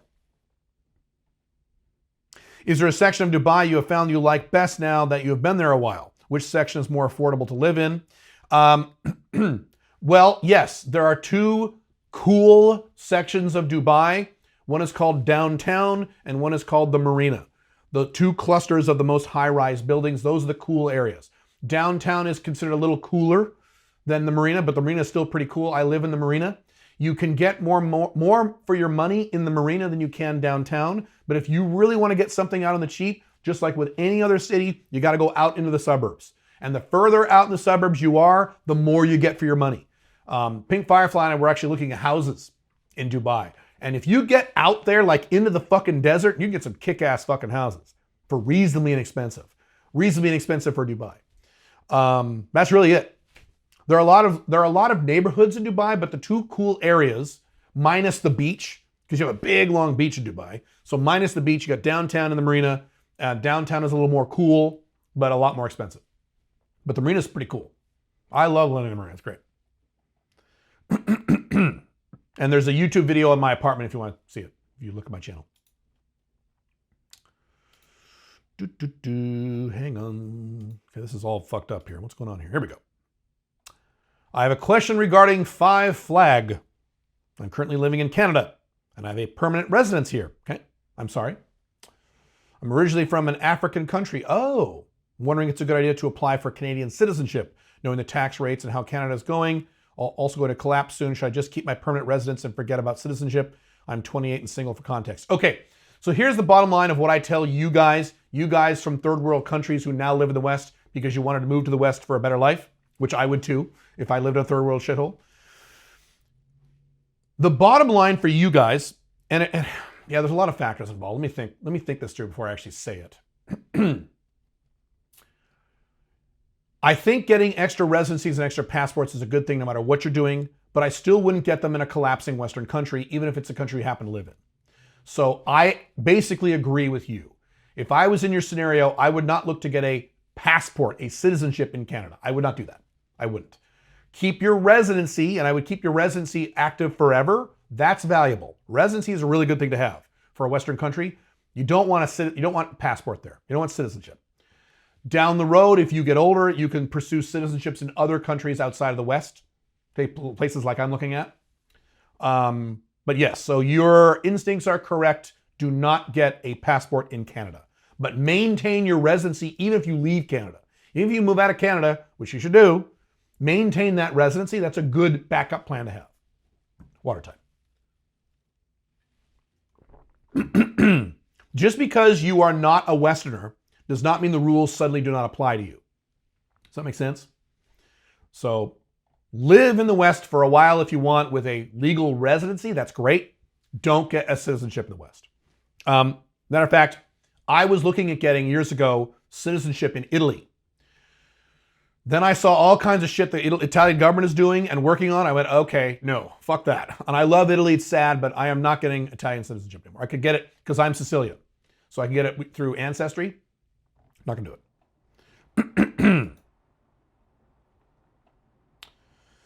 it. This question is very long, so I think I may have to skip it. I have a YouTube channel on manifesting, just 1K subs now, and received several coaching requests. As you mentioned, manifesting a dream life is not a niche, but other YouTubers seem to not have a niche and talk about manifesting.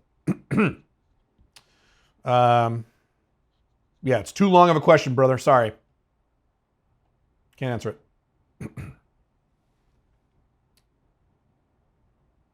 I heard your podcast about how you are too uncomfortable over and over again. Or you're too comfortable. You misspelled. How you're too comfortable. Right.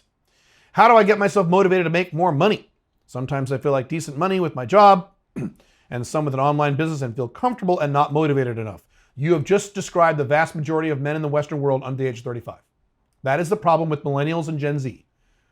They don't love their life. It kind of sucks, but they're comfortable. I mentioned that earlier in this AMA.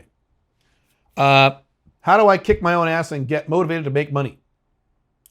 Could you do a part 2 to this podcast? That's a good idea. I probably should, huh? I mentioned this earlier in the AMA. Find reasons why you're unhappy and then project those reasons out in the future. If you just keep working at your bullshit corporate job for the next 20 years, and now you're 20 years older, how do you feel? How's your life? How do you look? Are you getting laid? You're living a good life? No. You'd be fucking miserable. So take the fear and build it up. Build up the fear. That's the bottom line. I talked about it earlier in the podcast. Which is not hard, not easy to do.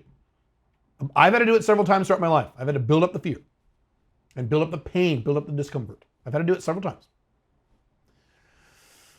Countries with the easiest women to pick up quickly as a white Western male. Philippines, Philippines, Philippines, Philippines. Philippines, Philippines, Philippines. If you're on a date and within the first 5 minutes, you know you don't want to see this girl again, what do you do? I've had that scenario. You be nice. You be nice and you wrap it up as soon as you're comfortable. I do 1 hour first dates anyway, so maybe wrap it 45 minutes. You pull out your watch after a few minutes and you say, hey, I got to go in about 20 minutes. Is that okay? and that's how you say it. Be really nice. Be nice to people. And that's it. And get out of there. Just be nice. Don't be an asshole. I do agree with the concept of not leaving them better than you found them, but not leaving them worse than you found them. Because if you're not attracted to her, that's kind of not her fault. Usually. Sometimes it is her fault, but usually it's not, right? It's just she's not your type, or not the way you look, or not the way you like to look, or not the type of women you like in terms of looks, that kind of thing. Yeah. All right.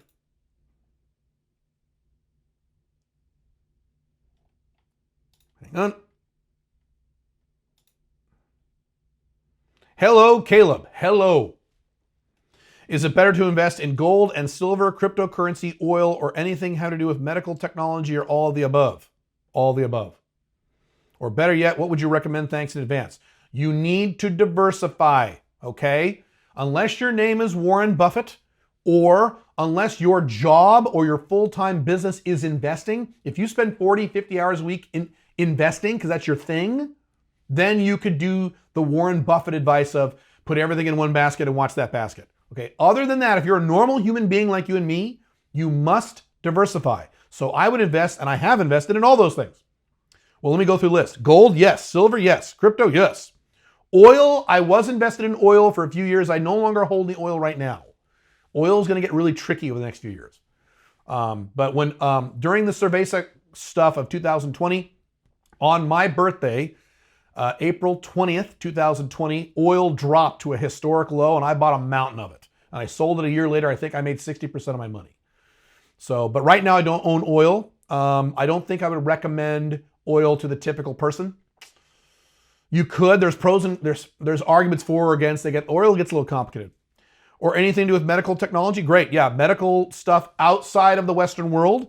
If you want to invest in medical stocks or medical ETFs outside of the Western world, great. If you want to do it in the Western world, go ahead. I would never do that. But you got to diversify.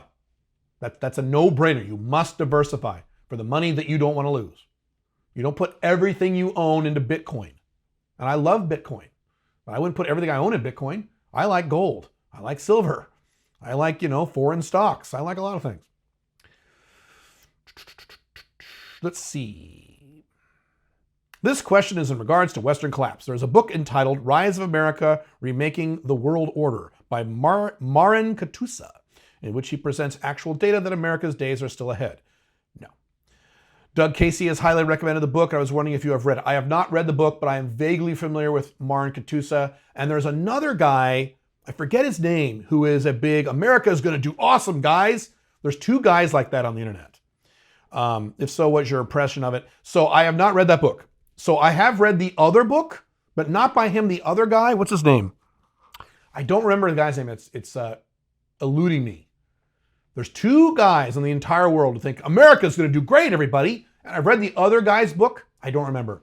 And when you say he uses data, Caleb, he uses data and he jumps to these weird conclusions that make no fucking sense.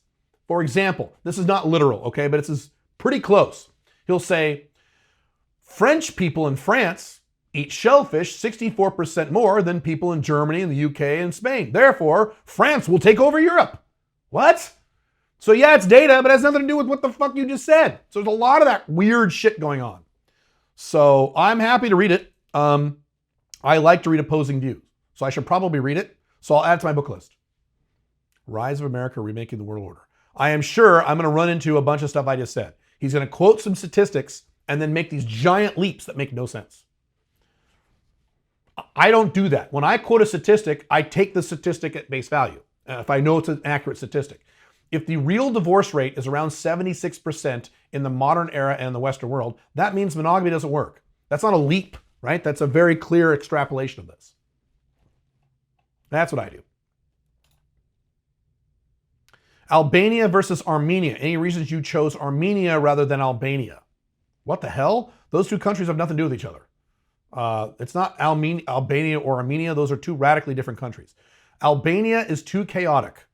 A little too anarchistic, a little too more chaos for my tastes. I need infrastructure and I need law and order and basic things like that, which is what Armenia has. Albania does not have that. So No, but I don't know why you think Albania is an alternative to Armenia, other than they both start with the letter A. They have nothing to do with each other. Maybe you're Albanian. So if you're Albanian, you know, right? You know what I'm saying. A lot of chaos there, huh? You guys need to clean shit up a little bit. Clean some shit up, embrace rule of law and capitalism and property rights, okay? And then we'll see down the road. How are Panamanian women in bed similar to women in South America? Well, yeah. I mean, they're basically South American, they're Latin, right? So they're great. Yes. They're not my favorite, but they're good, yeah. And when you say, how are they in bed? Yeah. The answer is, yeah, they're good. Yeah, no complaints there. Here's the other thing too. In Panama, a lot of the women are from Colombia. They hop over to Colombia for a few days and come back. So you may be shocked to find the woman you just had sex with in Panama is actually a Colombian who lives in Colombia. Sometimes they don't like to admit it. It's kind of funny. By the way, I have 2 Alpha 2.0 businesses and I'm moving to Panama in December. Cool, man. I started from nothing less than 2 years ago. You've changed my life. Thank you. That's how it's done, guys. That's how it's done. There you go. Awesome, dude. Great. Fantastic. Hey, Caleb. My question is more a request for updated information. Okay, this should be interesting. When your VYW dating manual book was released 2-3 years ago, you mentioned Tinder being awful. Tinder being awful, let me pause. Tinder being awful for older men seeking younger women. Tinder is not awful. Tinder works just fine. Matter of fact, it's still the #1 dating site that most men use to get laid. So Tinder is good if you're within the age range of the woman. I, as a 49-year-old man, could not use Tinder to hook up with a 19-year-old. That just would not work for me. So awful in that one respect. Moving on. With Bumble and OkCupid being the best and Instagram DM as an up-and-coming option, what is the breakdown of dating apps for meeting VYW? You need to buy the book, The Ultimate Online Dating Manual, updated for the 2020s. I update all that information. You're referring to the Younger Woman Manual, where I have one little segment about online dating in there, which probably needs to be updated. But that's not an online dating book you're reading. That's a book on how to date younger women. Okay? So there you go. Are there any other significant changes in culture strategy in the last couple years? Only for online dating. For everything else, no. For context, I'm 32, seeking VYW 18 to 22. Well, you could pull that off with Tinder. You're not that much older. So it's within a 10-year gap. So you could, 18 might be a little tough in Tinder, but 22, 23, 24, you're fine for 32. Especially if you look young. So no, you're good. No, and I get this question a lot. What has changed on first and second dates in the last years? Nothing. There's no change. What I teach is evergreen with the exception of the online dating specific stuff. So get to sex fast, the ultimate open relationships manual, ultimate younger woman manual, ultimate open marriage manual. That stuff will last for 20 years plus. Unchained Man, maybe Unchained Man, there's bits and pieces I might have to tweak. But no, there's no difference in strategy culture other than the very specific stuff having to do with online dating, which is why that's what you pulled out of that book that you felt wasn't accurate anymore. Right, because online dating changes all the time. But how to do a first, second, third date, those don't change. How old a man attracts a much younger woman, that doesn't change. Matter of fact, that's getting easier with all the horrible cerveza sickness stuff and the economy. That's getting easier. So, as I predicted it would many years ago. Matter of fact, I've talked about this, it's a big topic, not going into detail about this. Soon, much younger women with much older men are going to be a cultural norm. Right now, it still makes people a little uncomfortable. It's going to be a norm pretty soon. Because young guys don't have any money. And the younger women can't make money other than fucking OnlyFans. You know. Or seeking arrangement. But what is that? Older men. There you go. There you go. Welcome to Western collapse. Let's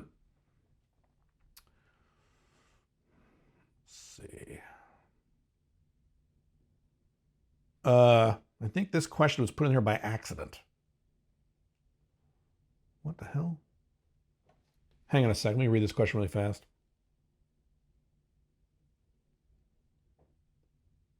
Do you have a question, dude? Oh, here we go. My question is about outcome independence. Okay. How can I get more outcome independent? It's difficult. Maybe because it was difficult to get a girlfriend, it still takes me a lot of time to get one. I want to set up the relationship like in your book in the open relationship manual. Well, you shouldn't be hungry for a girlfriend. That's problem number one. You don't go out and date for a girlfriend. You shouldn't be hungry for that. It should be, when this happens, it'll be great, but I don't need it right now. I'm not hungry for it. And I hope you're over the age of 30, motherfucker. Okay? I said no girlfriends under 30. If you're in your 20s, no girlfriends. I've written several big articles about that. And yes, people get mad at me, but I'm right. So hopefully you're over 30. And is outcome independence always important? I think the pickup phase, it's the most important, but I'm not sure. It's important in all the phases.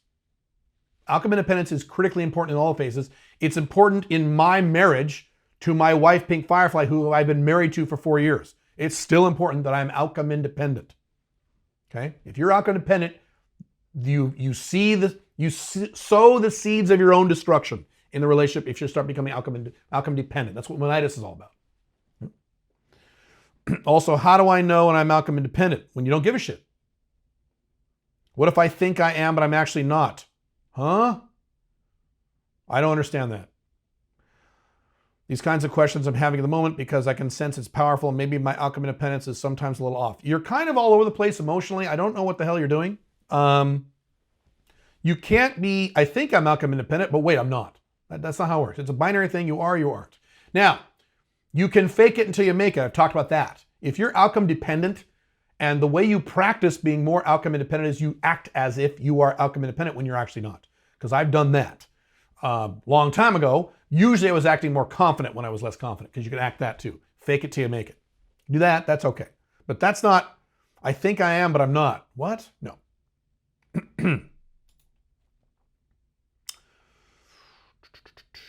I have followed your advice and I have a rotation of 5 girls now in Paraguay where I've recently moved. Cool, man. What if we share girls? Just kidding.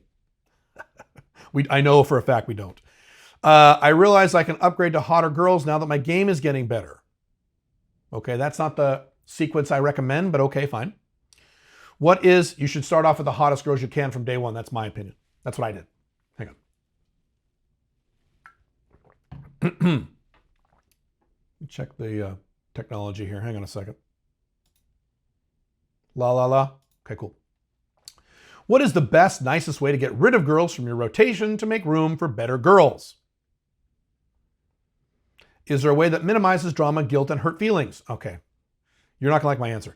I feel like maybe I'm still too much of a nice guy, people pleaser, so it's hard to get rid of girls. I feel guilty thinking about it. Yes, you're still beta.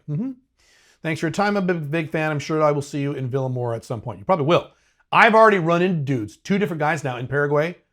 At a mall, at the Shopping del Sol. I was waiting for something in the food court, and a guy walks up with a girl. He's like, Kayla, Black Dragon. He puts his hand out. So now I'm being recognized in fucking Paraguay, of all places. I get United States. And Europe, I get recognized, but yeah. Okay, backing up here. If you have women in Paraguay, I assume you don't live there. Well, if you live there, maybe you do live there. I don't know. If you don't live there, it's a lot easier. They don't care.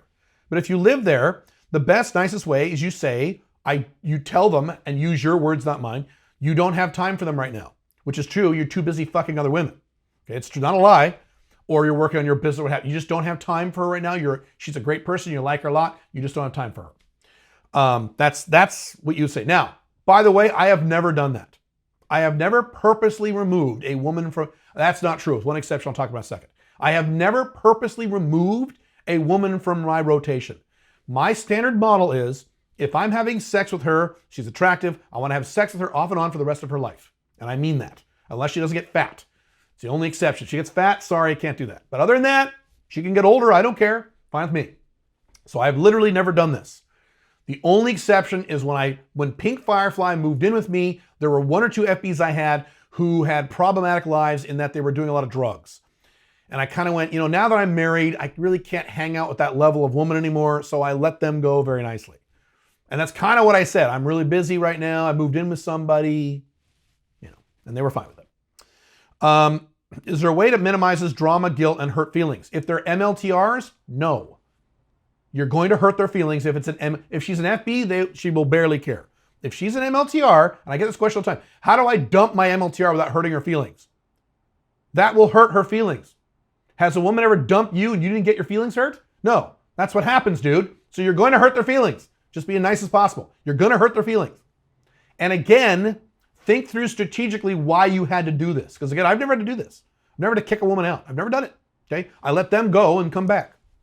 So just be super nice, super friendly. And I'm too busy. Be a nice guy about it. You want to leave the door open for when they come back, unless you don't want them to come back. Yeah, that's it. How can I meet like-minded alpha male 2.0 in my city? Suggestion, create a free Facebook page, perhaps. Already have one. We have the Alpha Male 2.0 free Facebook group. We have over 7,000 men. Go ahead and join it. Option number 2, if you want to spend a little money, $7 a month, we have the Alpha 2.0 Society. So it's a2society.com, I believe. It's on my website, calebjones.com, if you can't find it. And that's where we actually link you up with other Alpha Male 2.0s in your city, if they exist in your city in that program. So we have all these resources for you. I've got 4 young kids, but monogamy doesn't work for me. What do you mean, but? Monogamy doesn't work for any man. It doesn't matter if you have kids. I have kids. It doesn't work for me. That has nothing to do with it. Whether or not you have children has nothing to do with how your dick works or how your psychology works. Nothing to do with it. Do you have more details on how to go about handling this? Oh, you want to open your marriage. Note, you do give info in the Ultimate Open Marriage book, but I think there is room for more discussion here. What? Wrong. Have you actually read that book? Maybe you read the old version of that book. It sounds like you haven't. Dude, you're wrong. I don't think you've read that book. That book gives very specific instructions on 3 different techniques, methods on how to convert your marriage. What more discussion could there possibly be? Are you kidding? Your question makes no sense. Maybe you have the old version of that book, but even the old version has step-by-step instructions on how to do it that have been field tested with tons of other guys. So I don't know what you're smoking. I just don't know what to tell you. I would suggest you make sure, go to open-marriage.com and make sure you have the latest version of that book. You don't buy it and read it. Maybe you bought it and didn't read it. You just kind of thumbed through it or scanned through it. So you're wrong. That's why I noticed you didn't say, hey, could you specifically talk about this? You didn't in the rest of the book. You just kind of said, can you talk more about it? Well, that tells me you even didn't read it or you didn't understand what you're reading or something. I don't know. It's a very bizarre request. That is a very comprehensive, complete book on everything. Let's see. A question I have is about me losing a lot of girls on dates after I tell them I have kids. Interesting. So they find out I have 2 kids. Then I see they lose interest in me. They are not so excited anymore. I don't think you're right. I'll cover that in a second. So I'm looking for a technique to delay telling I have 2 kids. I think I will have more success if I tell them later. I also don't want to lie. It's a challenge because kids are a big part of my life. So I have less to talk about if I don't mention them. I just picked out your problem. Okay, so what you're saying is the opposite of what reality. So I actually tell guys and get to sex fast, if you have kids and you like them, tell women you have kids. That is actually a DHV. That is an attractor. Most women will be more attracted and or more comfortable with you if you tell them you have kids than if you don't. I have told bazillions of women on first dates I've had kids and I fuck them all. They like that and that they're important. But what I think you're doing is you're talking too much about it. You're going on and on and on and on and on and on about your kids and how great your fucking kids are and all the time you spend with your kids. And then she goes, Jesus Christ, this guy won't have time for me. So you mention you have kids and they're very important to you. You love them very much and that's it. And then you move on with other topics. You don't pull out and show her 14 pictures of your kids. No, that's something you do with your buddies or other women you know at work. Not a chick you want to have sex with. So you said, it's a challenge because kids are a big part of my life. So if I have less to talk about if I don't mention them, I am convinced you're talking too much. What is rule number 1 for first dates? She does 80% of the talking.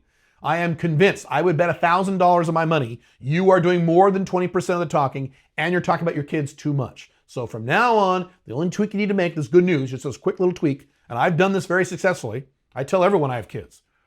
You tell women you have kids. I have 2 kids. They're very important to me. I love them very much. I spend time with them. Move on. Don't talk about them anymore and talk about other shit.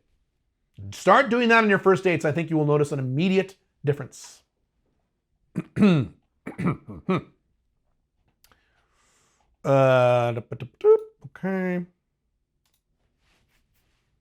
How are we doing on technology? We're good. Okay.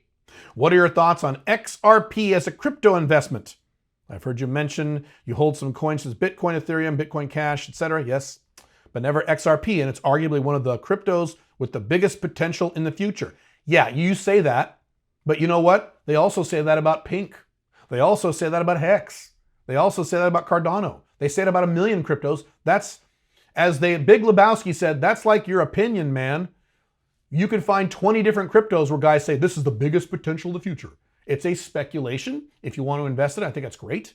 I have speculated in some altcoins, not XRP, but a bunch of others. And I may lose all my money and you may lose all your money too.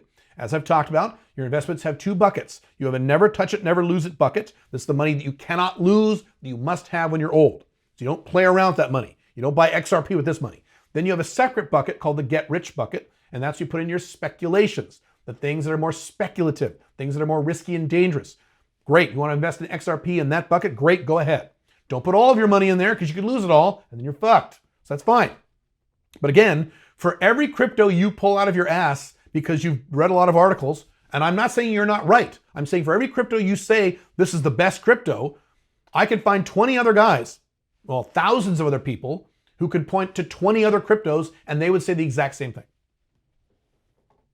I'm talking about altcoins now, not Ethereum, Bitcoin, etc. Bitcoin Cash, shit like that. If you had to start an Alpha 2.0 business from scratch with not that much cash to spend, I did that several times. I started this company right here that makes multi-six-figure income for 29 bucks. Yeah. What field, sector, industry would you pick and how would you structure building it up? What is my answer? Most of you watch this video or listen to this podcast already know my answer. Healthcare, healthcare, healthcare, healthcare. Healthcare, healthcare, healthcare. Ideally, any healthcare having to do with geriatrics, people getting old.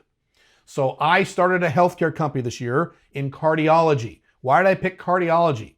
Number one, cardiologists are the highest income doctors there are, number one, other than maybe orthopedic surgeons. But that's sports medicine. That's a different niche I'm not aware of. And what's the number one cause of death in humans? Heart disease. Is that going to be a niche in demand? Yeah, I think so. Are more or less people going to get obese as America continues to collapse? More. Are more or less people going to die of heart attacks as the Western world continues to collapse? More. Have you seen angry Trump supporters screaming at angry woke people on Facebook? You think these people aren't going to have heart attacks eventually? Yeah, they are. So wonderful. I'm going to make money on the collapse as usual. So there you go. How would you structure building it up? Way too general a question. I answer that in all of my books and courses. You should get the Alpha Male 2.0 business course. If that's too much money for you, you should get the book Big Income on Little Work. It'll answer that question. The answer is healthcare. Healthcare. There are other really good industries and niches, but healthcare is the best. What are your plans for after 2024? Will the courses be for sale? There's a lot of questions on this. Yes, unlike other people I could name, which I won't, all of my courses, all of my books will always be for sale forever. I will never remove courses or take courses or books off my websites and saying, I don't want to sell these anymore because I found Jesus. So that'll never happen. I'm a consistent person and I'm rational. So yes, I will still sell after 2024 regardless of what I do. What are my plans for after 2024? If those of you don't know, that is the second phase of my mission when I go into my second phase of my adult life, really my third phase, where I will work, instead of working for money, which is what I do now, I will work to express myself in the marketplace and to work as a fun hobby and not as something to make money, because by then I won't need the money. And hopefully that'll happen before 2024. But I will still work. I will never retire. That's a very big topic, but that's the summarized answer. Moving on with him, are you looking at writing any new books? Unfortunately, not at the moment, because I make very little money writing books as compared to when I design courses.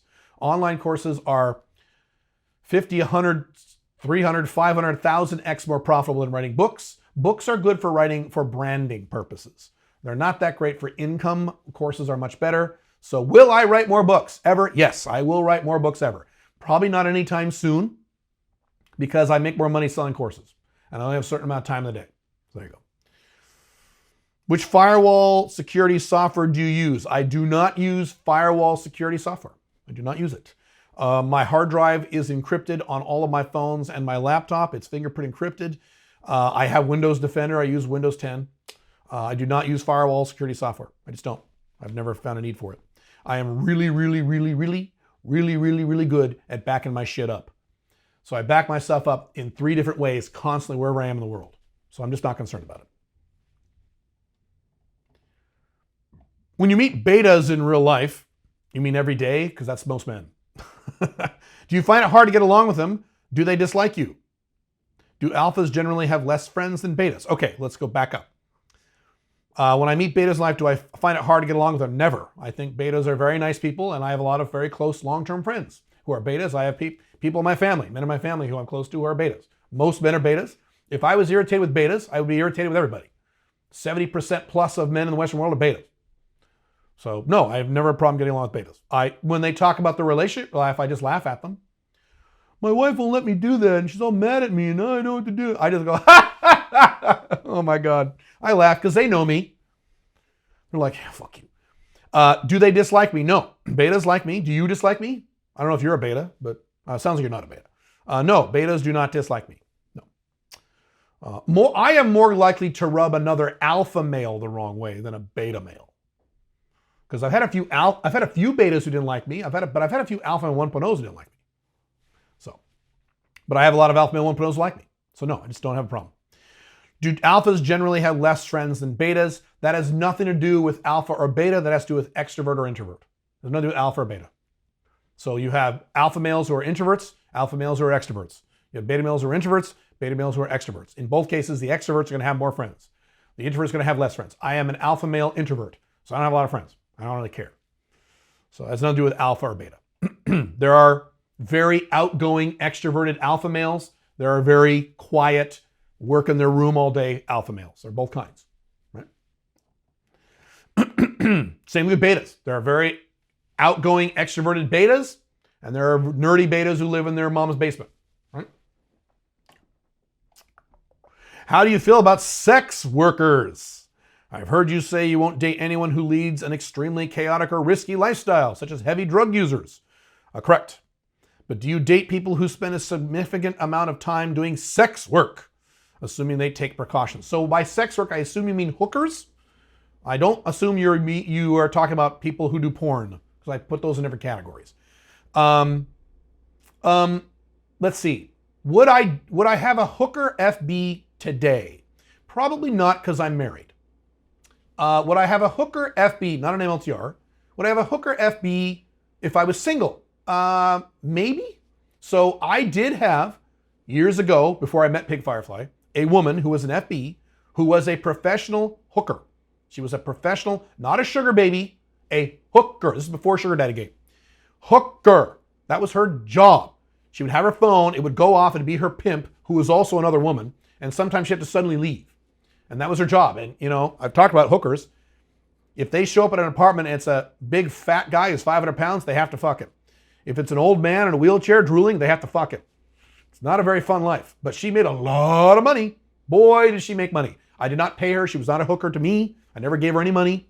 Matter of fact, I asked her one time, why do you have sex with me when you're a hooker and you have sex several times a day? She goes, I want to feel normal. I want to feel normal and have sex with a normal man who's not a weirdo. But that tells you how sad that life is. I have no idea where she ended up. I haven't seen her in years. So that's it. Now, porn is different.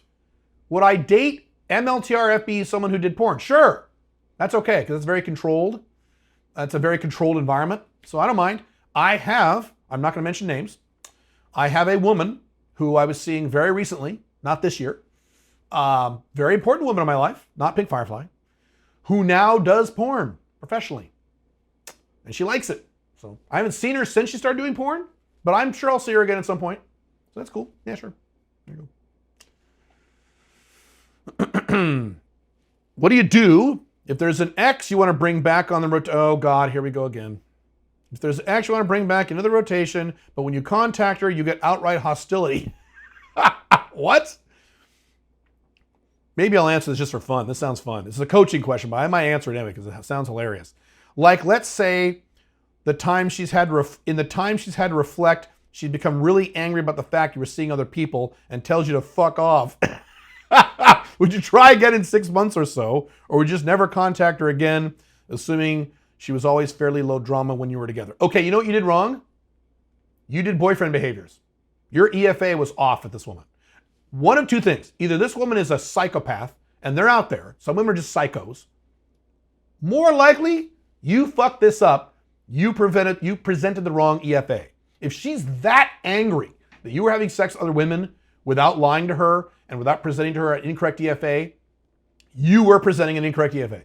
Because I have literally never had that problem, including with women who are in their 30s and 40s with super high ASD. I have never had a woman say, how dare you fuck other women when you're dating me? I've literally never had that problem with scores and scores and scores of women. So you fucked that up. No, I'd contact her again. Wait 2 years. Wait a year or two. Wait a long fucking time. You need a long time to cool off. Then I might try, sure. What happens if you find yourself in a situation in which you want to get into an OLTR with a woman and she happens to be ridiculously wealthy, far more than you will ever be? I think you're fantasizing. Let's see where this goes. Do you still insist on a prenuptial, etc.? Wouldn't this potentially work against you if you ever split up? Yeah. I'm talking about someone with a ridiculous amounts of inherited wealth, like billions.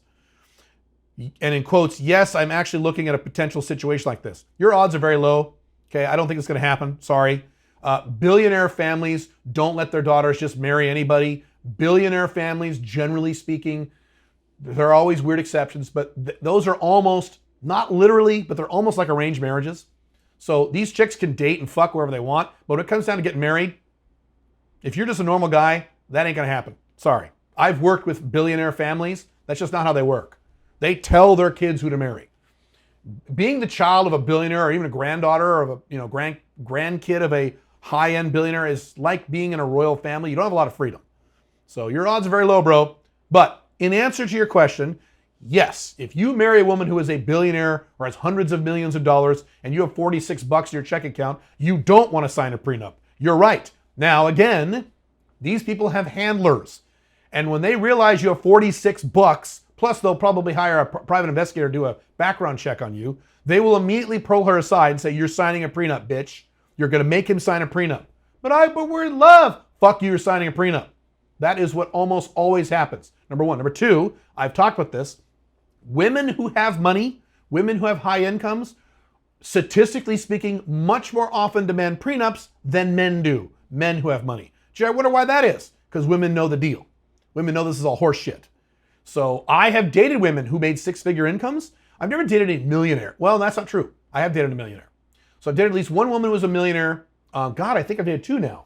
Two women who are millionaires. Two. And I've dated several women, FBs, MLTRs, who were six-figure income earners. And every one of these women say, by the way, eventually, just so you know, if we ever got serious or whatever, you're signing a prenup. And I'm thinking back of my head, bitch, you have no idea who I am, do you? So there you go. So no, they're very adamant about getting prenups. Yes, there are rare exceptions. Britney Spears was a rare exception. And I promise you, when Britney Spears married that moron 20 years ago or whatever, her attorneys, they're probably at 14 of them, say, Miss Spears, you have to have him sign this. She said, fuck you, we're in love. And then what happened to her? So, yeah, there you go. Water time.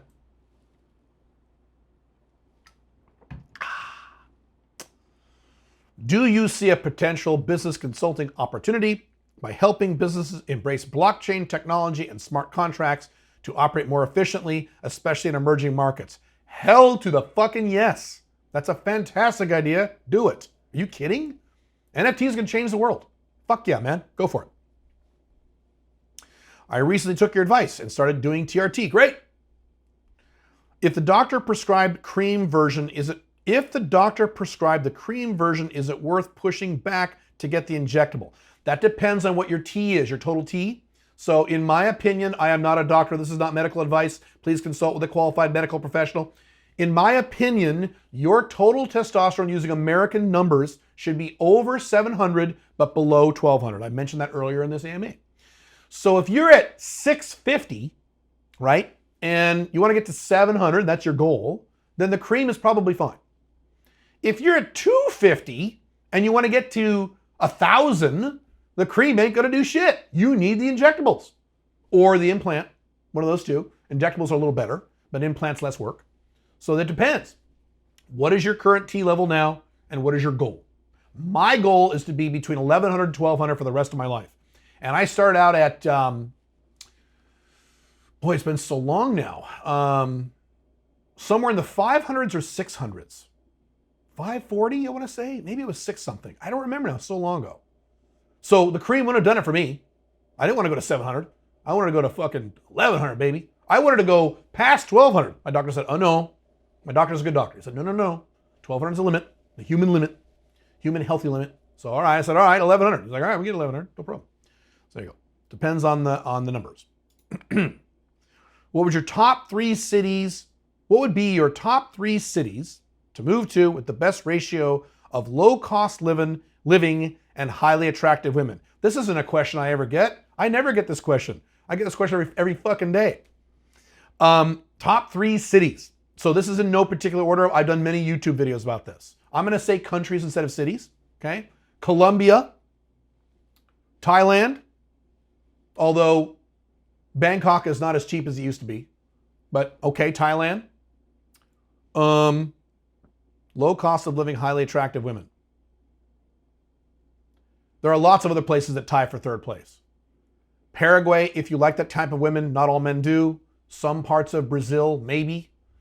Various places, Vietnam, Cambodia, certainly the Philippines. If you like those kinds of women, I don't.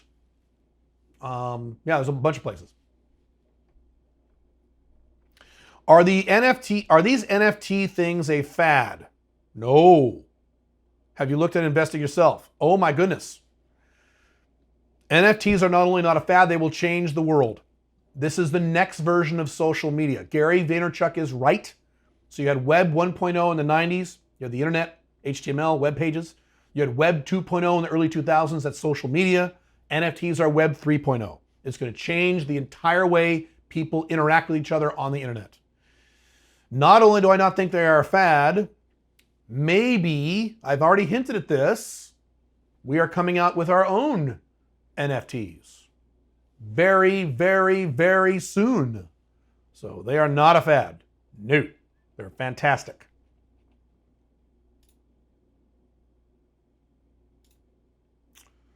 We're getting to the end. Oh, maybe we're not getting to the end. Hang on, let me check something really quick here. Hang on. Okay. Hi, Caleb. Hi. Started my non-monogamy journey and found a woman for my first MLTR. Cool. She's on board with us being able to sleep with other people. I hope you did the talking, or it sounds like you did the talk too soon. But okay. Turns out she's actually been taking full advantage of this freedom. I love when that happens to guys. Oh, shit. 2 questions. 1, do you view a partner with low ASD as a red flag in general? No, the opposite. I view low ASD as a huge benefit and an attractor for me. One of the many reasons I married Pink Firefly and we got along so well on that first, second date is because even though she was over the age of 33, she was 33 exactly when I met her, her ASD was very low. So no, I love low ASD women. I hate high ASD women. So it's the exact opposite for me. I want low ASD women in my life. I can't stand high ASD women. They make me want to jump off a goddamn cliff. Any advice getting used to an MLTR who fully enjoys this freedom, especially when I know one guy is very well endowed? My juvenile insecurity, that's what we're dealing with. Your juvenile, irrational insecurity. This is all having to do with you, not her. My juvenile insecurity kind of kicks in on the size thing, and I'm concerned she's having to look elsewhere. I'm 41 and she's 32, if that makes any difference. It doesn't make any difference. I dated, as I mentioned earlier, and a lot of you longtime guys know, I had a girlfriend, an Asian girlfriend for 5.5 years. I call her HBM, this is before Pink Firefly, and she had a regular habit of fucking black guys. Black guys. Black guys, okay? Do you think I gave a rat fuck whatsoever? Nope, don't care. These guys had cocks that were monster cocks, way bigger than mine. I've told the joke about when she first started having sex with me, I was the second man she'd ever had sex with. and the only other guy she had sex with was a Filipino guy, okay? So she had sex with me and she's like, oh my God, your dick is so big. Your cock is so huge. Years later, or whatever, months later, year or two later, she started fucking black guys, fucked a bunch of black guys, then fucked me, and she's riding my cock one day and she's like, oh, your dick is so small. And we both laughed. It's fine. You should not give a rat fuck about any of this. I certainly haven't ever in my life, and I never will. I don't care. Okay? Men are not competition to the alpha male 2.0. I've written articles about this. There is no man who is real competition for me. At least I haven't met him yet. I have met men who were younger than me and better looking than me, but they had no money and they were betas. I've met men who were ripped muscles, six-pack abs, but the majority of those guys were fucking pussies, fucking betas, and they had no money. I have certainly met men who make a lot more money than me. I've certainly seen that, but they're horrible betas. Are you kidding? I've met men who are alpha males with strong game, super strong game, good-looking guys banging chicks, but they're alpha male 1.0s, and their relationships are a clusterfuck, and women, they drive women away because these guys try to run their lives so soon. Are any of those men competition for me? No. That's it to view this. Okay? So I don't care how big your dick is. I don't give a fuck about that. And if she prefers his big dick and she leaves you, great, you find another one, which doesn't happen. This woman I just described came back to me after we broke up, cheated on me with her boyfriend, even though she fucked a bunch of guys with bigger dicks than me. Doesn't matter. That's not the only factor. That's one of many factors. You shouldn't have to worry about this. Outcome independence. Stop giving a fuck. And again, you said this is your first MLTR. It's part of your problem. Get to, I didn't mention the biggest thing. Are you fucking other women? Motherfucker, I have a feeling you're not. I have a feeling you're only fucking her. Aren't you? So she's out fucking other dudes and you're not fucking other women. Start fucking other girls and make sure they're hot. As hot or hotter than her. Get another MLTR. Get some FBs in there. That's probably your problem. I didn't even think of that. Fuck.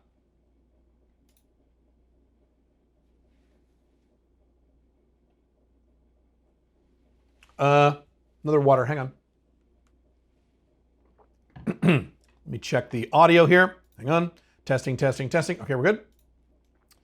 What would you do if you live in a country that is removing most, if not all, means of entering indoor settings if you have not taken the cerveza sickness jab? I'm going to pause right there. I'm going to bet you $1,000 what you think is going to happen is actually not going to happen when you think it's going to happen.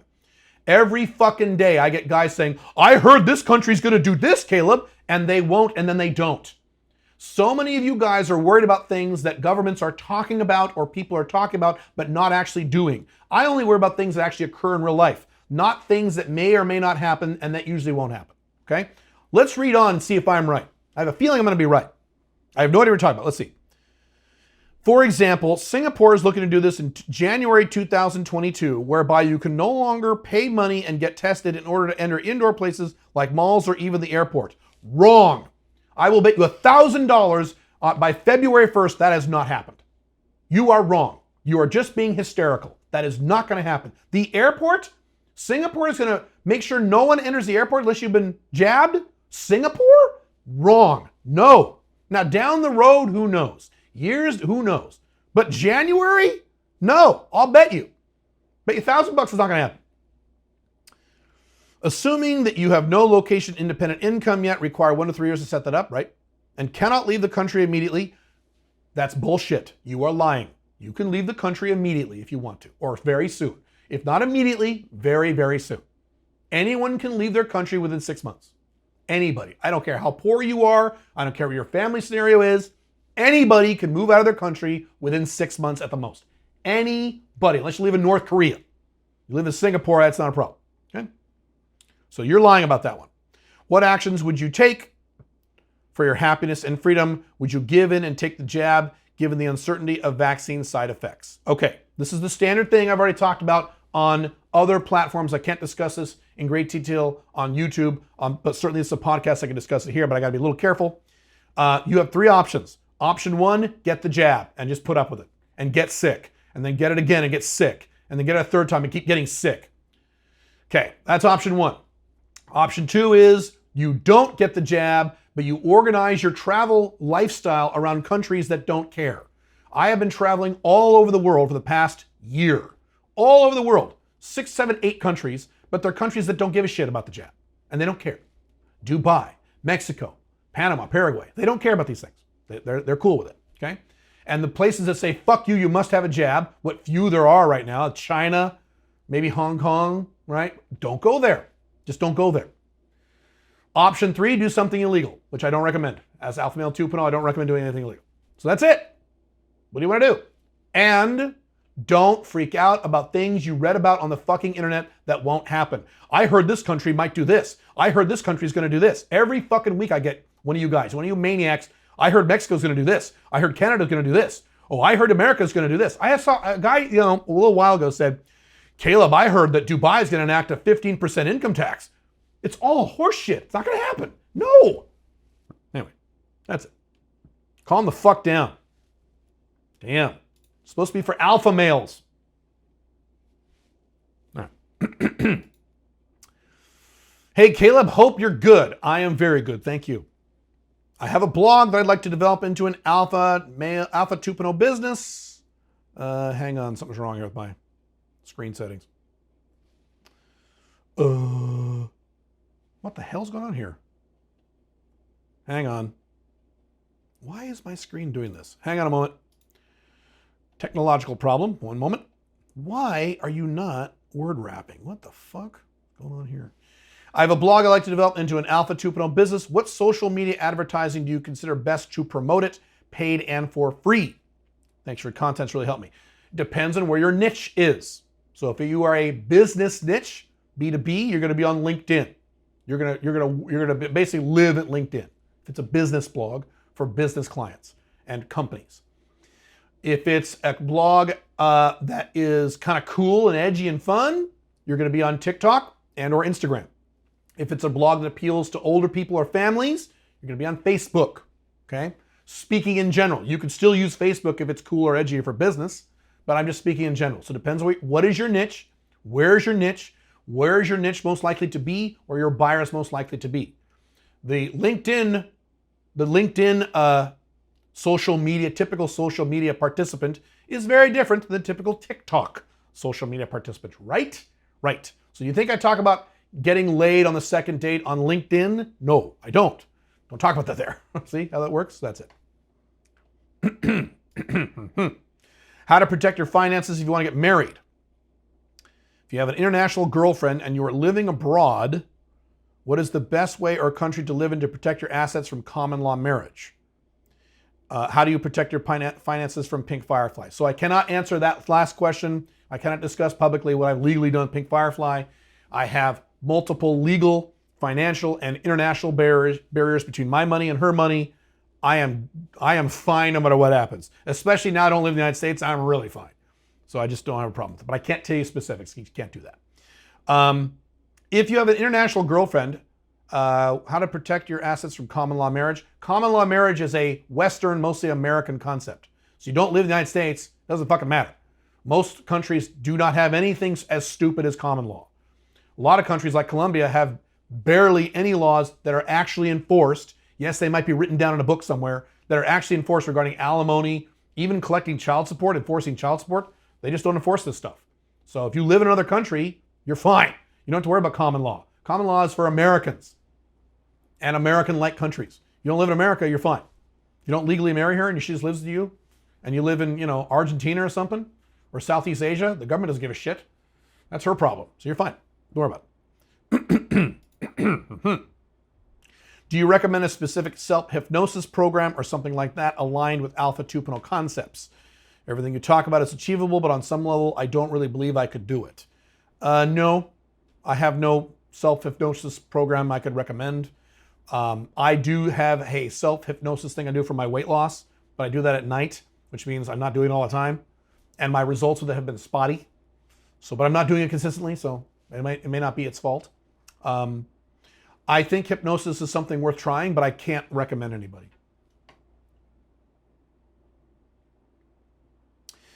If your mission involves building an awesome house for yourself and living it mostly full-time for a very long time, is that mission AM20 compatible?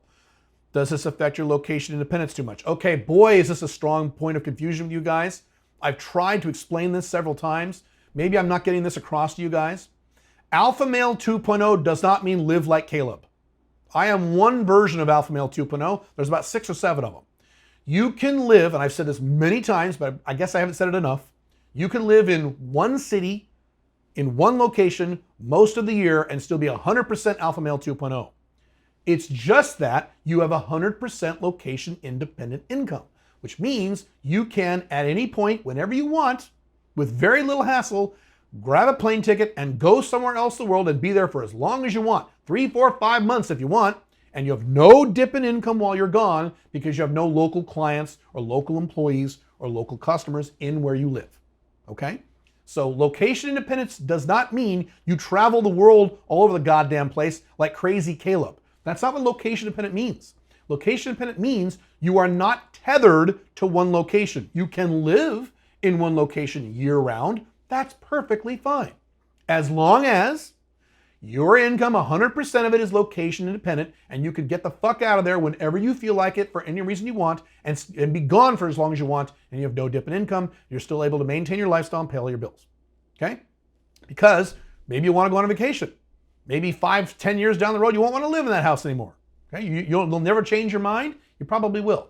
So the answer is yes, that is 100% Alpha Male 2.0 compatible as long as you have 100% location independent income that has nothing to do with the city in which you live, okay?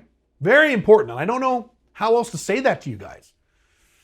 It's a challenge. A lot of guys think I have to be like Caleb and have residencies all over the world and travel and have 5 different countries. And no, you can live in one country, one city, year round and be 100% Alpha Male 2.0. As long as, I've said it 3 times, you heard me say it, 100% location independent income. Then you're not. So if you live in one location 12 months out of the year and your location and your income is location dependent or 50% location dependent, you are not Alpha Male 2.0. That is not Alpha 2.0 compatible at all. That's where we're into problems. So it's not where you live, it's where your income is coming from.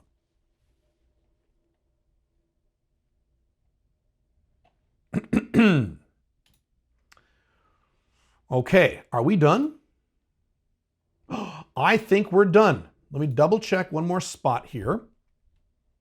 And I think we're actually done. How many hours was that? I don't know because all my video files are in different pieces.